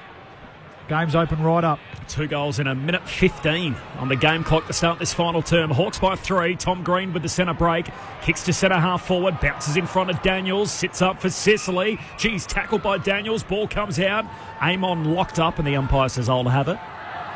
So goals for Weddle and O'Halloran in the opening minute and a bit here of this final term. Weddle doing some of the ruck work now after Reeves was subbed out earlier. Here it is again. Geez, surely not. O'Halloran hooking through his 4th, and he is having a day out. Returns the Giants to the front. Xavier O'Halloran, and X is giving it to the Hawks at the moment. 9-9-63 Hawthorn now trailed GWS 10-6-66. Lead change number 5. Xavier O'Halloran has a career best 4. Well, just looking at the replay, forward 50 stoppage, James Sicily. Now, we know what he does so well, but sometimes you've just got to recognise the moment, and the bloke who's kicked 3, the leading goal scorer from the other team, you've got to put an arm across him. And he just sat back and watched Sicily. O'Halloran just swooped on the loose ball on the right foot that time. He's kicked 3 on the left. He kicks his career-high 4th goal and gets the Giants back in front. Unlikely source, but good on him. Taking his chances. So the lead swings again. Back in the middle, Briggs dabs it down, trying to get onto it, the Giants. It's stolen by Newcomb, handball to Warple, handball forward to Nash, handball towards D'Ambrosio, gives it off to Moore running by, looks inside 50, his chip kick is good, and Bruce marks on his chest. 45 metres out, tight angle to the right. For him to pass this off, I'm sure those old legs who have been such good goal kickers have got this in them. Wind or no wind here at Launceston. Look for him to maybe just set this one to 10 metres out. In he comes. Those old legs are still reliable. And they swing the lead of this match back to the Hawks. Luke Bruce, the super sub, does it again. 10-9-69 the Hawks. GWS 10-6-66. We've played all of 5 minutes in this final term. Saturday footy here on ABC Sport. Didn't take into account the fact that he started sub. He's only played less than a half a footy, Ben. When I talked his chances down there, but what a champion he is. What a goal-kicking star he's been for this Hawks team. And you actually feel like the sub's a perfect role for a player like Luke Bruce in the twilight of his career. This is what you want him to do. Come on, have maximum impact with the minimum amount of footy. And I feel like that mightn't be the last time he has an impact in this game. So goal for goal at the moment. Terrific game of footy here, Launceston. It's been a phenomenal start this final term. 4 goals in 5 minutes to start the final quarter, and the leader swung a couple of times. Hawks back on top by 3. Will Day, ferocious, threw himself at it, hands it to Nash, kicks inside 50. Kel Shadir beats Himmelberg in the one-on-one. Gee, the kid's got a fair bit of game, and Kel Shadir can shoot at goal here from just outside 50. True centre half forward. Terrific mark, wasn't it? Just a genuine one-on-one, body on body against Harry Himmelberger. Who's pretty good in that situation, and certainly played a lot more footy and got a lot more years on him than young Deer, but just stuck the hands up. They've been sticky today. Kel Shadir, his set shot sails goalward. Is it going to get there? Not quite. Chol throws his boot at it, trying to hack it out of midair. Miscued the volley, missed to the left. He didn't wait to grab it, just threw the left leg at it, and in the end it misses near side. It's one more to the Hawks score. Didn't miss by much. 4-point lead for Hawthorn. 7 gone. Hot start to the final term. Game on the line. Saturday footy on ABC Sport. Hawthorn by 4. Alea in the back pocket for the Giants. Long kick up towards the wing. Hogan hands to it. Roves his own ball. Gives it off to Daniel, to Angwin. And now under pressure, losing it. Hogan will get a kick away eventually. High ball around the wing. Underneath it, Sicily. And rather Frost takes the mark. Just backward of halfway on the broadcast side of the ground. Hawthorn leading by 4 points. Frost kick, dangerous, looking for Sicily. Chopped off, spills down to Thomas. Coming away with it. Here are the Giants. Daniels kicks to half forward. Riccardi gathers, gets a handball away. Peatling was about to run inside 50. Has to go back and get it. Gives it off to Daniels, who likes his chances. Pulls the trigger. And getting back, Jarman Impey on the last line. Saving grace for the Hawks. They led it by 4. We played 7 minutes in the fourth term. We love a close game on a Saturday, Arvo. 4 points in it. 6 lead changes already. Hawks on top by 3, and the lead has swung, twice already in this final quarter. The Hawks led it by 9. Fell behind and are now back in front, courtesy of the last goal of the game for Luke Bruce. Hawthorn out of the defensive arc. Moore on his knees. Got a hand pass to half-back. Ginnivan moving through. Tried to soccer it out in front of him. He's bowled over. Moore wins it again. Gives it to Ginnivan. And the famous number 33. High bomb along the boundary line. And Iden camped underneath it. Spills it. Watermelon seeds all over his chest. And the ball spills out of bounds. We'll have a throw in between wing and half forward here for the Hawks. Sorry, for the Giants. Between wing and half forward for the Giants. Hawthorn by 4 points. We've travelled 9 minutes into the final term. Riccardi and Weddle in the ruck. Riccardi taps it down with his left hand. Unable to gather at Peatling. Newcomb can. Gets a handball away to McKenzie. Off to Moore. His handball releases Ginnivan in the middle. Just dumps it on the boot. Spirals it inside 50. Hawks have the numbers. Deer can't mark. Coming through Chol. Clever little backhand. And a throw. Clever little backhand if you're playing NBA. Yeah, a little too clever. It was a behind-the-back pass. Geez, they had one ahead of the ball. It was a Deer. The Hawks here, they've left one out there. That was a golden opportunity. Giants trying to work it quick down that eastern wing. Picked up by O'Halloran, who's kicked 4 goals today. Hand pass to Ward. Hurried kick forward, picked off. And Jarman Impey takes the intercept mark. On the counter-attack go the Hawks through the middle of York Park. Newcomb, hand pass to Ginnivan. Guinea kicks inside 50 in front. Deer almost took the mark. It was an ugly kick. Comes down to Lecalier. He's clipped high. And the tackle from Mabior Chol. Oh, not paid. Wow. Certainly was. The umpire might have been blindsided. And so as a result, he's called for the footy. We'll have a forward 50 stoppage for the Hawks. 40 metres out from the Hawthorn goal. Shadows lengthening across York Park. Hawthorn by 4. Riccardi reaches over Weddle to win the tap. Trying to come through, Lecalier, nowhere to go. We'll do it again. Saturday footy here on ABC Sport.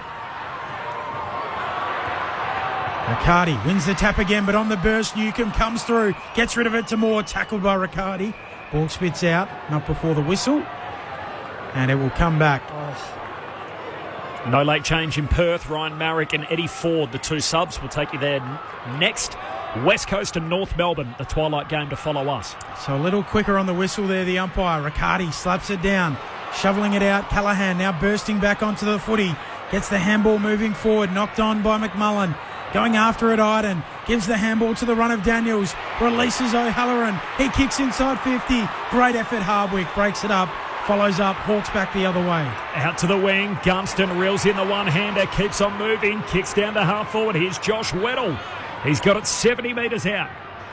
High half forward for the Hawks. Who can take a mark inside 50. It's turnover footy at the moment. Weddle loads up on the run. He's kicked a cannon. Josh Weddle from downtown pumps it through, and Hawthorn are out by 10 points. Weddle's got a couple, and in terms old number 23, he's provided a spark with the game on the line in the final term. What a move. What a way to swing the magnets. Didn't see it coming. Sam Mitchell knows his players better than anyone, obviously, and Josh Weddle goes forward, and he's looked every bit of forward.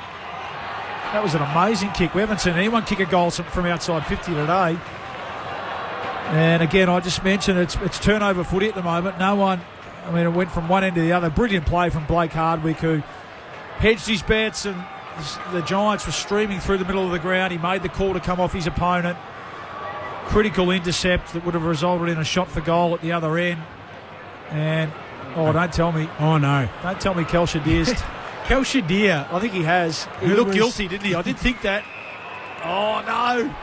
Kel Shadir's touched this on the line. Oh, no. He has touched his own teammate's shot for goal. Deary me.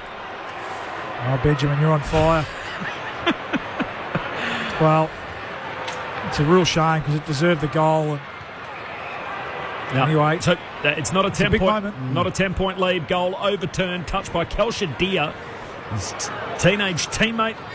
Young key forward. As a result, the Hawks lead by 5, and this game is well and truly on. 13 gone, final term. Saturday footy. We're on ABC Sport. Corbin Middlemass, Ben Cameron and Luke Paul. Well, that's the arc at work, isn't it? Because that's one time where the opposition team hasn't been asking for the review. Yeah. But there you go. Every goal is reviewed. Himmelberg with the kick in. It's won by the Hawks on the wing. Frost. Handball forward. Doesn't find Mitchell. And then swooping onto it, Peatling. Handball to centre half back. Strong tackle, Will Day. Came flying in on McMullen. Crunched him into the ground and a ball up. Half forward here for the Hawks.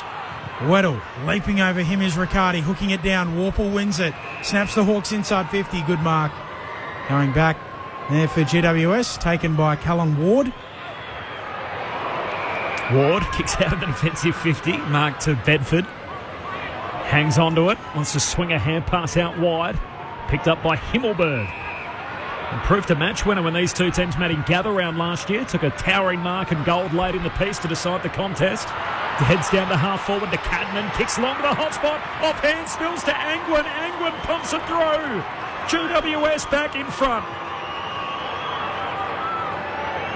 And again, he turns this game for GWS. Ryan Angwin, the lefty from the top of the goal square, and another unlikely source in front of goal for the G-men. Giants on top. They lead it by 1, 11-6-72. Hawthorn, 10-11-71. Lead change, number 7. Yeah, and another goal from the back half again. As I said, this game's just really opened up now. It's just transition footy, and it's who can keep their head and hit that last kick inside 50, which is proving pretty difficult from both teams, or manufacture a goal like that. The long kick to the hot spot. Hogan, good contest, just got the ball to ground, although you'd expect Frost on that. He's got to clear. If you're going to come in with a big fish, you've got to clear the area. It was a soft drop, and young Angwin was in the right spot. Front and centre, Crum, goal. What about the touch from Kel Shadir now? It was even more costly. McMullen in the centre, trying to get a handball free. Spills back towards Connor Nash. Tackled by McMullen. And another ball up coming in the middle. Giants by a point. Winning it down, Weddle. Nowhere to go, though, for Warple. And we'll try once more. Some young Giants around the ball at the moment. McMullen, Peatling, Callaghan. Weddle punches it forward. Trying to get after it. McDonald. It sits for him. Runs inside 50, time to steady, pull the trigger and kick the goal. These young Hawks take back the lead. It's seesawing on every goal. His second, 11-11-77, plays 11-6-72. And we're halfway through this fourth term on Saturday footy here on ABC Sport. Well, I just mentioned the young Giants, and right you are, Benny, these young Hawks who look like they're finishing full of running. Colin McDonald, who's had a real impact today, hasn't he? What's he had? I'll get his numbers in a second, but been really impressed by his decision making. We know he's an elite runner and he's working his way through. That's an elite celebration too. What's that one, Benny? I've got to brush up on my celebrations. I don't know what these are all about, but he's got the rat tail too. But at that time he just might have been sniffed the cheese. I don't know what was going on. It's the old schoolyard game. Yeah, high score involvements, kicked some himself. And that time he just put the head down and ran away from his opponent and kicked the goal. All right, back to the Giants to see what they can do. Lead change number 8. Out to meet it is O'Halloran. He took on the tackle of Impey. Impey never let him go, and eventually the umpire blew his whistle and said, holding the ball. Free kick for the Hawks. Chris Rowbottom on the boundary. History of close encounters between these two teams at this ground. The last time they played here back in, I think, 2017, they played out a draw, so keep an eye out for that one. Okay, we'll watch that. The Giants, 3 times they've played at this venue. 1 win, 1 draw, 1 loss. Game in the balance here. Hawthorn at high half forward. Amon, hand pass to Weddle. Weddle kicks deep inside 50. In from the side. Gee, fair piece of it more. Couldn't complete the mark. Spills down to Callaghan. Hands it to Ware. Kicks hurriedly into the middle of the ground, and Hardwick picks it off for the Hawks. He goes really short. Off to McDonald. His kick out towards half forward. Amon will pick it up. He'll get a quick kick inside attacking 50. Bouncing ball there for the Giants. Callaghan swings a handball into the middle of the ground. McDonald applies the tackle and he's on top of his opponent there in Bedford. Free kick will go the way of the Giants. No. And now it's overturned. Yeah, reversed. So free kick to McDonald. All sorts of confusion. I thought Bedford thought he was getting it, and then it's gone back to Connor McDonald. Well, I think Joe and Impey got decked behind the ball. Right. So, that just kills you, that sort of stuff. Hawthorn by, what do they lead? 5 points. There's been 8 lead changes. This last quarter has been absolutely berserk. Hawthorn led by 9 points, then fell behind once. Hawthorn back in front, fell behind a second time, and now Hawthorn lead again. As that kick inside 50 from Mackenzie's picked off. Whitfield takes the intercept mark, goes long out to the wing. Reaching for it is Hogan. He takes a towering mark on the outer wing for the Giants. Hawthorn by 5 points as we hit the halfway mark of the final term. Jesse will just poke it forward of the logo. Good kick for Tom Green. Yeah, just got to think their way through it here. Now the Giants don't panic, get the ball in the hands of good users. The game's open right up, as I said. Hawks by 5. Green swings it into the middle of the ground and Iden kicks to the logo. Mark taken by Himmelberg. Plays on immediately. Almost every player in front of him. Short kick is a good one. Peatling accepts it. Peatling goes back on the 45. Back to the logo and spots Whitfield. Lockie Whitfield, former number 1 draft pick, on his left. Sends a high ball inside 50. Briggs launches at it. Swirled by Weddle. Down for Day. Clearing kick. Tumbles it towards the boundary. That's and out of play it goes. Insufficient intent. Yeah, I think it is. Yes. That's what the rule's been brought in for. Hawthorn supporters won't like it, but that was just a clear kick straight to the direction of the boundary line. Hawks by 5 points. Saturday footy here on ABC Sport. 8 lead changes, 4 in the final term. Lead swinging on each of the last 4 goals and 5 of the last 7. Himmelberg into the forward pocket. Getting back, Impey punches it out of play. And a throw in right forward pocket for the Giants. Who's going to step up and decide this game, Bally? So Toby Green, usual figure we look at, 14 disposals, 1 touch. Hasn't been at his explosive best today. No, it started with the knee or the hip and the back of the head. Can he have a moment here? Sporting the headgear from the boundary throw-in. Briggs won the hit out, spills down to Newcomb. He can't trap it either. Centre half back for the Hawks. Warple picks it up, taken to ground in the tackle. Hogan holds him up.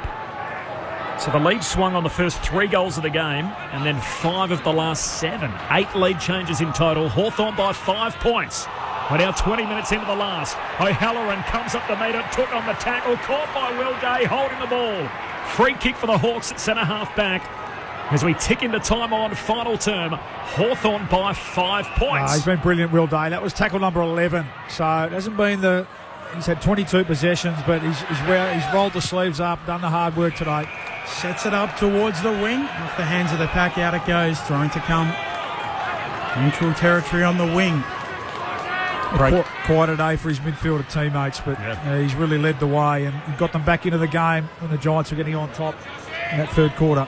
Saturday footy here on ABC Sport. 21 minutes into the fourth. Hawthorn by 5.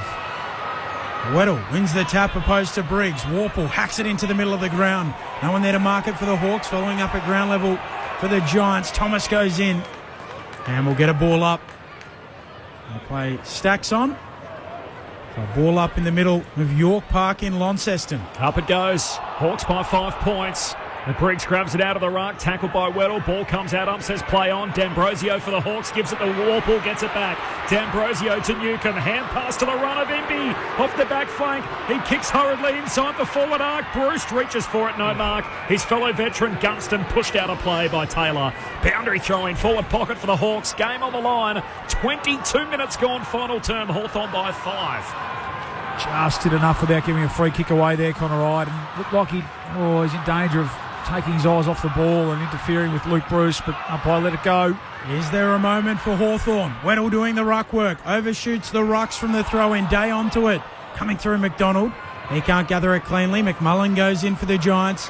Handball out towards Briggs. Dump kick towards centre-half back. Punched away by Hardwick. Spills down to Tom Green. He'll kick the Giants into the middle. Sicily wins it back though. Knocks it down, gathers, gives it off to Amon. Kick from the logo to half forward. Good kick. And Weddle marks been big in the fourth. Hawthorn by 5. Kicked the opening goal of the quarter. May well have had 2 if it wasn't touched by his own teammate. He wrong foots big Briggs on the mark. Weddle lays it up to the top of the goal square. Getting back, Himmelberg spills the mark. Moore grabs it. He's tackled immediately by Taylor and a ball up just outside the goal square. He plays for free kicks a bit too much. I love Dylan Moore as a player. He doesn't need to do that. I just noticed that, picked that up today. He's just been playing for free kicks a little bit too much. 23 gone, final term. Hawks by 5. Briggs taps it back into a dangerous spot. Down towards Moore, threw himself forward, comes to McDonald. He shoots goalward and he's missed out to the left. And it's a handy point, as they say in the classics. It's a 6-point lead for Hawthorn. 23 minutes gone, final term. Hawks by 1 goal. You ever consider the little rat's tail that Connor McDonald's rolling with, Bawley? No. You? No. Not sure I could pull that off. Whitfield with the kick in. Plenty of time left for the Giants if they're good enough. Short to Wyden. Off to Whitfield again, who's kicked for Hogan. Closed down by Sicily on the attacking arc for the Hawks. They pile in, apply the tackles. And a ball up to come just inside their attacking 50.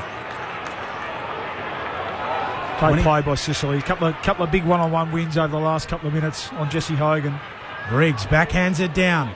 Clearing kick from Tom Green for the Giants. Up to neutral territory on the wing. Punched away by Hogan. Giants have the numbers. Overrunning at McMullen though. Allows in the Hawks through Weddle.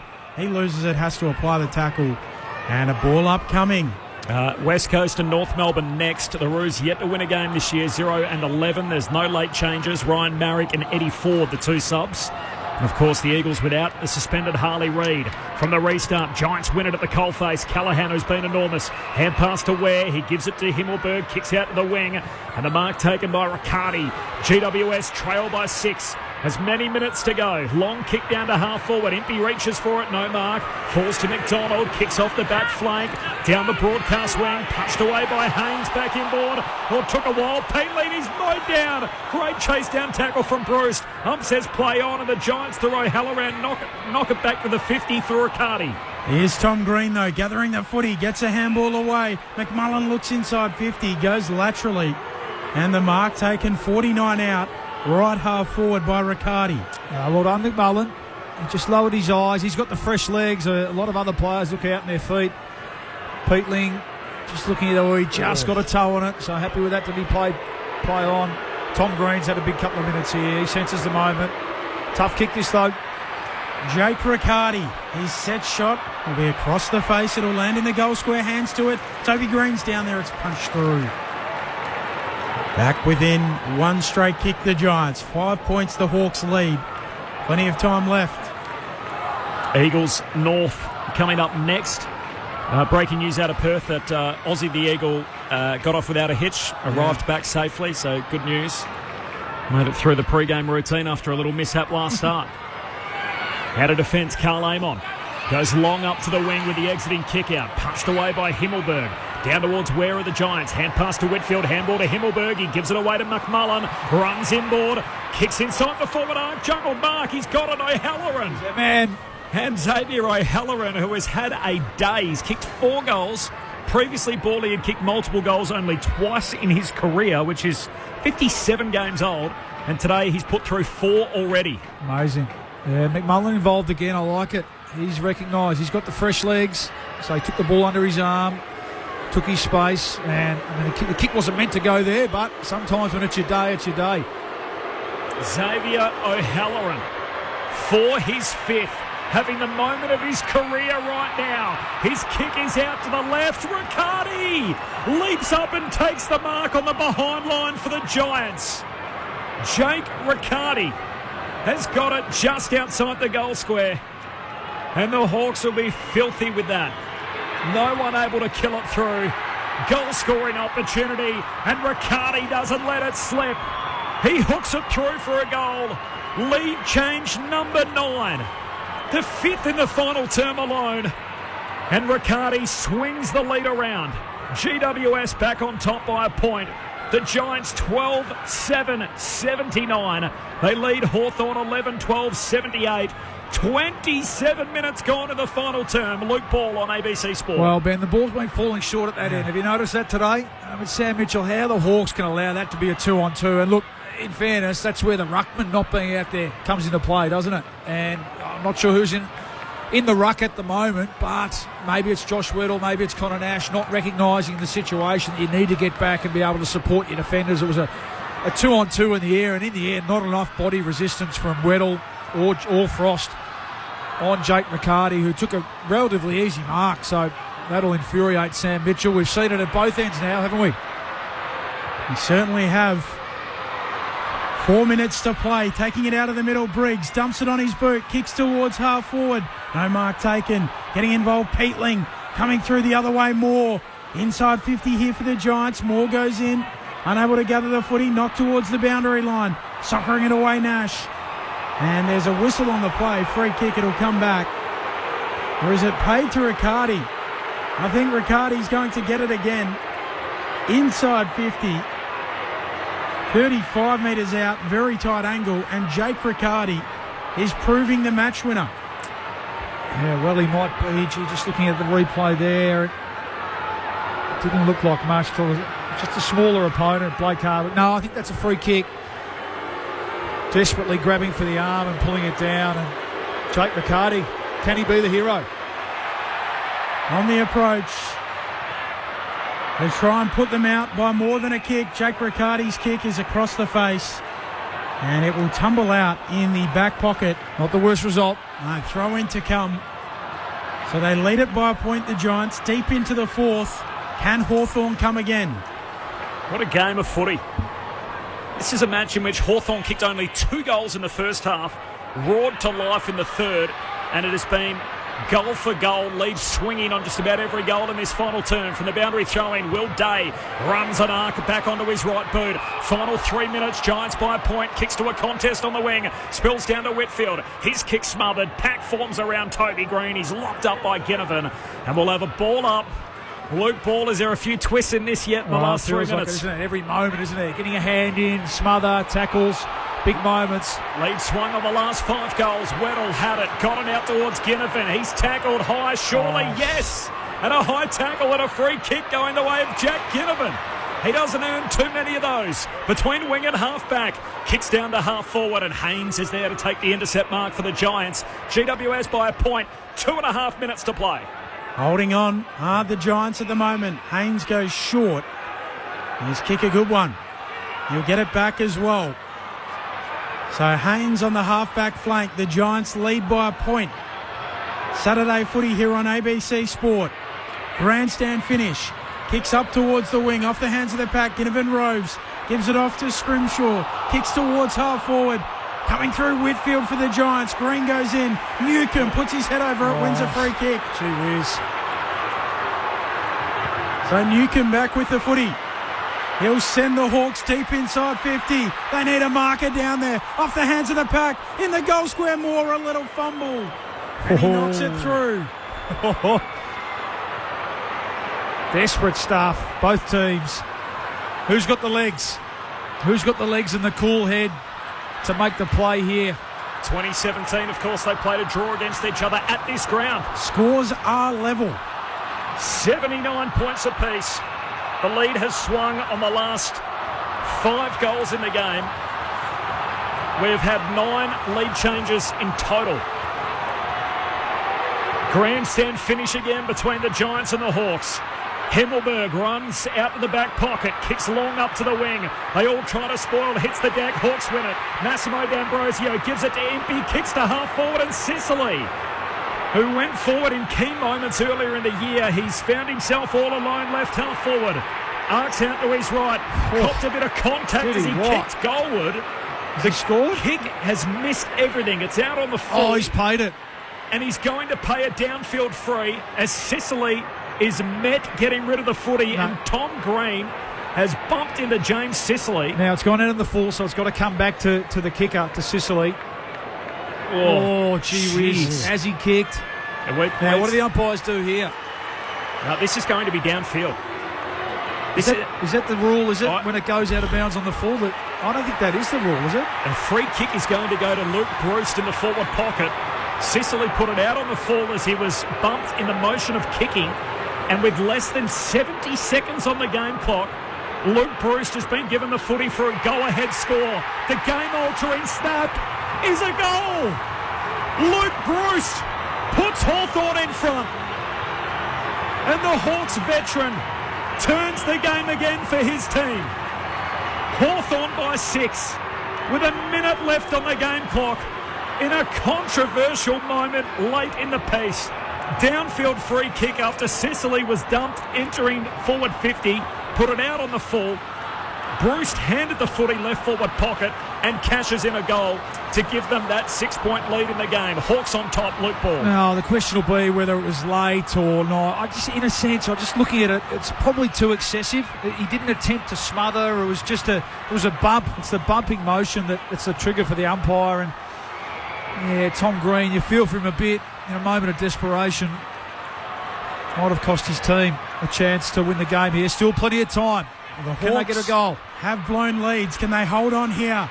Tom Green hacks it forward for the Giants. Bouncing ball. Jaff gathers. Handball to Wimpy. He puts it on the boot. Tumbles it up to the wing.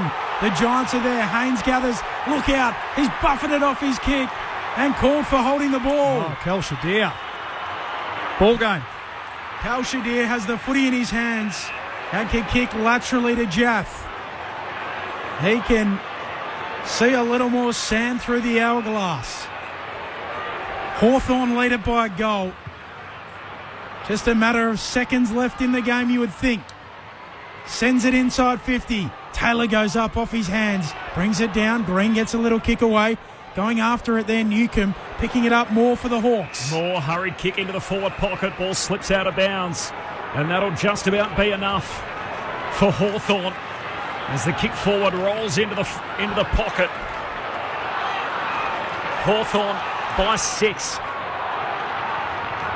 And the Giants will have to go the length of the field. 34.5 minutes into the final term. What a game of footy. 10 lead changes, 6 in the final term. Siren! And the happy times continue for the Hawthorn Footy Club. After a zip and 5 start to the year, Hawthorn have won 6 of the last 8. Hawthorn at their home away from home win a sensational game of footy. Hawks by 6.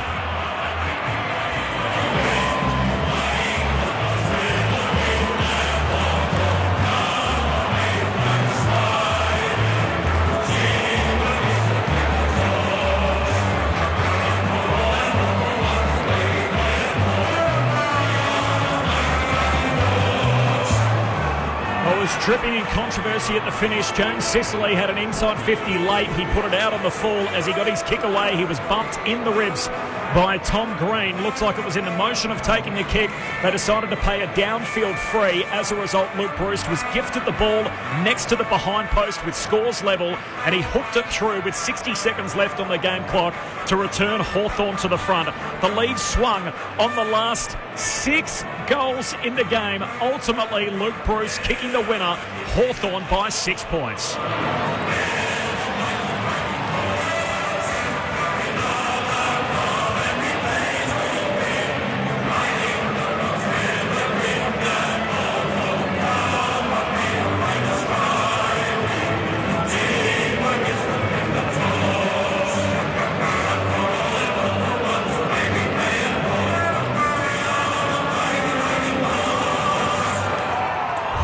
by 6 points. They trailed by 19 on multiple occasions, including at half-time.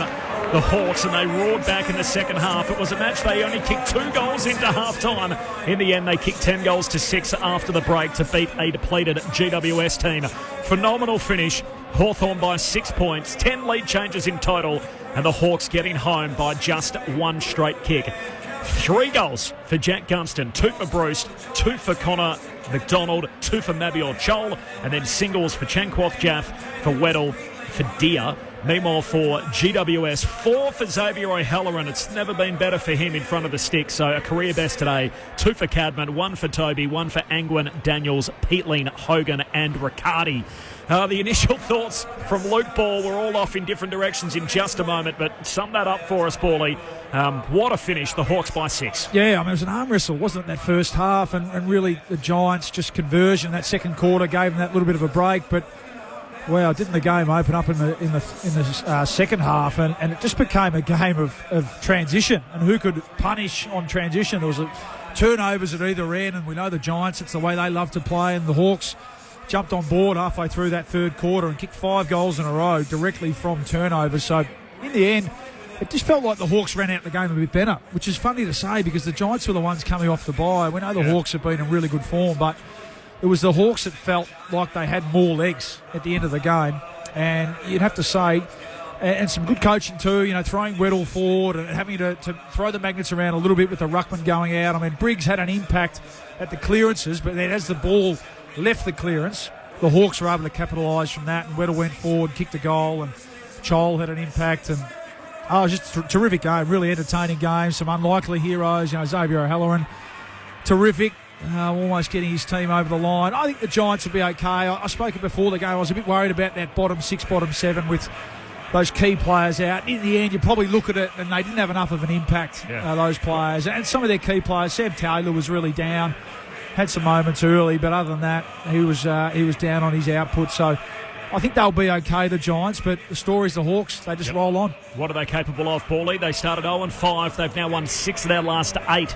The finals a bridge too far for them this year? I think they can start to talk about it. Yeah, I think they started last week, and it's just the way they're playing. I think they get Mitch Lewis back as well, and I think they can really start to believe their contest work's the key. When that's up and going well and clearance work, they're as good a chance to beat anyone. We've got a sharp finish. The votes in the ABC Footballer of the Year. I'm just going to scrap them together. 1 vote, Xavier O'Halloran. Career high 4 goals and nearly a 5th to get them over the line. I'm going to give Connor McDonald 2 votes. I loved his impact and 9 score involvements and 3 votes to Will Day. 25 disposals, 11 tackles. Love your work, Paulie. It's been a journey. Lovely to share it with you as what always. A day. Thanks to Ben Cameron off the bench, to Chris Rowbottom for his work, for everyone in Tassie and in Melbourne for making this broadcast possible, including Craig Davis at the controls and Stu Birchmore. The Hawks winners by 6 points. We're off in different directions. For those staying with the footy, it is the Eagles and the Roos coming your way right now. Hawthorn by 6.